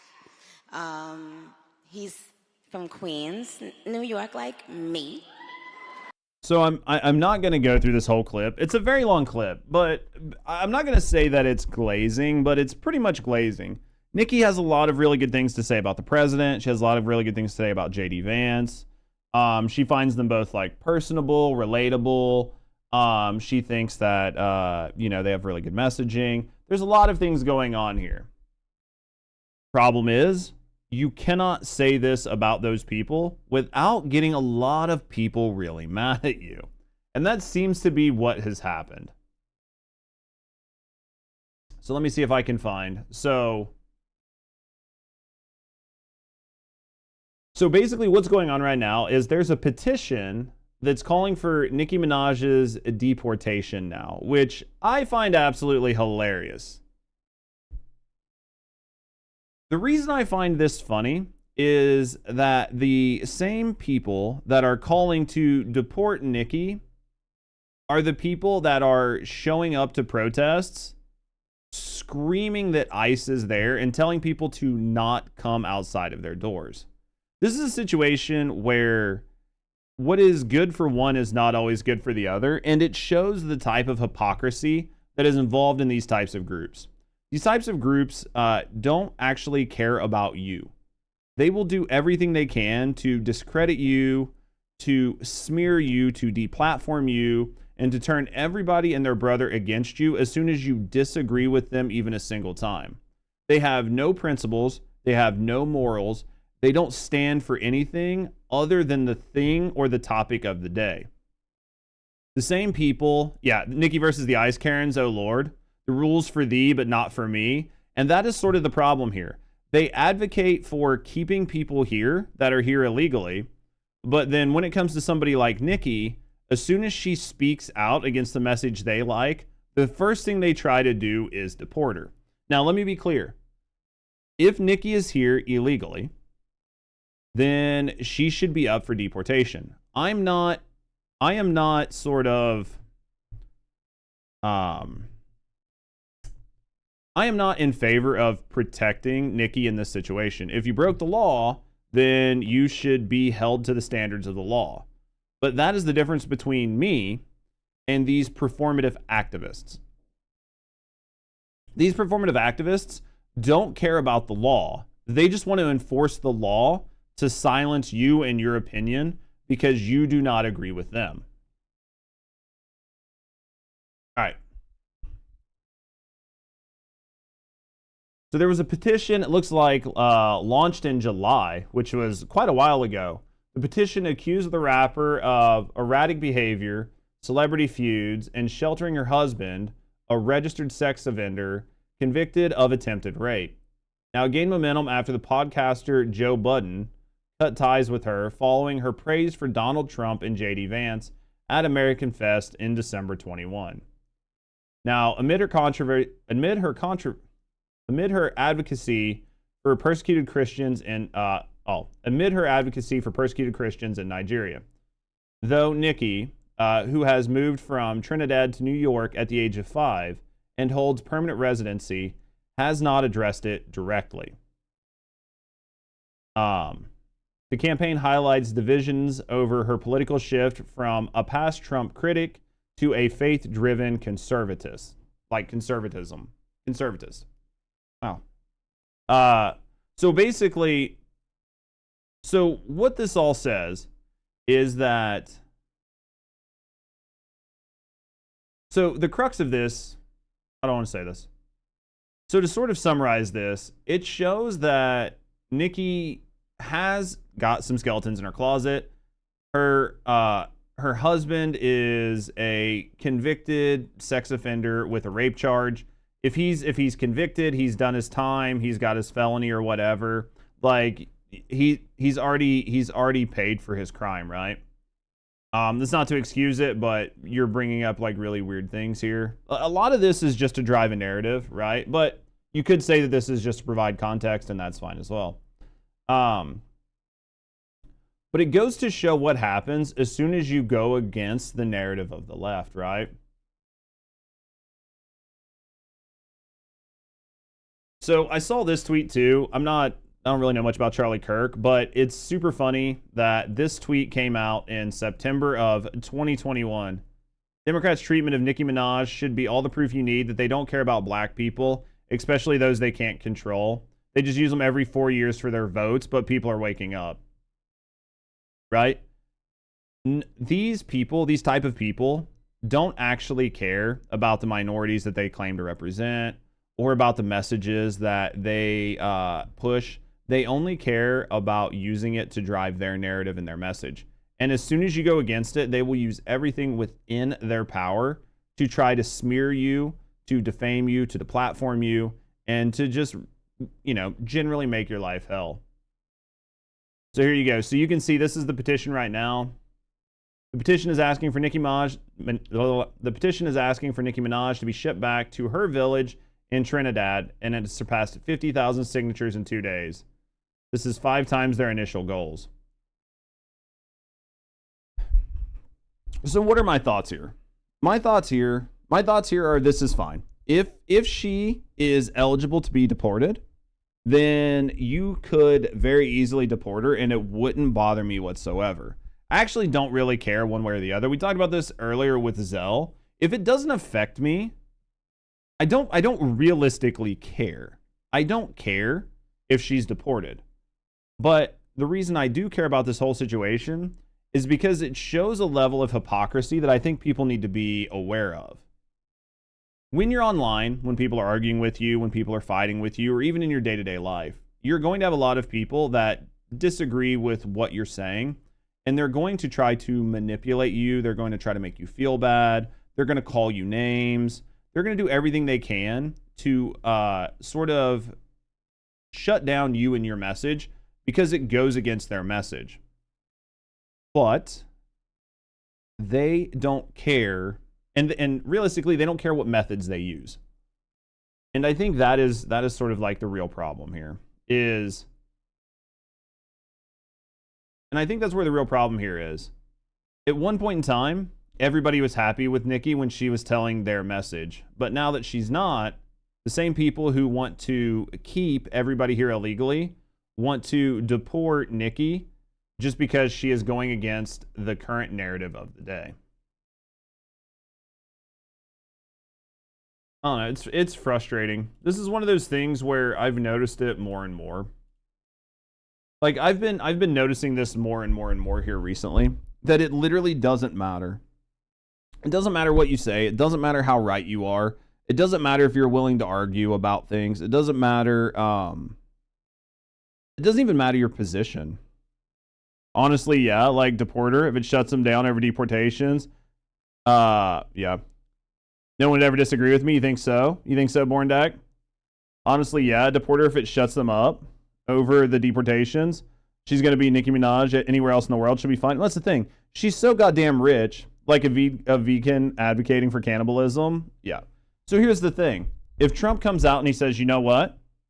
This is what we'll do. If he came out tomorrow and he was like, hey, Nikki, I love you to death. I appreciate your support. This is what I'm going to do. You can leave the U.S. tomorrow. Once you leave, you can apply for citizenship. I will green light your citizenship tomorrow. Or I will give you like dual citizenship or whatever. Leave the country. Okay. Now, guys, I've done what you asked. Now it's time for you guys to put on your big boy pants and do what I ask. Get your fucking retarded Karens out of my streets and let my ICE do its job.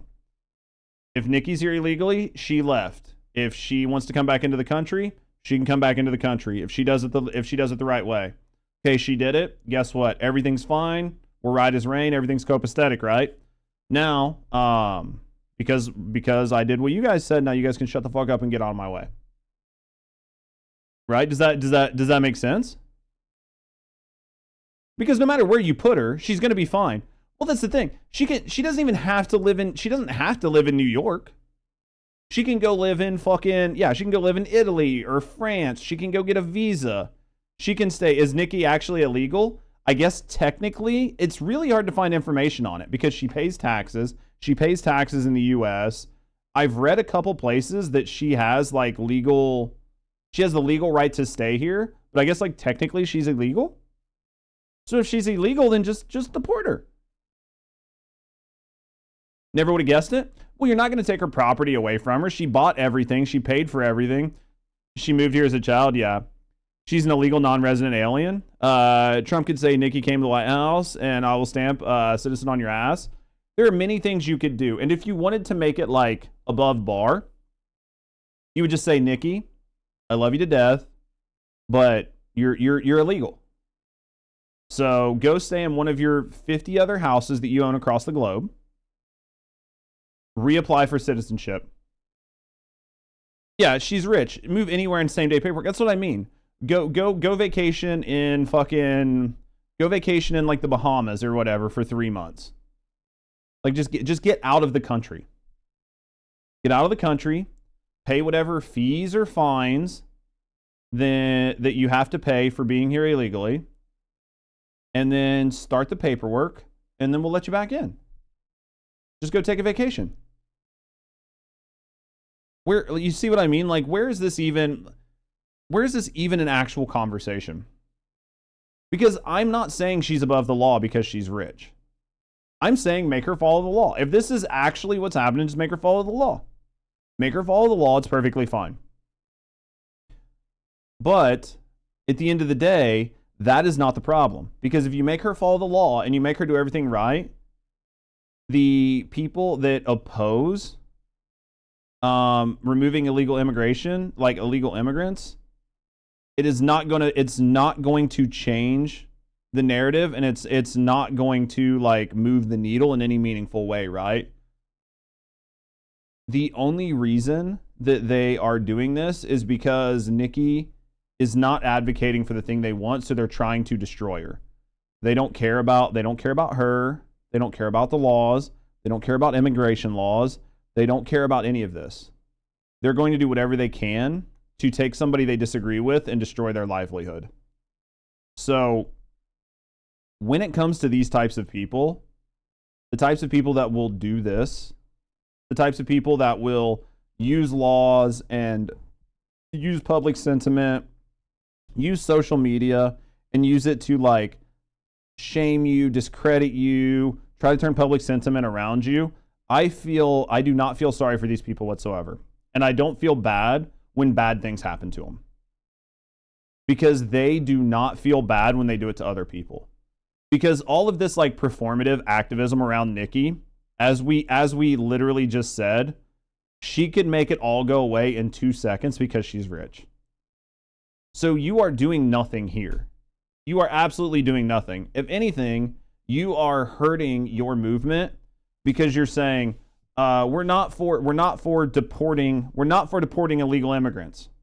Unless you disagree with us. As soon as you disagree with us, get your ass out of my country.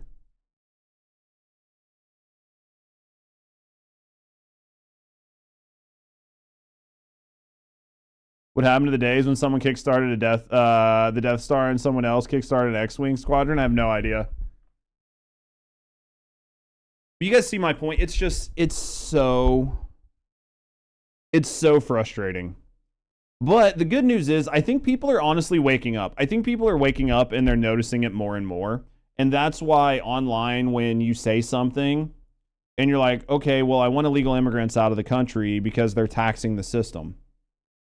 And I don't want my money to go for people that aren't in the U.S.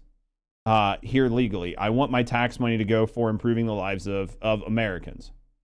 And then as soon as you say that, everybody's like, oh, so you're a racist.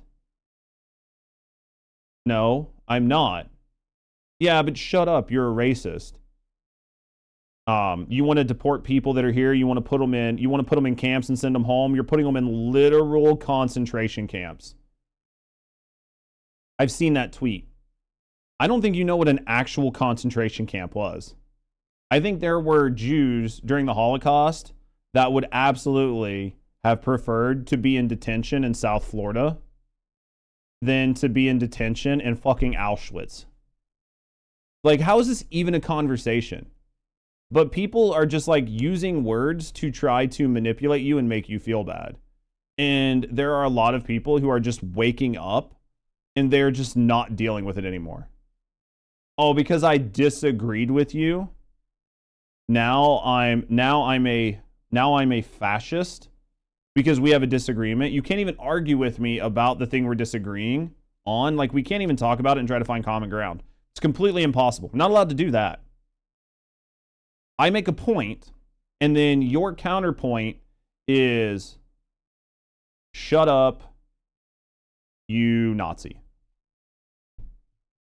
Okay, well, I can tell that you are not smart enough to have a conversation, right? Fascists always call everybody else fascists. Yeah, it's such like an asinine way that people interact anymore. And it's a level of, like, there used to be escalations, right? You would start with one thing, and then somebody would escalate, and then you would have like a conversation, and then it would, like, there would be the idiots that get in and they would escalate the rhetoric, and they would escalate the rhetoric. And like, rhetoric typically escalates, but this is just going from zero.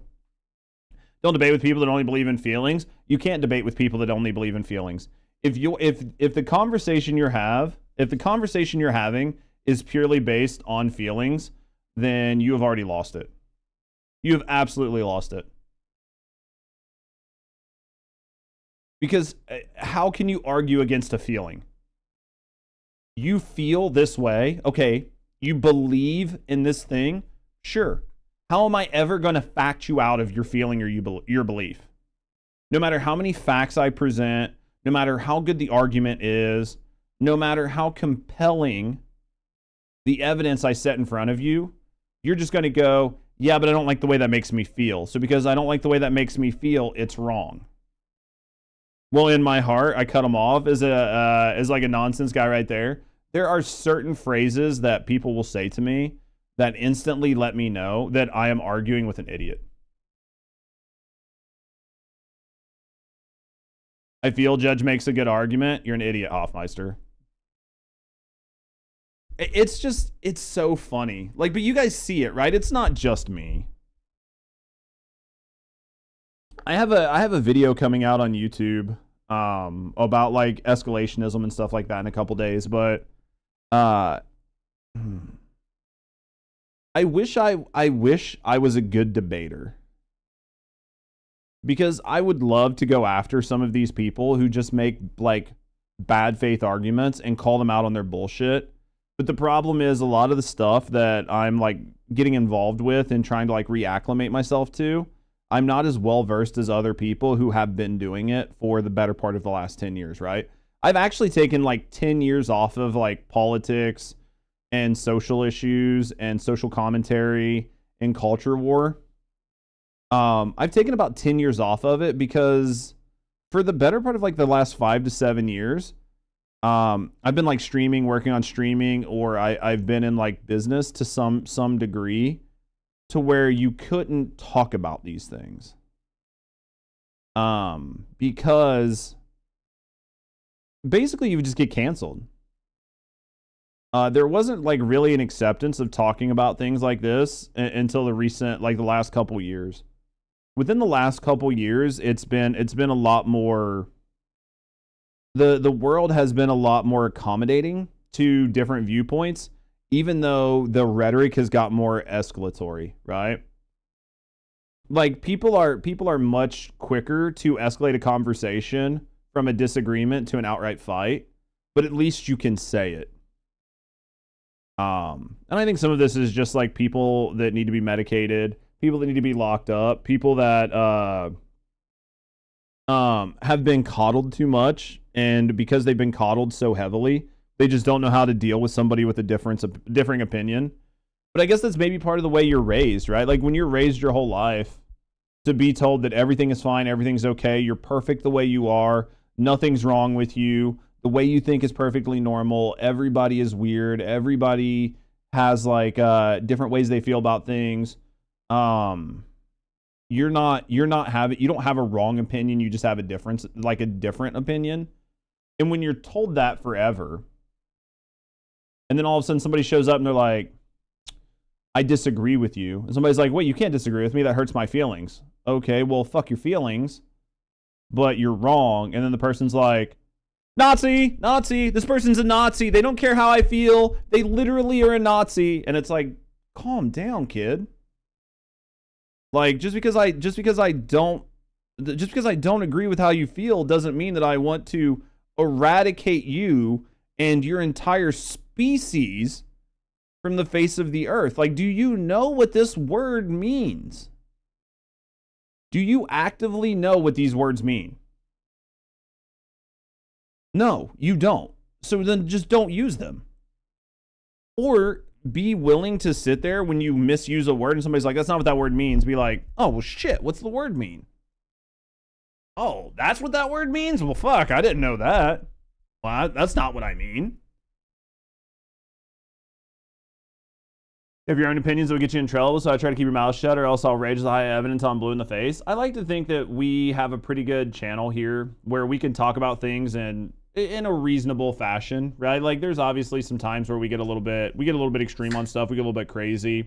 We might say some opinions that are not entirely popular, but I think at the end of the day, we try to allow people to have positions or opinions, even if they're not exactly my opinion, right? Because if you present a logical argument to me, one that is like fully well reasoned, I'll listen to you.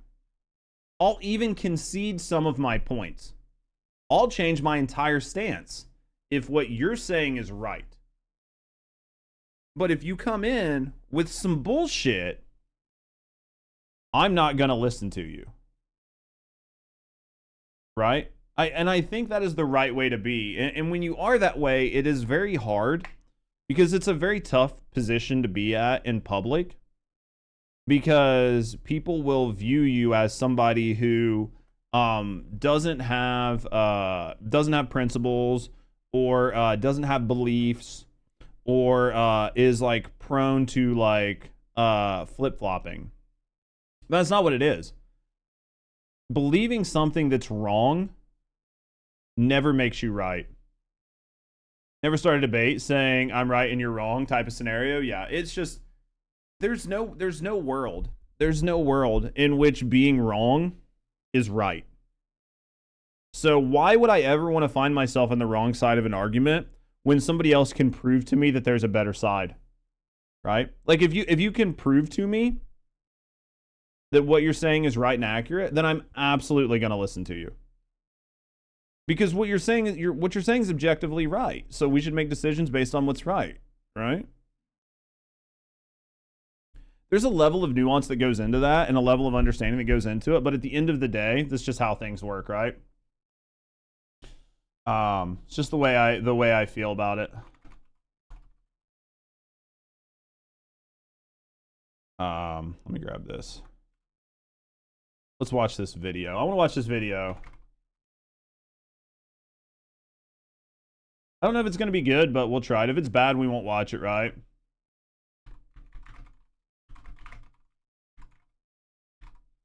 If it's a bad video, we won't watch it. Other problem is so many people don't know what a conversation or a debate is. Oh, for sure. But like, whose fault is that, honestly? Well, there are like a whole group of people that will. Here's the best way to say it, Wordu. There are a whole group of people that are trying to create safe spaces. And they're trying to create safe spaces because they feel like any conversation or narrative that is outside of their narrow view of reality is considered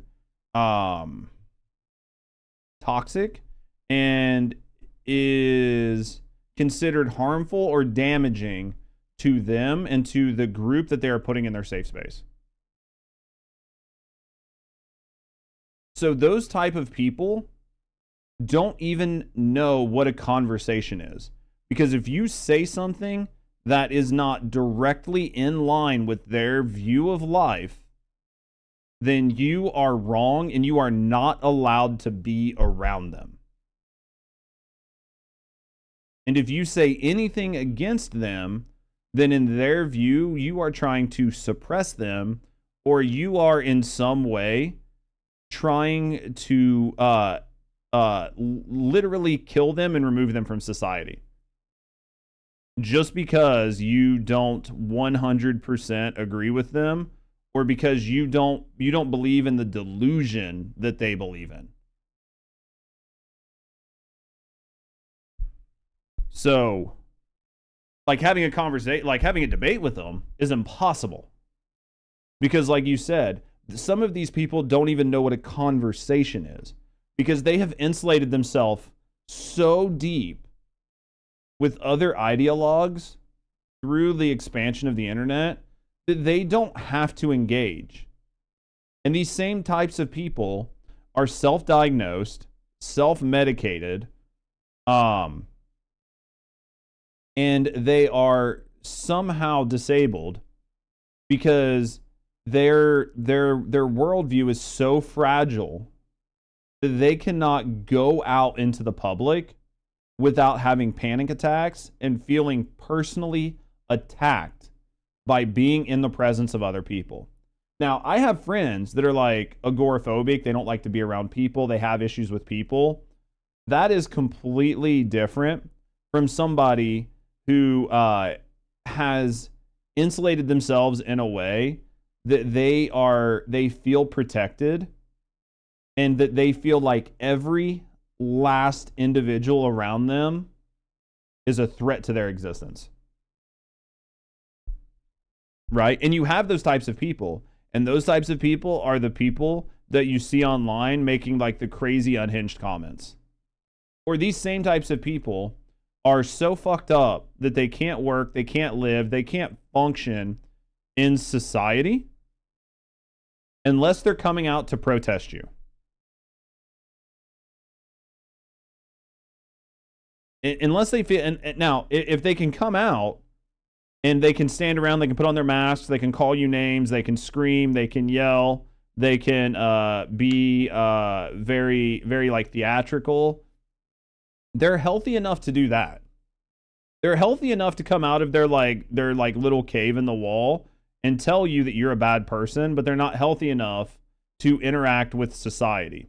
And they're so fucked up and mentally deranged that even if you did put them in a normal job and they gave somebody a spreadsheet or a piece of paper or an email and there was a factual wrong piece of information on there, that they would go to human resources and say that you are physically attacking them as a person and that you are not allowing them to express themselves and that you are somehow sexist, racist against white people, racist against black people, you're misogynistic, you are actively attacking them, not because of what they did was wrong, but you are attacking them because of their identity. And because of that, they want you to be fired because they are incapable of taking accountability for their own actions.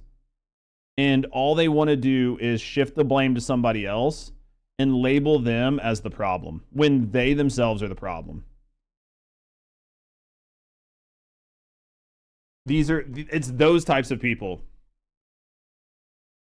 It's like politics never apologize for a mistake. Like everything they did is 100% correct. Yeah. So hopefully those like very long-winded, like, hopefully that wasn't too much. Like, hopefully that wasn't too much. Hopefully you guys at work aren't like, Jesus Christ, man. Judge is fucking on one today.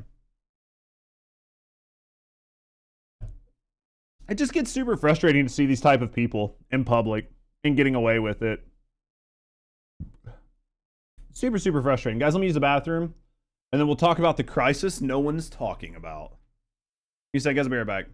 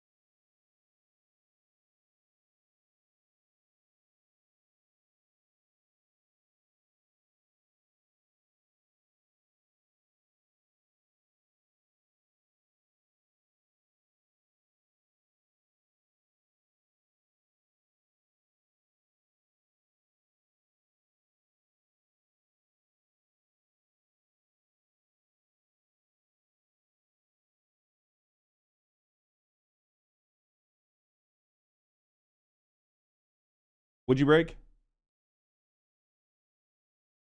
The crisis no one's talking about. Who's telling us about it? I know, right? Let's see what the crisis is that nobody's talking about. I can't remember where I saw this video, but I was like, you know what? Let's check it out. Let's see what's going on. Hopefully it's going to make good content, but if not, we'll just move right on. So guys, let's talk about the crisis nobody's talking about. Angry young men. Far-right extremists. Radicalized young men. Young boys. Young boys are being radicalized online. If you're a man, doesn't it feel like every woman hates you? I mean, it feels like every woman hates me online. I'll give him that for sure. I'll absolutely give him that for sure. Data proves you're right. Young women are way more progressive than men at the same age, and more men are being painted as becoming radical and far-right extremists. But why is this happening? In this video, we're going to follow the data, the incentives, the institutions, and the history to figure out how the gender divide actually happened, why it's accelerating, and what we can do before you grow old and single. Take a look at the collapsing birth rates. A stable society needs 2.1 children per woman just to survive. But I am curious about this because I do think I mean, it's hard to argue the facts, right? I do think that in the US, there's people are becoming more. This video is about 6 months behind Shu, maybe. I do think in the US, people are increasingly becoming more radicalized on the left and on the right. I don't know that. Here's the question. The graphs show that it's happening, so it's hard to argue that it's not happening. But I am curious if it is as extreme as it shows in the graph, or because of social media, it looks more extreme than it is. Like, because people are identifying as more conservative or more liberal, does that mean that every conservative male is Andrew Tate and every liberal female is like a blue hair trans woman who is out screaming about ICE? I don't think it does, but I do think that the internet definitely makes things look a little bit worse than it is. Yeah, we'll have to see. I don't know, Wordy. Maybe this video's trash. I don't know. We'll find out. Hopefully it's a good video. I'm hoping it's good, right? The female fertility rate in the United States, Canada, the UK, France, Germany, and Italy are all sitting at numbers way below replacement. But one thing is clear, this is a crisis, and this is the most concerning data I've ever covered on this channel. This is why. Listen, I'll say the quiet part out loud that nobody wants to say. According to the data, the ideological shift is overwhelmingly happening on. Yeah, so this right here is the percent of men and women between the age of 18 and 29 who identify as liberal. I'm guessing the blue line is men saying they're less liberal and the red line is women saying they're more liberal. I don't know. There needs to be a little bit more information on this chart. But yeah, I mean, you can definitely see that there's a divide here. On the female side, not the male side. But I'm always, I think I'm just too old or something. I'm like, why is anyone married? You tell me, why aren't people married? Well, I mean, honestly, it's the women. The women are extremely liberal. No one talks about that, especially after the last election. There's a 45-point difference. The reason I think that it's like fun to like, I think that it's fun to sort of clickbait that. I'm not going to say that there isn't a level of, I'm not going to say that there's not a level of sort of men who don't want to be told that they're the root cause of all evil, right? And that there isn't sort of like a level of extreme liberalism that has been pushing back and trying to like masculinize men. Like, I'm not going to say that doesn't hurt it, but I don't think that that is like the biggest driver or root cause. I do think that like there's a reason a lot of people aren't having kids is because kids are expensive. I think that people themselves aren't really seeing the benefit in having kids. They prefer their own time. They prefer their own freedoms, and having kids like prohibits you from doing that. And when you have spent, you know, the better part of your adult life struggling to afford things, that you would rather just take those times to yourself, and people are generally selfish. And then I think like the institution of marriage is sort of, I think the institution of marriage is sort of becoming, I think the institution of marriage is like increasingly becoming something that people just don't really see the value in. Marriage is something that locks you into somebody, and it incentivizes people to not care. So like, follow my logic here, because this is going to be a really long one and there's going to be a lot of people that disagree with me. The idea of marriage is that you get married, and then once you're married, in theory, you're stuck together. In practice, you can get a divorce, and most marriages end in divorce, right? Not most, but an overwhelming amount of marriages end in divorce, right? So once you get married, if you decide that you want to separate from somebody, it's a lot of paperwork, it's a lot of hassle, and it's very expensive. And on top of that, there is a level of people becoming complacent. So once you're married, there is like very little incentive to upkeep your appearance, your mannerisms, the way you act, because your partner is now locked in. And you could be like, this is where people are going to get mad. They're going to be like, Judge, you're such a cynic. Like, nobody's like that. Bullshit. People aren't like that.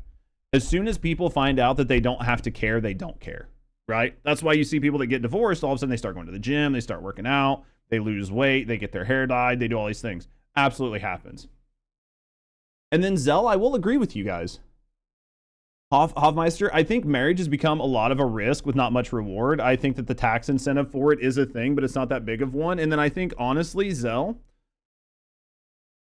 I do think that a lot of it, I don't want to say a lot, I do think some of it is the fact that marriage is definitely, I think, more of a religious thing than it is like a societal thing. So, like, you're not religious? Yeah, neither am I. So, like, to me, like, marriage isn't a sacrament. It's not some sort of rite. It's not something that I need to do because to get into heaven or whatever. So I do think that that is actually, that's why I think that many countries have turned their back on Catholicism.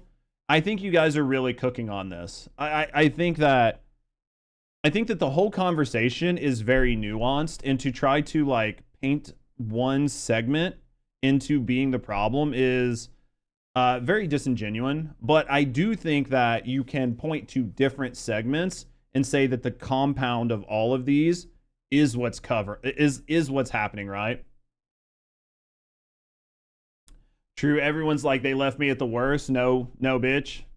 We got married at your best, and then we got divorced at your worst. I mean, it's the truth, though. There's a lot of truth on that.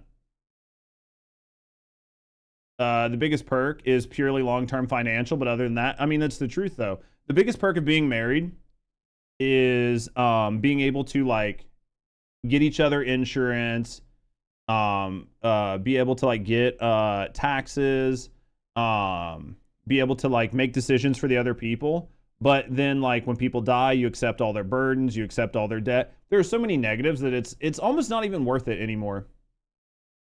Till death do you part. Like, bro, imagine you won't change your job after you get a degree. It makes no sense. No, it literally makes no sense. It's wild. So I think that the declining marriage rates in the US and really in the Western country, like in the Western world, I think it's a very nuanced conversation.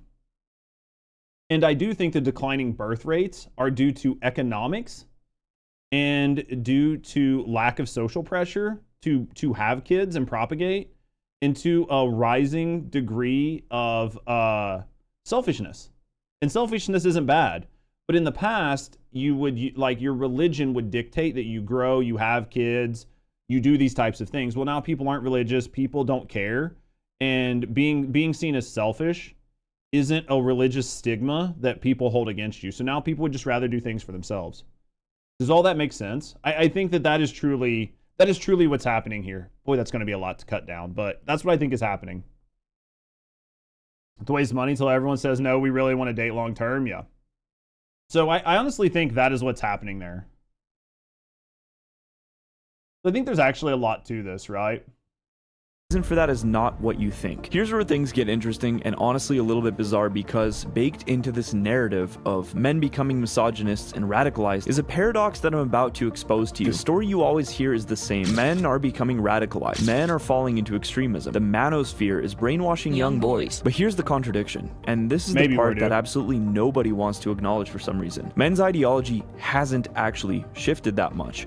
They've stayed roughly where they were about 10, 15, or even 20 years ago on many of the major points. And even compared to 100, 200, 300, and so on years ago, they're not radically different. A little bit more progressive, but not radically. The study we looked at earlier isn't the only one noticing this caked-in trend. That's not my opinion. This is Pew, Gallup, YouGov, take your pick. So think about this logically. If men stayed the same and women moved, why is the entire culture narrative focused on the male radicalization?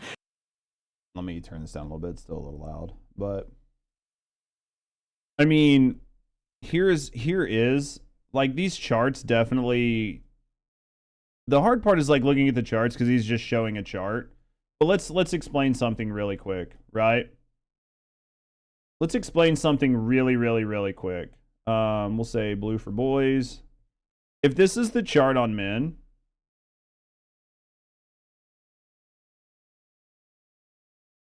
and this is the chart on women, right? Then this used to be this used to be, and then this is going to be like the median, right? This is going to be the median, right? What ends up happening here is I literally just lost the word. How do I constantly lose words? The window. Fuck, what's the name of the window? The window. It starts with an O. The window that shifts. Oh my god. Literally just lost the name of it. We'll draw this other line.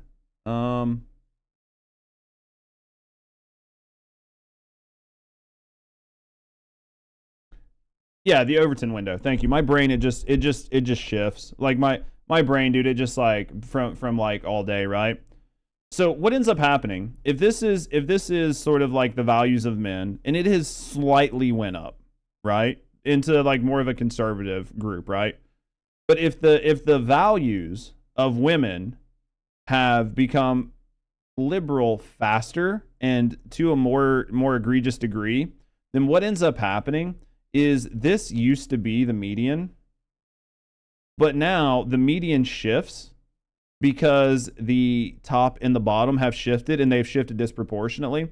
So the Overton window shifts down to here, and now it makes it look like men are much, much, much more conservative than women, in which case they are, but they're not much more conservative than men had been historically. So what happens here is once your Overton window shifts, it changes the entire conversation. Well, because of one thing.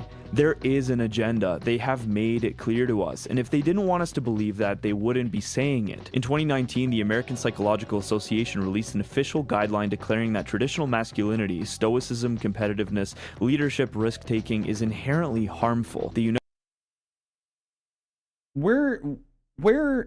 Define how, explain to me how these characteristics, which men have evolved into for like generations, in order to be able to ensure the longevity of the species, have now become problematic. United Nations, through the He for She movement, teaches that global gender problems originate primarily from male behavior patterns. Corporate advertising and HR, from Gillette to Nike to Dove, constantly portray men as violent, impulsive, or in need of ideological correction, all the while presenting women as morally superior. And academia, especially gender studies programs since the 1980s, have built its entire framework on the idea that masculinity is a political problem that must be dismantled and re-engineered. So the message is clear and coordinated across these institutions. Men are the issue, masculinity is the problem, and the culture must fix them. This isn't about, hey man, you're becoming too radical and it's hurting society and you need to stop. It's about, we want you to fit into our program. We already socially engineered and radicalized women in the 20th century. Harmful towards who? I mean, that's the question. If you can prove that these types of mannerisms are generally problematic for society as a whole, then I might entertain the conversation. But if you are just going to say that being a man or being masculine is somehow toxic, and your frame of reference is the female mindset, then it makes it really hard, because you're not analyzing two same things, right? You're not using the same benchmark when it comes to what is actually problematic. And now you just need to get on board with our agenda, or else we will label your perfectly rational view of life in the world as radical until you simply get tired of it and throw in the towel. And frankly, from my experience and the first-hand evidence of the internet, men are just not having that. Media is pushing an agenda or following the perceived to be buying trends advertisers want to sell. Well, absolutely. And whoever's pushing the agenda, right, or whoever's controlling the narrative to push the agenda, is influencing marketing firms and advertisers to sort of follow in line with the perceived narrative, because they think it's going to make them money, right? So if you're being told online that everybody is toxically masculine and you want to sell shoes, then you are going to lean into this narrative, because that is the narrative that you think will sell you the most goods, right? That's why you have the reaction of the manosphere influencers like Andrew Tate and guys like that, who I have to say I have my disagreements with as a practicing Catholic. You stretch a rubber band far enough, eventually it's going to snap back at you. Now, all this starts to make a lot of sense when we look at the actual facts, and the facts are insane, because the really radical stuff happens at the incentive level, the incentive structures that society has placed for women. All right, let's see what we got here. The modern economy rewards women for becoming more liberal and punishes them for becoming more traditional. Think about it. Women now earn 60% of bachelor's degrees, 70% of master's degrees, nearly 60% of all PhDs, and universities are basically ideological factories. And I mean, it sounds like the higher ed institution is very incentivized to keep women coming there, if they're the ones earning all the degrees, right? Natural rubber bands. Natural rubber has some real crazy chemicals and physical properties. Like what? Their ideology is overwhelmingly progressive. And what exactly do universities incentivize for women? Career-first identity, anti-family framing, don't settle too soon, distrust of men, hyper-individual autonomy, therapy language morality, gender-based activism, secular spirituality over religious commitment. None of this is a conspiracy, it's just the modern incentive system, and I think they would happily admit that to you. And they're all trying to sell this perspective to you that it's all coming from an organic feminist movement, this is all just grassroots, and it's just natural, this is the natural progression of life, but the evidence just becomes overwhelmingly against that. When we look into this with sober eyes, these schools are not neutral playgrounds. According to a Manhattan Institute study, 7 out of 10 students in the US are exposed to at least one critical social justice concept in K-12 classes, even in private and parochial institutes. Another study found that most schools in North America teach left-wing racial ideology as if it were an established fact. I'm trying to understand from like a logical point of view where the benefit is to this, because if universities are pushing this like really heavy liberal ideology, then who is benefiting from it, right? Like, who is benefiting from learning these types of things, or this like sort of like quote radical agenda? Because if you know that most of the people that are graduating are, 50 to 70% of all your graduates are women, then like, what do you benefit from? Like, where is the net benefit from teaching these things? I'm trying to figure out like where he's going with this. Because you're like, in the theory here, you're radicalizing a lot of young women. You're telling them that they shouldn't you're telling them that they should de-incentivize being married, they should de-incentivize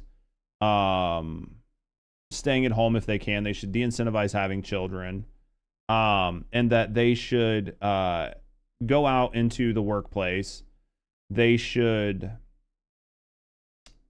push heavily to take higher paying jobs and higher tier jobs.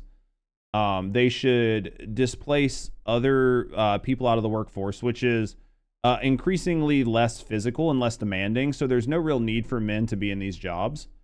So you're like, where is the incentive here? Like, what is the good that's coming from this? I'm curious to see where he's going with this. Tax incentives? Tax income? Maybe. I'm just trying to see where he's going with this. Even though it's highly disputed. Global parliamentary researchers in Australia concluded that progressive ideology is so deep-seated that most teachers don't even see it as an ideology anymore. And when you look at education schools, the institutions that train teachers, one historian observes that progressivism is the ruling ideology there. Again, none of this comes to us as a surprise, but these studies back it up. In other words, the pipeline for ideology runs from teacher training to curriculum to classroom, all from one source. And if you question it as a teacher, your entire career is at risk in places like Canada. The tenured professor Francis Widdowson was terminated in December 2021 after publicly criticizing the university's indigenization agenda and other ideological positions. And you are no longer employed at Mount Royal University. What happened? An Indigenous scholar activist, because I was defending a journalist who had been pushed out of her job for referring to a book title that had a racial epithet in it. And as a result of that, this Indigenous scholar activist by the name of Gabrielle Lindstrom, who now goes by the name Gabrielle Weaselhead, she mobilized an anonymous student group against me. A whole bunch of her supporters piled on. I was found to have harassed her. An arbitrator later... See, that's what I'm saying. Like, so a lot of this is, so maybe this is going to tie into a point that I don't understand. And maybe it's like a very long-winded way to get to the point. But like, who is benefiting? Who is benefiting from putting like very, very, very hyper partisan progressive values into these educations, right? That's how we get the Oxford professor teaching courses on made up stuff in Tolkien. No, that's true. People that graduate in college, university lose most of their basic common sense, replaced with this logic. Well, so where I'm trying to allow myself to be led by the nose, but is the whole concept here that colleges, or, and he's got to get to it, right? Because the whole concept right now is that colleges are indoctrinating young women into hyper progressive stances, and to like push back against the status quo, right?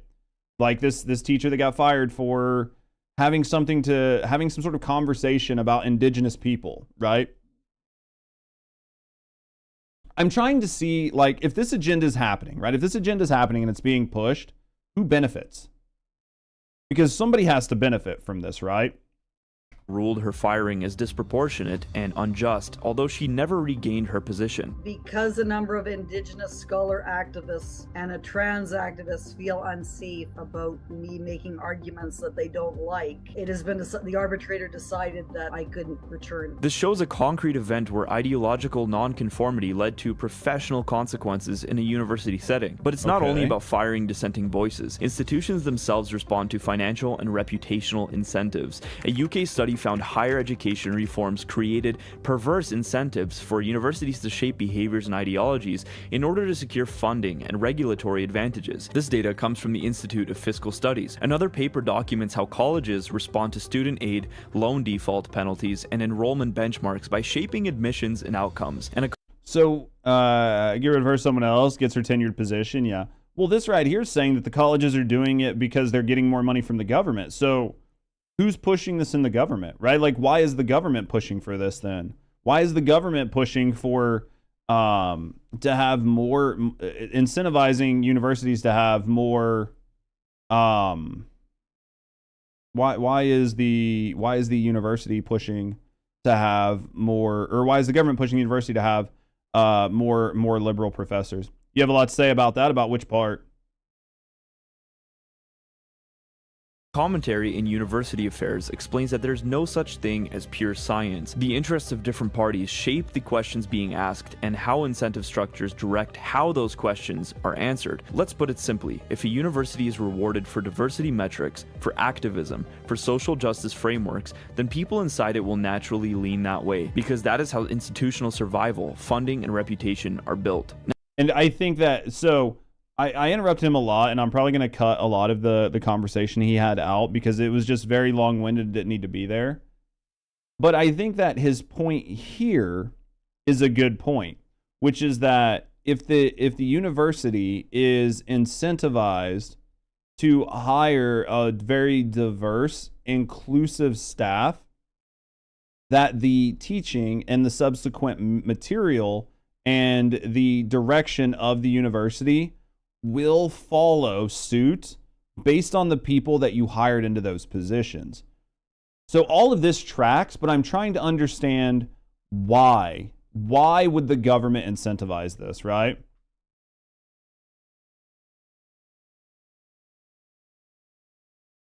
A friend of yours stopped teaching math 30 years ago. He wasn't allowed to give students failing marks. Dude, fuck that. The more people you isolate with non-curriculum teachings, the less likely they are to return to school there. It's purely political, but is the classic higher ed.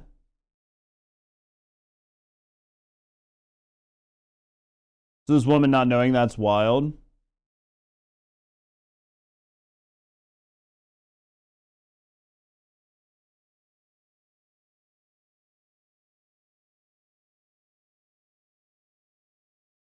What do you mean? The more people you isolate with non-curriculum teachings. So you're saying, are you saying that if you're a teacher and you decide to teach things that are outside of the curriculum, there's a higher chance that your students won't return? So because she was discussing something that was outside of the like planned curriculum,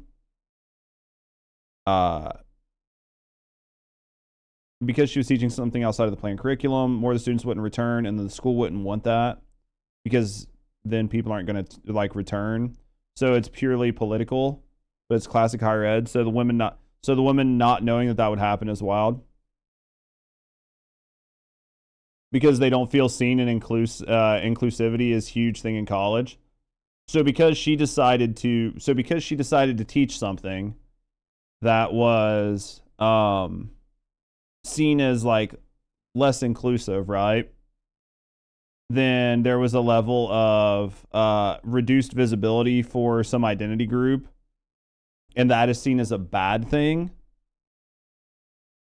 And even though, so then firing her over that is like more politically motivated. But this tenured teacher should have known that that was going to cause a problem.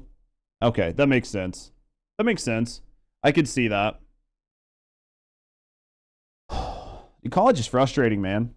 Now, it really seems to me that the problem that these ideologues are pushing is not that they have a problem with authoritarianism, but rather that the authoritarianism isn't of their flavor. The system is rigged to ensure one outcome. Go to school, you become progressive. Delay your family, become progressive.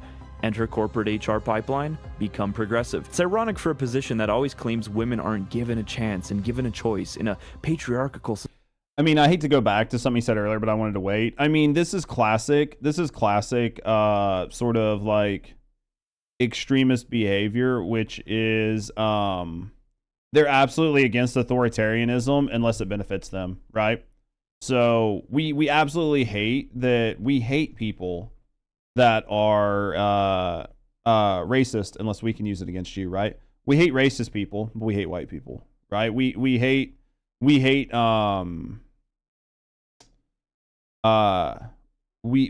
traditional we hate traditional families and traditional values. We hate traditional relationships. But you're not allowed to talk bad about, like, if you they can hate so they can hate the fact that you're in like a straight relationship, but then as soon as you say something about maybe somebody that's like gay or whatever, then all of a sudden you're a bad person, right? They can hate you, but you can't hate them. Society, but are they really being given a choice here, or is the outcome completely fixed? And if they were really given the choice, which one do you think they would choose? If we had a university program specifically funded and dedicated to training women to become better wives and better housekeepers, how many women would quit their STEM degrees in order to pursue that? Personally, from talking to a lot of women in my generation, I think a very high number would. But I think it's really funny to like talk about this. So he's saying, you know, how many people would give up their like careers, their STEM jobs, their higher paying jobs, for like more traditional roles, more traditional values.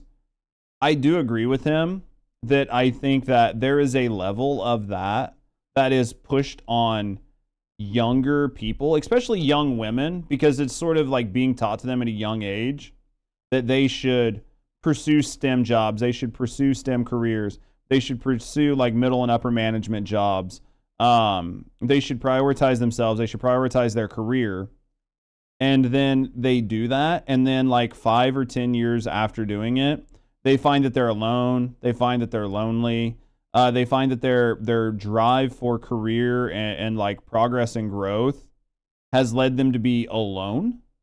They've been very unfruitful in dating. And now the only thing they wish they could do is find somebody, man or woman, or multiple men or multiple women, whatever, to like settle down with, and they would happily give up a level of comfort to be able to have something that was more of a traditional style life. Right? They might not want to give it all up, but they would be much happier to not be working 12, 15 hours a day. They'd be happy to work 8 hours a day and come home, see their husband, see their wife, go do things, go on vacation, and relax. I think this is actually happening. I don't think that this man is actually wrong here. You can't be a boss bitch and a mom, yeah. As someone that has a degree, but also has become a stay-at-home mother over the past 10 years, I love being there for my family, but I have lost a sense of self. You absolutely have. And I think that in an ideal world, you would not lose the independent woman that you're becoming, but you would be able to enjoy the more feminine and naturally feminine parts of your life. You would be able to enjoy having a partner who made decisions for you or like provided you some level of support. You would enjoy not feeling like your whole life is the grind.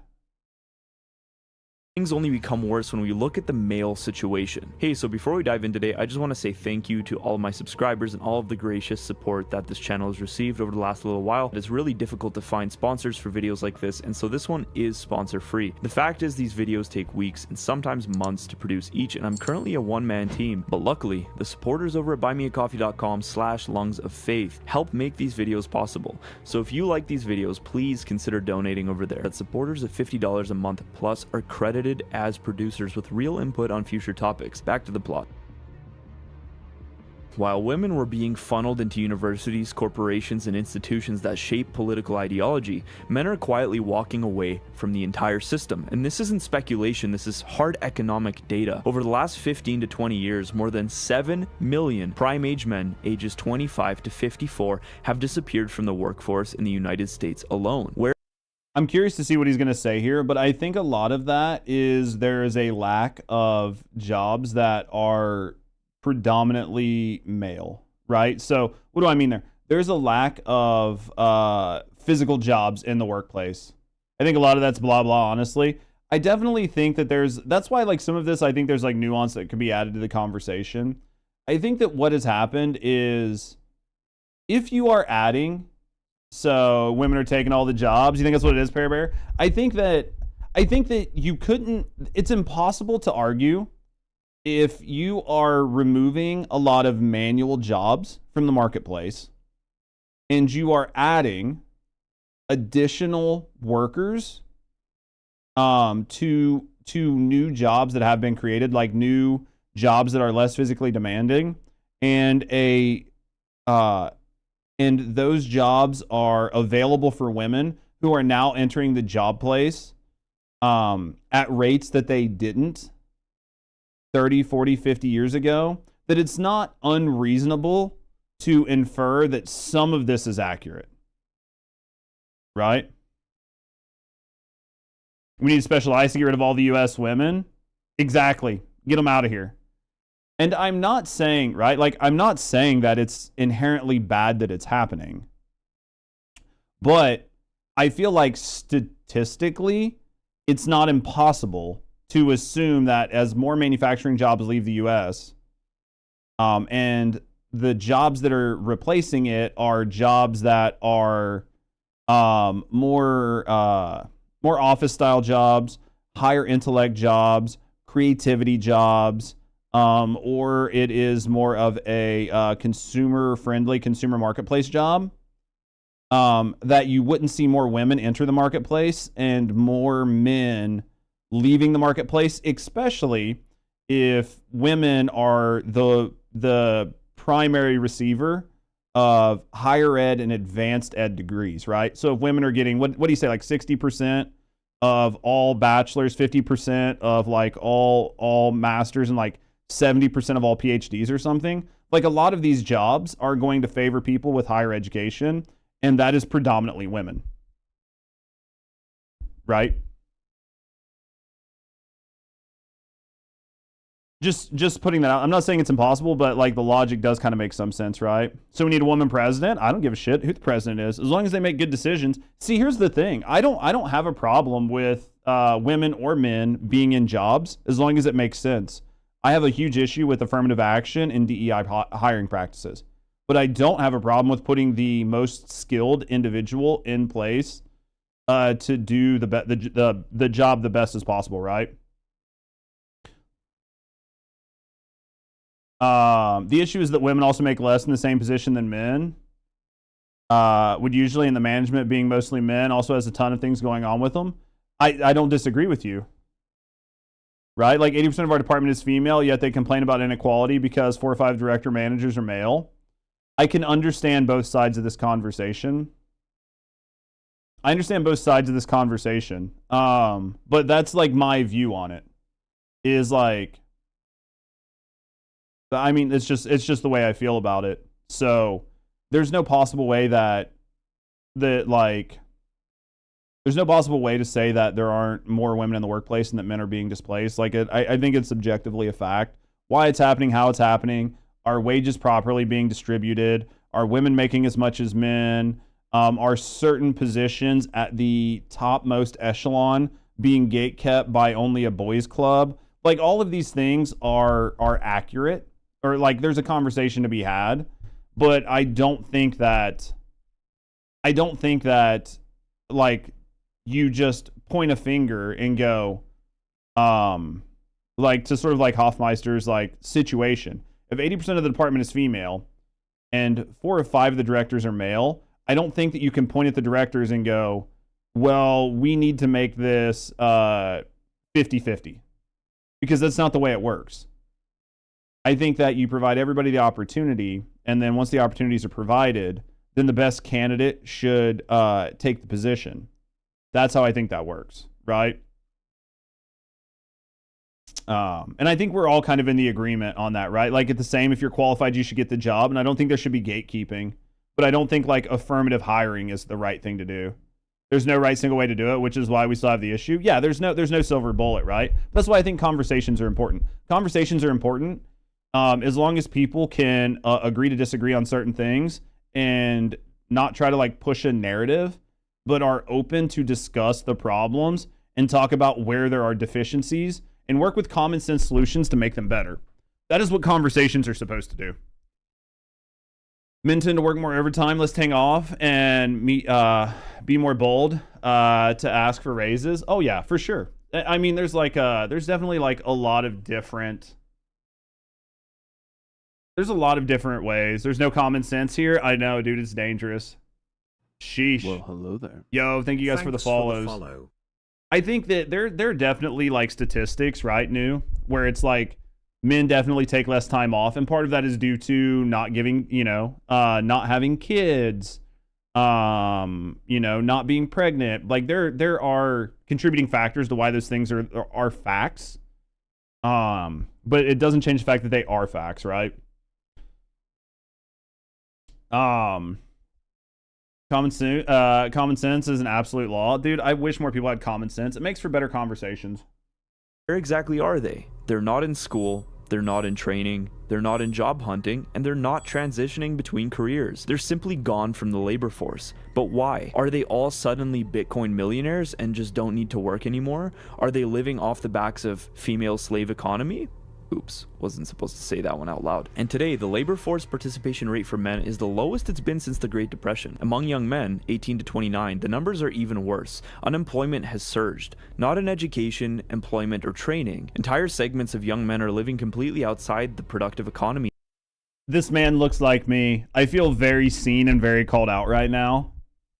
I am not working in the traditional job force. I am literally laying around on my couch, fucking drooling on myself, with my sloppy ass hair and my one snaggle tooth in the front, playing on my girlfriend's pink ass fucking controller because she's a boss bitch and she has an actual job, with the dog, the only one that fucking loves me and understands me.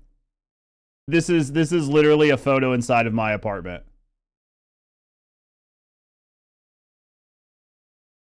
Jesus Christ, man. Gotta add some humor someplace. We got real serious. You stop that? Only the dog loves me, and I don't even have a dog. So that tells you nobody loves me in my apartment. Oh. This is great. I mean, we went over it, so I'm not gonna... And look, right up here, this is the monitoring service for the girlfriend to make sure that you don't stay on the couch all day. Because if you don't move from the couch, your girlfriend can see it while she's at her high-paying office job, and then text you and ask why you haven't dusted. This right here, it like completely encompasses what's going on with every male's life right now. In the bounds of civilization, and how are they surviving? The data shows disability payments, welfare payments, parental support, random gig scraps, or literally doing nothing at all. Economists call this the male dropout crisis. Sociologists call it the great male opting out. And here's the core point. Women are being ideologically pulled into the system. Men are being economically pushed out of it. That means men aren't getting college indoctrination. Men aren't embedded in corporate HR departments. Men aren't absorbing ideological messaging 8 hours a day. Most men aren't even in the building. So of course men's worldview stays relatively stable. They're not... I think that what he's saying here isn't entirely wrong. I wish I could argue with him, but if colleges are incentivized to push social messaging and men just aren't going to college, then they're not seeing the same messaging, right? Rich girlfriend, my goat, dude, she takes care of me. I would say she's bringing me pizza today, but I don't know what we're getting today. Inside the institutional machinery that rewrites ideology. Think about other times we've seen that in civilization. Things like this typically lead to some sort of a movement. This raises a question that nobody ever asks, but everyone feels. Why are corporations, school systems, governments, NGOs, pharmaceutical companies, makeup brands, food companies, clothing companies, literally every sector of society obsessed with shaping women's worldviews? Why do they spend billions of dollars every year on campaigns targeted at women? If women are supposedly tired of the patriarchy and finally empowered, then why does every powerful institution on earth treat them like a demographic they have to constantly convince, recruit, affirm, and ideologically maintain? Think about it. Why do governments pour money into women-centric advertising? Why do NGOs frame every issue through women and girls? Why is every corporate marketing department obsessed with female empowerment messaging? Why are I mean, part of this is like, so here, I'm going to take you guys back to something most of you probably don't know. Historically, due to like society in the US, women have done all the shopping. So while there was a lot of male-centric advertisement, those were typically for large-scale, expensive purchases. Cars, building, like things like that would typically have like hot women, blah, blah, blah. Things that were specifically targeted towards men would be advertised that way. But the bulk of all advertising goes towards women because historically women do the shopping for men and women do the shopping for households. So like just historically, this is a thing, right? That is why a lot of marketing is to target women. Pharmaceutical companies spending billions on contraception campaigns, hormone campaigns, fertility control messaging? Why do school boards and universities create bureaucracy?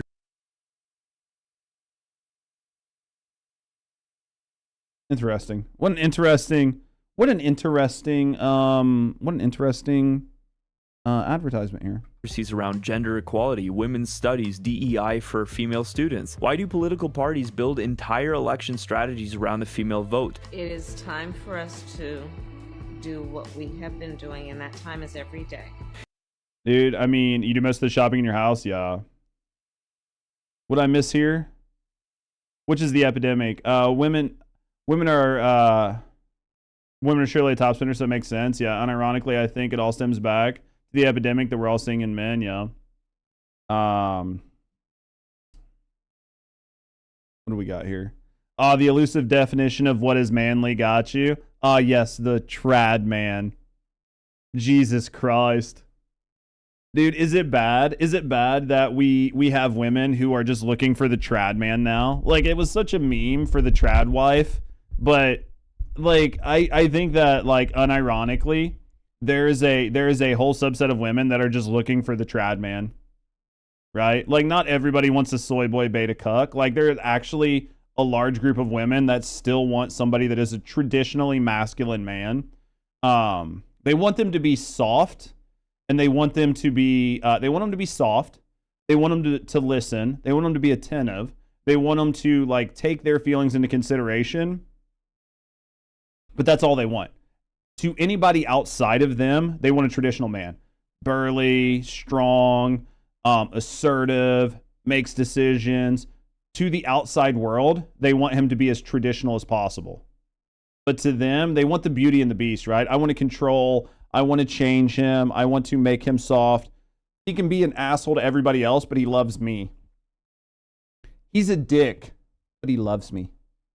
If women were naturally aligned with these worldviews, wouldn't you think they wouldn't need to be so sold? And you don't have to look any further than the gargantuan numbers they're spending. UN Women's budget was $1.3 billion spent between 2010 and 2020, explicitly on programs to reshape gender norms and shift cultural attitudes. The US government has spent hundreds of millions annually, around $200 to $500 million a year on gender ideology programs abroad. So these are programs outside of the United States. I'm just struggling to understand where the benefit is. Like, where is the benefit in shifting gender norms so that women make more money and then are more empowered, but because they can't control spending, that they'll spend more money. Like, I'm trying to see where this benefits society and corporations, because corporations are the ones that are driving this spend. Over $4.5 billion spent on so women lost. and girls initiatives since 2000. Many of these programs openly target fertility norms, sexual norms, family planning attitudes, traditional gender roles, and they describe their goal as changing beliefs and behaviors at scale. Planned Parenthood's advocacy spends over $45 million per year on political campaigns aimed specifically at women. But here's the thing, you don't spend $100 billion convincing someone of something they already supposedly believe. No, that's true. You don't spend this kind of money convincing people of something that they believe. I will agree with that 100%. So that is where I'm so struggling. What is the benefit? Where big money goes and where return on investment is unclear, the most plausible conclusion is that there's something they value more than short-term money. They're loyal to an ideology. And to see these insane tactics, all you have to do is look at where the money flows. The Rockefellers heavily funded the Women's Bureau, the National Urban League, and various women's reform initiatives in the early 20th century. John D. Rockefeller Jr. personally funded Margaret Sanger, the infamous eugenicist founder of Planned Parenthood, who said things like, "More children from the fit, less from the unfit. We do not want word to go out that we want to exterminate the Negro population, and birth control must lead ultimately to a cleaner race. And the most merciful thing that a large family does to one of its infant members is to kill it." This is someone with zero empathy, zero concern for human life, and yet is being funded and placed at the center of apparently humanity's mission to enrich our lives. The Rockefeller Foundation openly wrote that lowering birth rates among undesirable groups was a goal. Population control and social engineering were the two biggest research priorities. Now take Alfred Kinsey. I'm still trying to get this, because basically what he's pointing at here is this is being funded by rich people. So rich people are pushing this, okay? That is to the level we're at right now. Even funded his studies based on sexual assault victims, lots of which being minors, that stripped these cases of their criminal status and used them as data points in his research, seeking to prove how sexual nonconformity is a good thing. His first grant in 1941 was $1,600. Not too much, but by 1947 his project was pulling in about $40,000 to $100,000 a year, which, keep in mind, is about $600,000 to $1 million in today's currency, among the tens of dozens, if not hundreds, of other like experiments that they're also funding. This money financed massive sex history interviews, some involving minors, and set the stage for what many call the sexual revolution, which I did a whole video on called The Biggest Lie We Ever Bought. If you haven't seen that, definitely go watch it after this video. It goes much more into detail than... I don't know that I can trust this man anymore because he uses light mode. How many of you guys instantly realize you can't trust somebody as soon as you see light mode? Like, as soon as I see light mode, my trust meter goes down by like 100%. What I can do here. But the point still stands and the question is still unanswered. If a movement is truly organic, it spreads on its own. But if a movement... You prefer light mode? That explains everything, Sprit. Psycho. Rusty's the same way. They must be fucking related. Contradicts human nature. You have to subsidize it. You have That's what to I'm incentivize it. And you have to market it relentlessly. So why do governments and corporations treat women like a population that must be constantly maintained? Because the worldview being sold is not the worldview human nature defaults to. Women are not naturally hostile to family or motherhood or faith or stability. They have to be coaxed away from those things with promises of a hypothetical utopia, career fulfillment and sexual freedom, lifestyle independence, empowerment through consumption. In other words, if the product was really that good, it would sell itself. It doesn't. So they market it harder, and that's why every institution is obsessed with winning women. And by who? Ironically, men. Perverted men. Ones like Michael Foucault, Light mode's the devil, absolutely. who advocated for the abolition of the age of consent laws in France. Ones like Alfred Kinsey, who used minor rape victims as data points in his deviant sex agenda. But it gets even darker than that, because when you look at how we got to where we are now, you have to go back to the early 20th century, because World War I and II did not just reshape geopolitics, they completely reshaped the culture of the home. See if you can notice the common denominator. Those two wars pulled tens of millions of men out. I'm trying to, I'll have to edit some of this because he goes like really long on certain things. I'm trying to find his point because I think some of this is going to make for a good conversation, but I definitely think some of it's very long-winded. Like, this could probably been like a 12-15 minute video, and I'll cut his segment down to probably like 12-15 minutes. there's like so much of it that it's drolling to a point that I just don't understand. Out of their houses, out of their communities, and out of their roles as spiritual and moral anchors of the family. And the architects and modernist ideologues behind the sexual revolution that we see today understood exactly what that meant. A home without a man is a home without resistance. While the men were overseas, women became the primary audience for every new form of messaging. Government propaganda, mass advertising, corporate marketing, film magazines, and emerging psychological techniques. For the first time in history, institutions had unfiltered access to the emotional and social center of the household. Seems like what he's saying is most of the feminist standpoints were created as a means of population suppression and control. Yeah, I mean, like when you look at it, that's the thing, is it's like I'm trying to figure out where he's coming from with this, because at the end of the day, the governments are spending the money to do this, but why are the governments spending the money to do this? Rich people are setting up grants to like have people with like what they view as extremist views. Which, I mean, he shows like 1 or 2 people, but that doesn't explain like probably the 10,000 other people that got the grants. So there's definitely like a conversation, but there's definitely some very abstract things going on here. And they used it aggressively. This wasn't because women were weak, it's because women are the relational core of civilization. Women shape the moral environment. Women are the gatekeepers of culture to a large extent, and modernists understood this, so it targeted women first. That if it could get women to completely drink their Kool-Aid, that men would eventually follow because they wanted sex. I think they got that wrong, but I'll explain that in a little bit. And you might be saying, Zach, you're such a conspiracy theorist. All of this is just conservative propaganda. Well, then why did advertisers, Hollywood studios, and early PR firms like Edward Bernays openly write about this? He said, if you want to change society, you don't start with the men. You start with the women, because women influence everything downstream. The home, the children, the social expectations, and yes, even the behavior. Yeah, so like this is where I'm getting like really confused in this video. Because like I will agree with this. If you want to change the way men think, then you change the way women think. Because if you change the way women think, then men will do whatever to like get women, right? That's the way this works. So then where is the net benefit from changing women to not need men? Like where's the benefit to like, where's the benefit? This is where I'm like struggling with this video. If you change it to where like everybody is okay with lower birth rates, that means there's less taxpayers. Less taxpayers means there's less money, less consumers, which means there's less money to go upstream to the rich people. Like, I'm just struggling to see, like, maybe I'm just missing something. Like, maybe I'm not as smart as I think I am, but I'm getting very confused on what's going on here.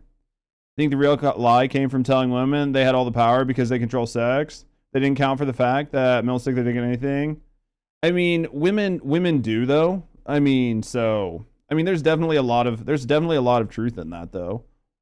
Of men. There's a reason that 70 to 80% of all consumer purchasing decisions in that North America are earlier. made by women. And here's where the manipulation of men comes in, because modernists assume that once women embraced the new worldview, men would eventually follow. Not because the men were ideologically convinced, but because the men wanted to stay in relationship with the women. In other words, if we convert the women, the men will cave. They'll go along with anything if it means sex, companionship, and peace in the home. But we must remember, this isn't based off fact. This is completely theorized, and the thing is, for a while it worked. For several decades, men did silently go along with the new cultural program because it was so incremental. It's like the boiling frog theory. You put a frog in boiling water, it's instantly gonna jump out, but you put it in lukewarm water and slowly turn up the temperature, it'll stay until it cooks to death. But here's the theological reality. Man is not designed to be led by cultural propaganda. He is designed by God to lead by virtue. He is built. Yeah, see, I'll have a disagreement here. I think that there's going to be some moral framing that is getting ready to happen in this video that I will probably not agree with. Men and women are biologically designed to ensure the survival of their species. Women biologically have evolved to nurture and to want to sort of protect offspring and to ensure to ensure that their children survive, right? Like that is what they're designed. Their job, what they've evolved into through like years and years of evolution, is to protect the children. Men have evolved into ensuring that they can provide what is needed to make sure that the family has safety and food. That way, they, between the two of them, the man and the woman, can ensure the survival of the species. Because that is the biological imperative that all living things have. It has nothing to do with, like, well, the people do this because like God instilled it in them. It's a biological imperative. All animals, all things in nature do this exact same thing.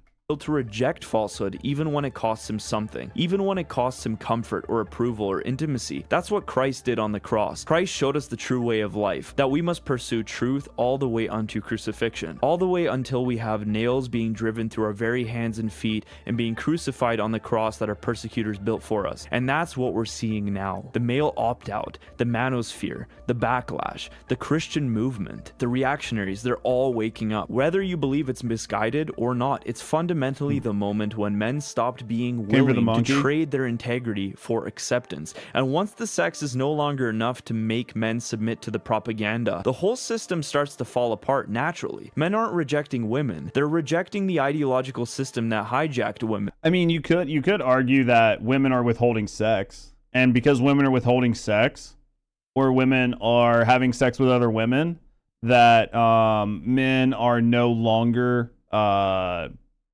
like women or men are no longer captured in the same way, right? You could make that argument, and then you could make the argument that another reason it doesn't work on men as much anymore is because of like the prevalence of porn in the society, mixed with like the ease of access and OnlyFans. It is not near as hard for men to satisfy that part of their like brain chemistry. So because of that, it doesn't work on them as well, right? You could make that argument. And the bad news to all the evil people behind you this absolutely is that make they that will argument. simply never win this battle because they fundamentally misunderstand human nature. And that's because they philosophically reject the creator of human nature. They reject the blueprint itself, and that's why they can't succeed. They don't understand human nature because they don't believe it was created. To them, people are raw material, pliable, programmable, and infinitely malleable, and if you just tweak the right knobs on the dashboard of society, you will get the result that you want, and you will control the society the way you want. And that's why their system is already cracking, not because of some heroic rebellion, not because of a political movement, but because they tried to build a civilization on top of a blueprint that they don't even believe exists. You can't rewire men to stop being men. You can't rewire women to stop being women. I will, you don't need to believe in God to believe in moral good. I mean, yeah, morality is dictated by society. What is considered like moral and just, 100% comes from society's acceptance. Society 1,000,000% dictates morality, because if society didn't say it wasn't okay, then people would do it. And there's no clearer way to like prove that than to look back at history.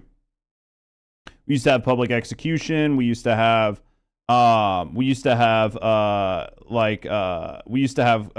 capital punishment was much more prevalent. We used to cut people's hands and arms off for theft. Child marriage was a thing.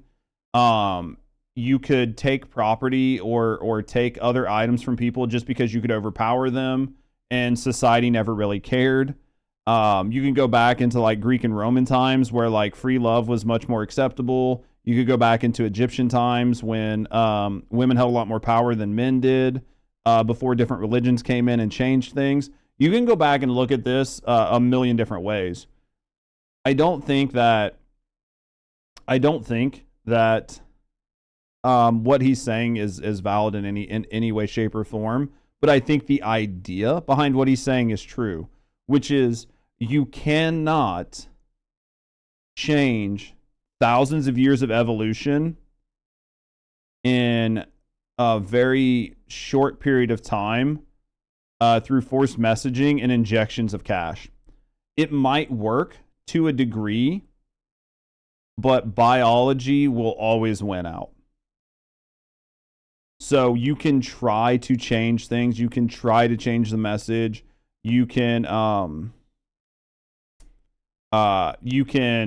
try to move the God damn it, I have to look up. I have to look up, man. Because I literally lost the word again. Lost the word. Where's the...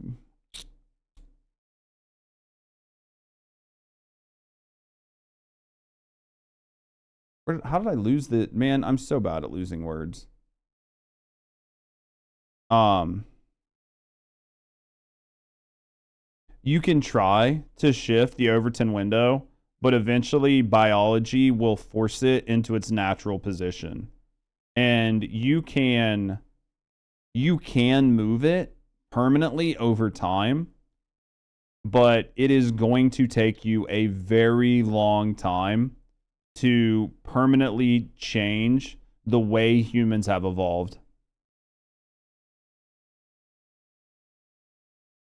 You can't replace family with ideology. You can't replace virtue with dopamine. You can't replace meaning with activism. There's no version of reality where that works long term. And look, let's be honest, some people on the reactionary side see this collapse too. Like the Andrew Tates of the world, the Manosphere guys, the black pill, the red pill, whatever pill movements. Even I as a Catholic can admit that they get some things right about the symptomology of the problem, but their conclusion is basically fine. Burn it down. Don't marry, don't commit, don't care, stack cash, sleep around, and detach. Are you married now? I would never bring the state into my affairs. I don't chase women, Michael.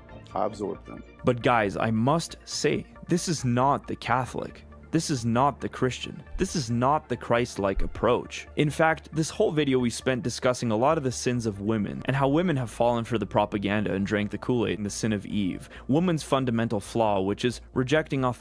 This man's definitely, this is like some of the video like generated really good conversation, but man, it is like really went off the rails here towards the authority end. And wanting to be deviant, and the ideologues and the architects of the sexual revolution understood that deeply and they exploited that. But we haven't gotten to the sin of men. The sin of men is simply inactivity. It's passivity. It's just sitting by and watching and complaining and detaching and becoming materialistic. That is the sin of Adam. Think about this. The fall would have never happened if Adam caught Eve in the act of eating the fruit and said, Eve, don't do this. This is wrong. Obey me. But in fact, he didn't do that. He just sat by, and that's why the fall of man happened. It wasn't just Eve. It was a dual effort. It was a combined effort because the leadership that Eve was on.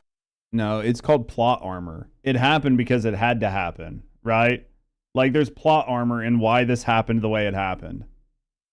I'm not going to get in. This isn't going to be a like a religious. I'm not going to turn this into yeah, I'm not gonna turn this into like a video of me debating religion, right?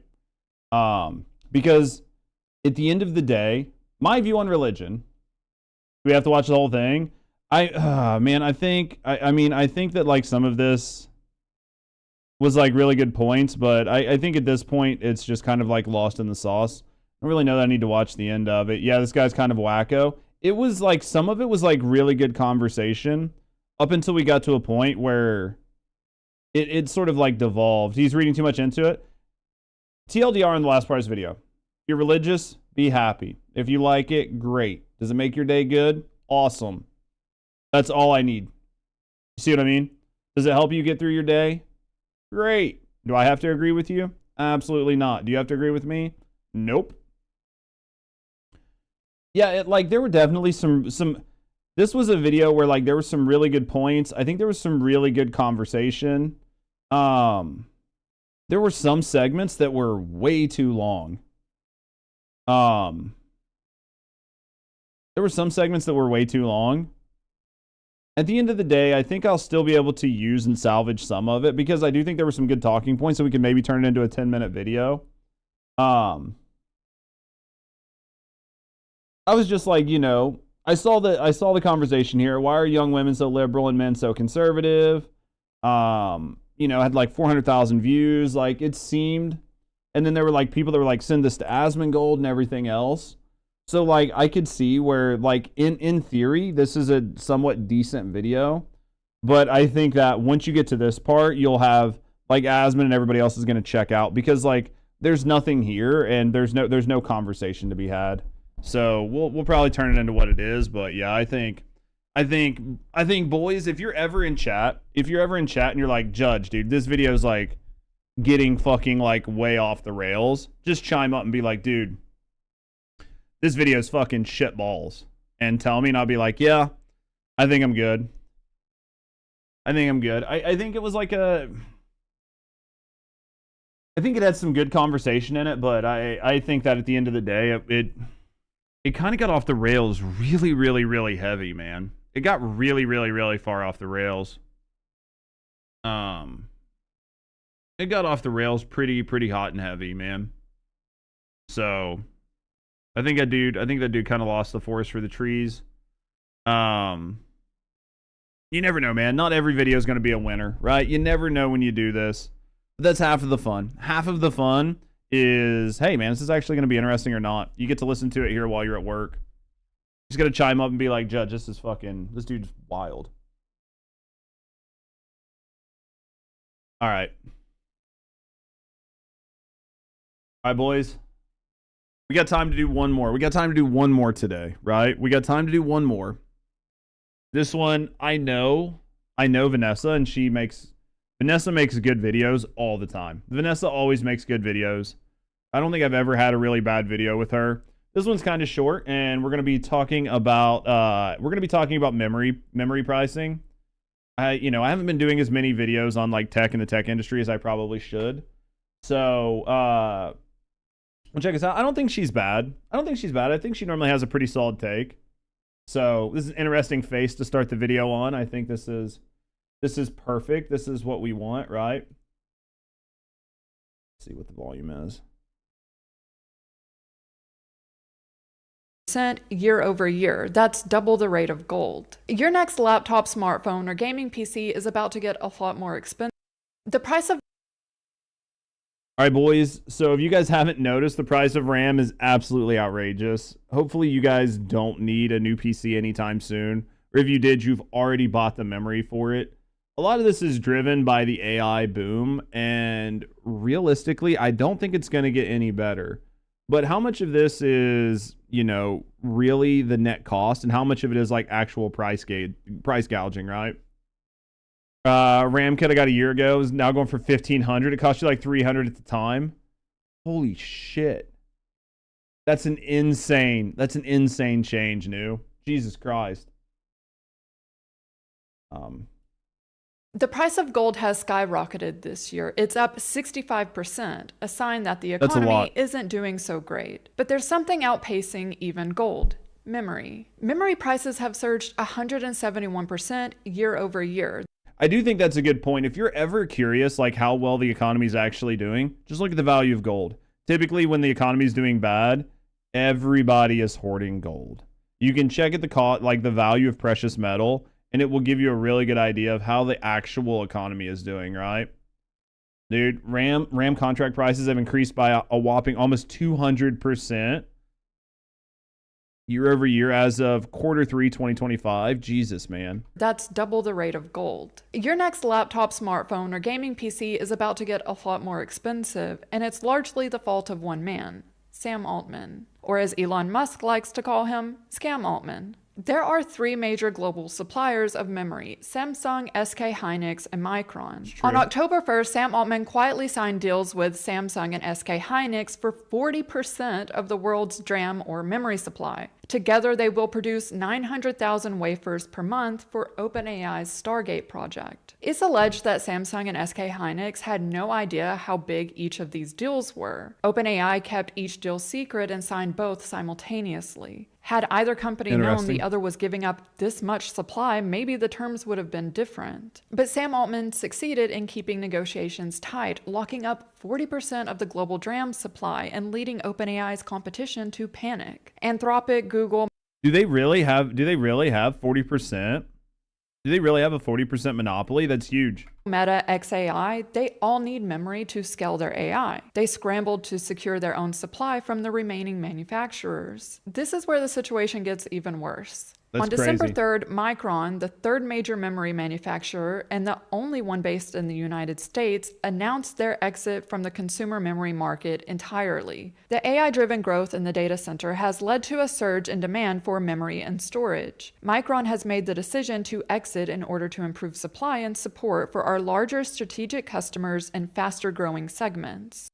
I mean, from a business point of view, it does make sense. I know it sucks for consumers, but if you can bulk sell, you can do it faster, you can streamline the process, and you can just make 1 or 2 variants of memory and just sell it. I mean, like, for investors and anybody that's involved in this company, this was an absolute no-brainer, but it absolutely is going to hurt the consumer market, right? There's no two ways about it. Translation, us regular consumers aren't worth selling to anymore. For These sure. 3 companies controlling global memory production have now prioritized AI companies and in turn created a global memory shortage. The conversation about memory usually focuses on gamers and PC builders, but think about all the smart devices you interact with daily. Your TV, your car, even home appliances like your dishwasher and refrigerator. Everything is smart now. Everything requires memory. In fact, according to Micron, in 2025, over 97 million cars sold required roughly 90 gigabytes of RAM and NAND each. Wait, what? Dude, a car needs 90 gigs of RAM? I had no idea. That's an insane amount of RAM just for a car. By 2026, that number jumps to roughly 278 gigabytes of DRAM. Capacity is expected to grow to as much as 4 terabytes by 2030 due to the electronic control units, the tiny computers I discussed in last week's video. And Dude, not at my house. I go to my way to get the dumb appliances. I don't need an appliance telling me bad things about myself. Last thing I need is to go to get milk and open it up and see some fucking crazy social messaging fucking ad. Some blue-haired woman telling me that I need to be drinking soy milk instead of regular milk because it's better for the environment and cows have feelings and I'm a bad person. So would I like to click the button on my refrigerator to put an order in for soy milk instead of regular milk, right? Only driving to stop working because the Wi-Fi goes out? Dude, wouldn't that suck? Wouldn't that suck? Then there's the healthcare field. There are over 2 million medical devices on the market, many of which collect, analyze, and transmit patient data, which requires memory. Tech is being used in some capacity in every industry. It's not just PC builders who are affected. These manufacturers have limited production capacity. Every wafer they dedicate to AI is a wafer not going to the chips in vehicles, medical devices, or appliances. I think that the worst part here is people don't realize, one, how heavily tech is integrated into every aspect of your life, right? And two, how much of that is about to be like saddled with AI tech debt. Like your new smart refrigerators will have weights and sensors and cameras in them to take pictures inside of your fridge at real time and to use AI in your buying habits to propose new items for you to buy, and then all you'll have to do is like click a button and it'll automatically do your click list, right?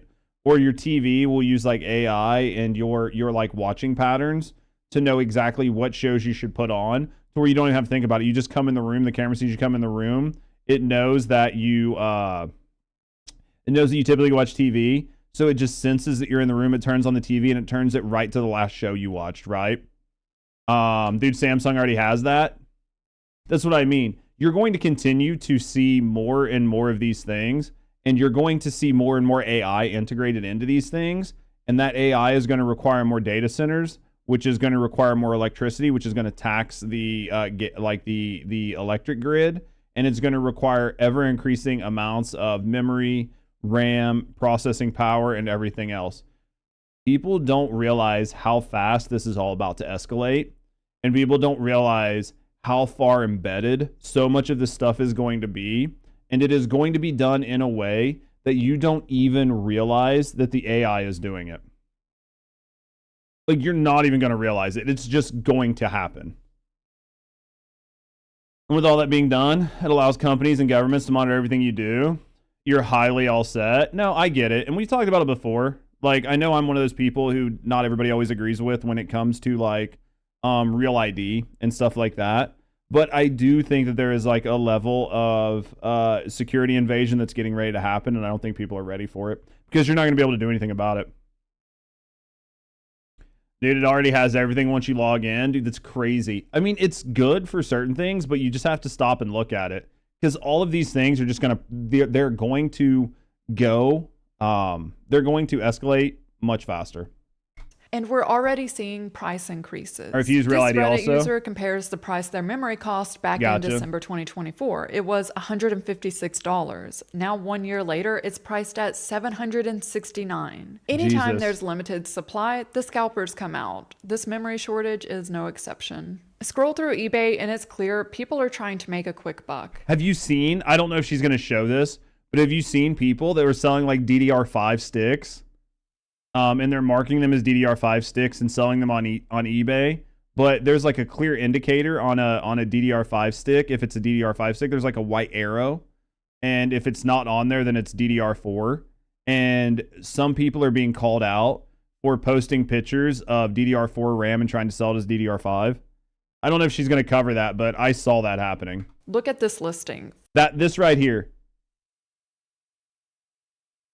This right here, I think, is what indicates, like, I think maybe it's, you have to have something like this on DDR5, but 4 Corsair sticks of DDR4 RAM used, listed at $350. 7 people viewed it in the last 24 hours, 6 added it to their watch list. The same RAM, brand new on Corsair's website, is $196. Wow. But we can also see that Corsair is running out of supply, and this is what is causing people to panic buy any RAM they see for any price. I've talked about how AI data centers are increasing electricity bills. That's easily recognizable. You get your bill in the mail and it's visceral. But these corporations are extracting from us in ways that we can't easily identify. They're laying off workers to reinvest that money into AI infrastructure. They're destroying the job market for new graduates. this is only going to get worse. AI, like we were talking about, we watched another video earlier about the marketplace and how a lot of women entered the marketplace and it displaced a lot of men and a lot of manual jobs left, and that created a nice environment for women to enter the job force, and it displaced a lot of male workers. Well, now you're going to have AI entering the job force, and it's going to displace a lot of male and female workers. But now everybody is going to be laid off, and nobody's going to have any money, right? They all have the notch. It's just in slightly different slots, so you can put DDR4 in a DDR5 slot. I know there's like something about it that like is a clear indicator, and people have been trying to sell DDR4 as DDR5. Human greed is at its peak, Judge. Yo, what up, Mora? They're consuming massive amounts of water for cooling. They're increasing the cost of natural gas because there's not enough electricity. They're getting massive tax breaks while we make up the difference through higher property taxes. And despite all of this, the Silicon Valley techno-optimists keep selling us the same lie, that AI and robotics will dramatically decrease costs, and there will be abundance for everyone. This really will be a world of abundance. Any goods and services will be available to anyone who wants them. I don't disagree with Elon Musk here, but it will not happen overnight. You will also not be able to get everything you want, but it will help to alleviate scarcity as long as there are social systems in place to take care of the people who have been displaced. It'll be so cheap to have goods and services, it'll be ridiculous. It will be a world of abundance. The only scarcity that will exist in the future is that which we decide to create ourselves as humans. Because the same conversation is the conversation that was used around free trade, right? Which was, once we open the US, we open our borders, we allow ourselves to trade freely with other countries, we mitigate like the barriers, and we facilitate the flow of goods back and forth, that everybody will be able to buy cheaper goods. And they could. But the problem was, once you made it cheaper to make cars in Mexico than you did in the US, everybody moved their factories to Mexico. And then what happened was all of the people that used to make good money in the US now do not have those higher paying jobs. So the value of the vehicles have went down, but their buying power has went down over time. So then you've just lowered the quality of life for everybody. So these are really good ideas in theory and in principle, but it only works that way if you're able to sustain the same quality of life while making things cheaper. But historically, that hasn't happened. But no, roadblocks. Oh yeah, there are going to be many. There are going to be tons of roadblocks, and I don't think it's impossible. And I think the idea behind it is actually a good thing. I think, like, philosophically and just logically, the idea there is good if you can remove the humans from the equation, which is the human greed that is going to exist, that is going to take those increases in efficiency and make ever-increasing profits off of it while not taking care of the people that have been displaced based on the loss of workers and the loss of jobs. How's that abundance feeling so far? Because the reality is, with each passing month, there's a hidden cost that us consumers are paying for. A new ripple effect caused by these multi-trillion-dollar corporations pushing this AI infrastructure that no one asked for. And then the big issue is, in prior economies, you could find other jobs, right? Like, there were never as many jobs because it didn't take as many people to do things because you were doing them more efficiently. So, like, you didn't need 1,000 people to farm, 10,000 acres. You needed, 20 people. Well, then there were other jobs that were created. There were logistics jobs, there were management jobs, there are other things, but almost every time there's been a downscale in the amount of workers needed. Even this memory shortage wasn't on people's radar. Steam's hardware survey conducted in August shows a clear trend in larger memory becoming the new norm for PC configurations. No one was considering that Sam Altman would take up 40% of the world's supply. And then there's the electronics manufacturers. They have a few options, none of which are good for us. Bro, I'm going to talk about ChatGPT really quick. I pay for a ChatGPT subscription. Absolutely do. Now, supposedly, they're considering putting sponsored responses in ChatGPT.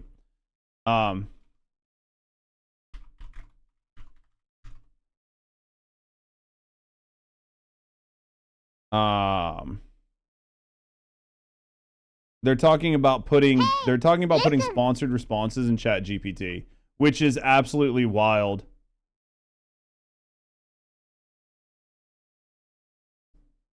I'll have to check it out, crazy. I'll check it out. Let me see if I can find it on Twitter. Doesn't that defeat the purpose? Doesn't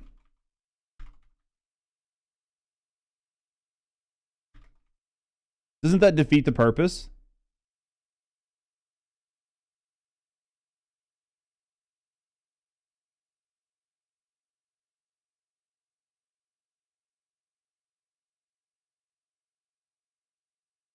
You'll have to look it up. I'm trying to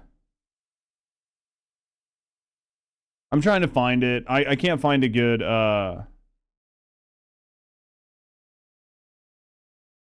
OpenAI's ChatGPT ads will allegedly prioritize sponsored content answers. I've seen this. ChatGPT said I'm sad. Hit you with a Ford F-150 response. Dude, it'll make your life better. If you think you're sad, have you thought about subscribing to this OnlyFans? It'll make your life easier. I'm not going to say that this is like 100% accurate, but I've seen this pop up. OpenAI's ChatGPT ads will allegedly prioritize sponsored content and answers. So I've seen this come up. So just keep this in mind. This right here is going to be a massive problem if it happens, because the whole idea was that it wasn't doing that, right? That's why people liked it. Because if you Google something, like if you go to Google and you're like new table,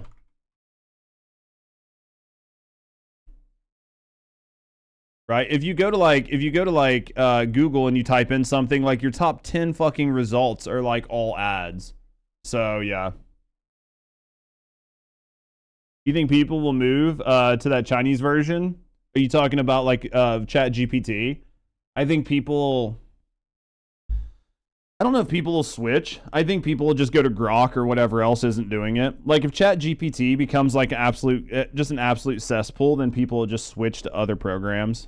But I mean, at the end of the day, it's going to happen. At the end of the day, once the government subsidies start to run out, ChatGPT will do the same thing that every other business online it does, which is just monetize the shit out of everything with ads. Like it's the easiest go-to play for companies to make money. They've already like think about automotive like companies. They've already added subscriptions to vehicles, and they're already running tests to see if they can put ads on your touch screen when your vehicle's parked, right? So like every company is doing this.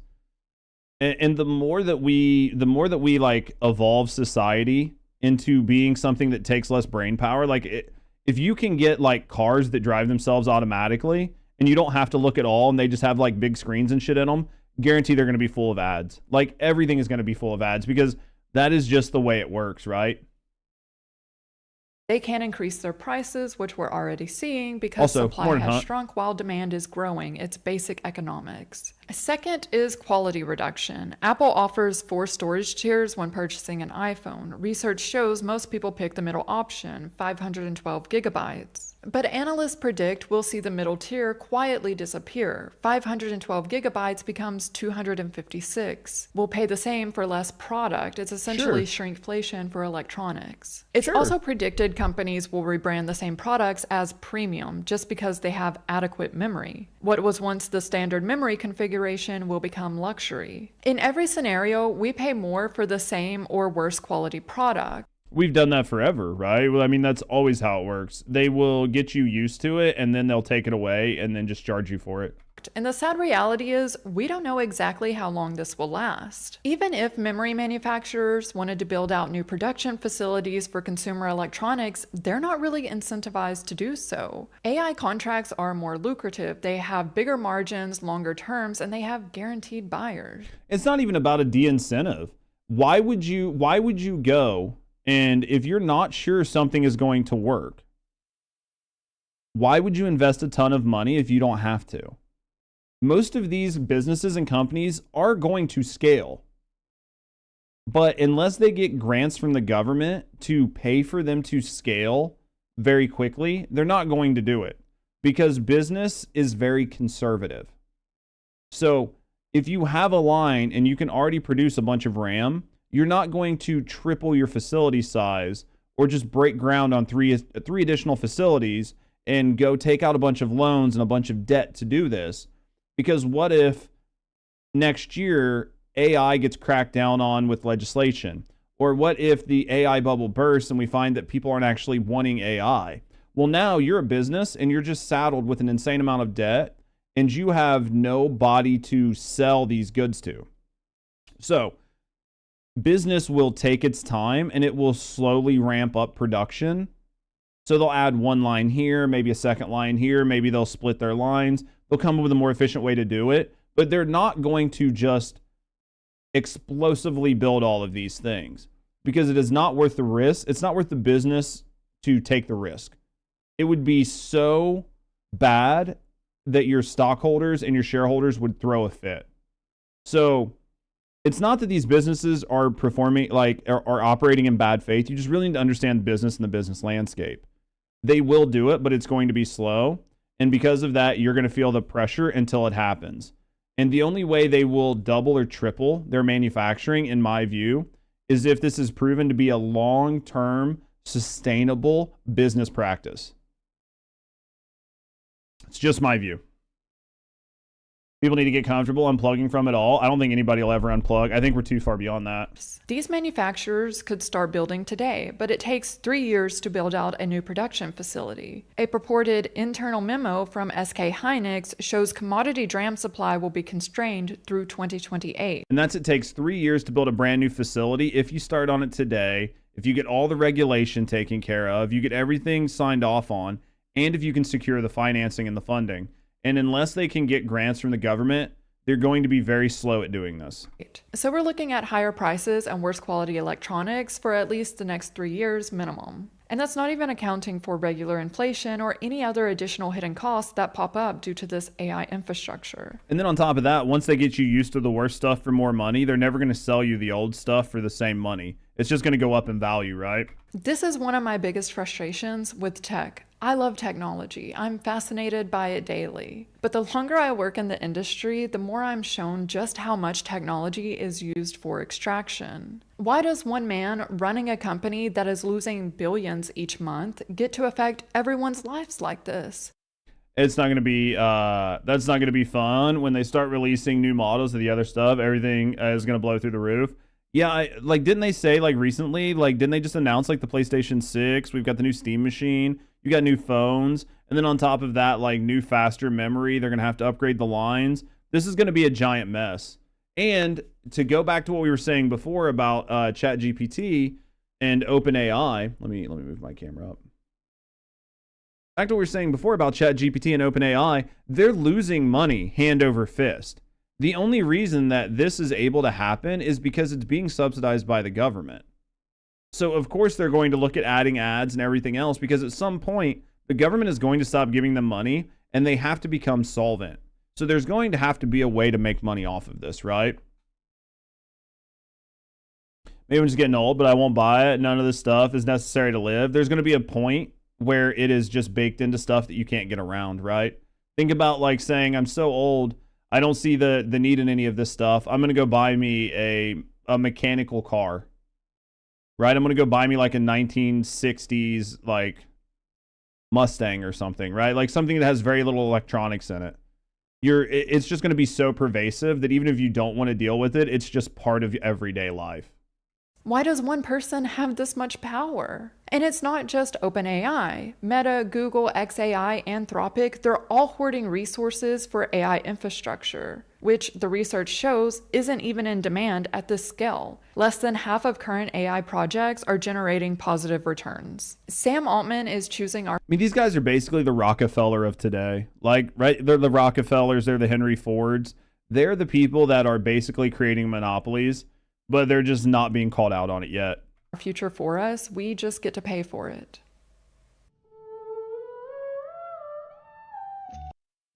I don't know, guys. This was fun. This was a fun little short video. I think that you just need to be aware. I think everybody needs to be aware of what's going on and what's happening. And you need to be educated in a way to see that things are going to start to get worse. And that AI and the cost of the advancement of AI is going to permeate all aspects of life. And it's easy to think about RAM and memory and just think about a PC. But she brought up really good points, which is that basically all electronics are using this type of memory, and it is just going to get worse, which means the cost of business for you, the consumer, is going to get worse. Everything you do, everything you buy is going to get more expensive, and all of the utilities that you rely on are also going to get more expensive. So at the end of the day, the only people really benefiting from this right now are big tech. Big tech is being subsidized by the government. They're getting tons of grants, and they're the ones who are going to make all of the money when all this is said and done. And you, the consumer, are the one who's going to get hurt at the end of the day. What can we do to protect ourselves? You can't.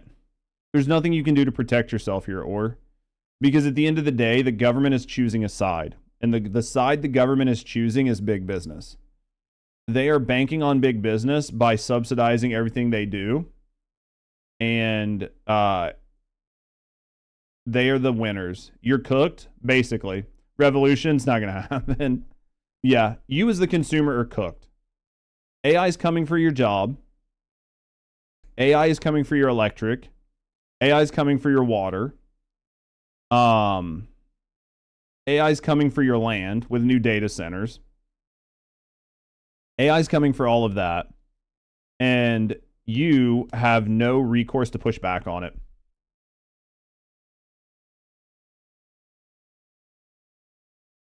Can AI cure your illness?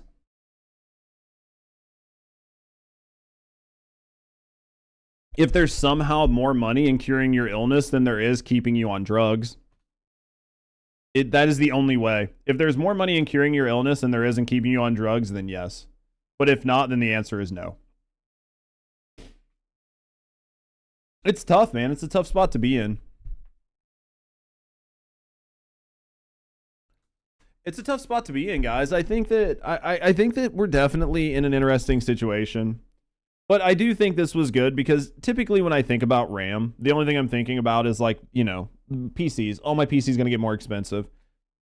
And then, you know, everybody's talking about data centers. So I was like, oh, well, electricity is going to get more expensive. But I haven't stopped to really like deep dive into it and think like, okay, PC is going to get more expensive. Phone's going to get more expensive.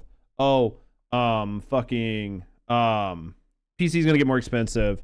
Phone's going to get more expensive. Fucking refrigerator's going to get more expensive. Car's going to get more expensive. All these things are going to get more expensive. And then, oh, I want to use electricity. The cost has gone up. I didn't even think about how far this is going to go down. So, I don't know. Did you guys have a good day today? Did you guys have a good day? That last video was good, but man, it kind of like, it really drug out. That's definitely, I apologize for that. We'll make it a good YouTube video. It's going to be a bubble that surely bursts fast. I think that I'm curious how it's going to burst, Hunt. Because I think it's going to do irreparable harm before it bursts. I think that it's going to go fast, and there will be companies that like fuck up, right? And there will be companies that get cannibalized and companies that fail.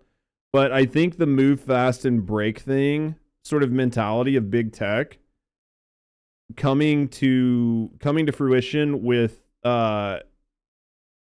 like government is going to cause a problem. Because the idea of move fast and break things works really well in business, but it doesn't work so well with humans. So if what ends up happening is they go with the move fast and break things, they implement a bunch of AI, they see what works, they see what doesn't work, but in doing it, a bunch of people get displaced, a bunch of people lose their jobs, a bunch of people, like a bunch of businesses destroy a bunch of lives, people can't afford their bills, people are defaulting on home loans, people are defaulting on car loans, nobody can make any money, and then everything starts to break all at the same time. I think that you have a World War situation. I think you have a World War situation. Two companies will be left standing for sure. I'll see you in your next live, I guess. Yeah, I feel like it might start to surge. Some startups that will fail after said burst affects a ton of investments for people. Yeah. China will become the dominant power. US will fail. I think you'll be at World War. World Wars typically are what's used to correct these types of things. Like, World Wars typically are used to correct these types of things. Because think about it. If there's, like, massive unemployment in the U.S. because a lot of companies have replaced workforces with AI. So people can't get jobs. Tons of people are unemployed. The government has no money because the government's not taking in taxes. Social programs aren't working. Bread lines become a thing again. And then tensions rise because everybody's trying to say they have a solution. And that solution is based on identity politics and us versus them mentality and blaming all the people around you instead of blaming the actual people causing the problem. And there are no jobs. There is nothing to do. And then on top of that, the banks are failing because they made a bunch of loans that aren't being honored. Massive institutions are being saddled with debt. The stock market is collapsing, so now rich people don't have any money either. And the only way to get out of it is to make bullets. Because bullets are cheap and it's easy jobs, and you just go someplace and take other people's things. And that is sort of the solution to the problem that's happening. Like, maybe I'm being cynical, but tell me that I'm wrong. Because if things go bad, like if things actually go bad, it will be so catastrophic that you can't fix it. Because think about what happened when we had the bank, the housing bubble, and all these other things. Look at how bad of a crisis that was, and it was just one system failing. Well, now imagine multiple systems failing at the same time. with record levels of unemployment, with record levels of people without money, with record levels of people relying on social programs that aren't funded. Like, you find yourself in a situation where things are bad and there is no good way to come out of it.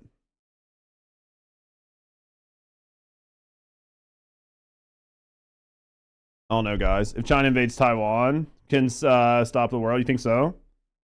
But I don't know, guys. I don't like to be a doomer, but I think you can just look at the writing on the wall. You can just look at the writing on the wall. And if you're old enough that you've been around for a little while, you have seen China's also facing massive layoffs. I think China's economy is just as bad as the US's. China's economy is just as bad as the US's.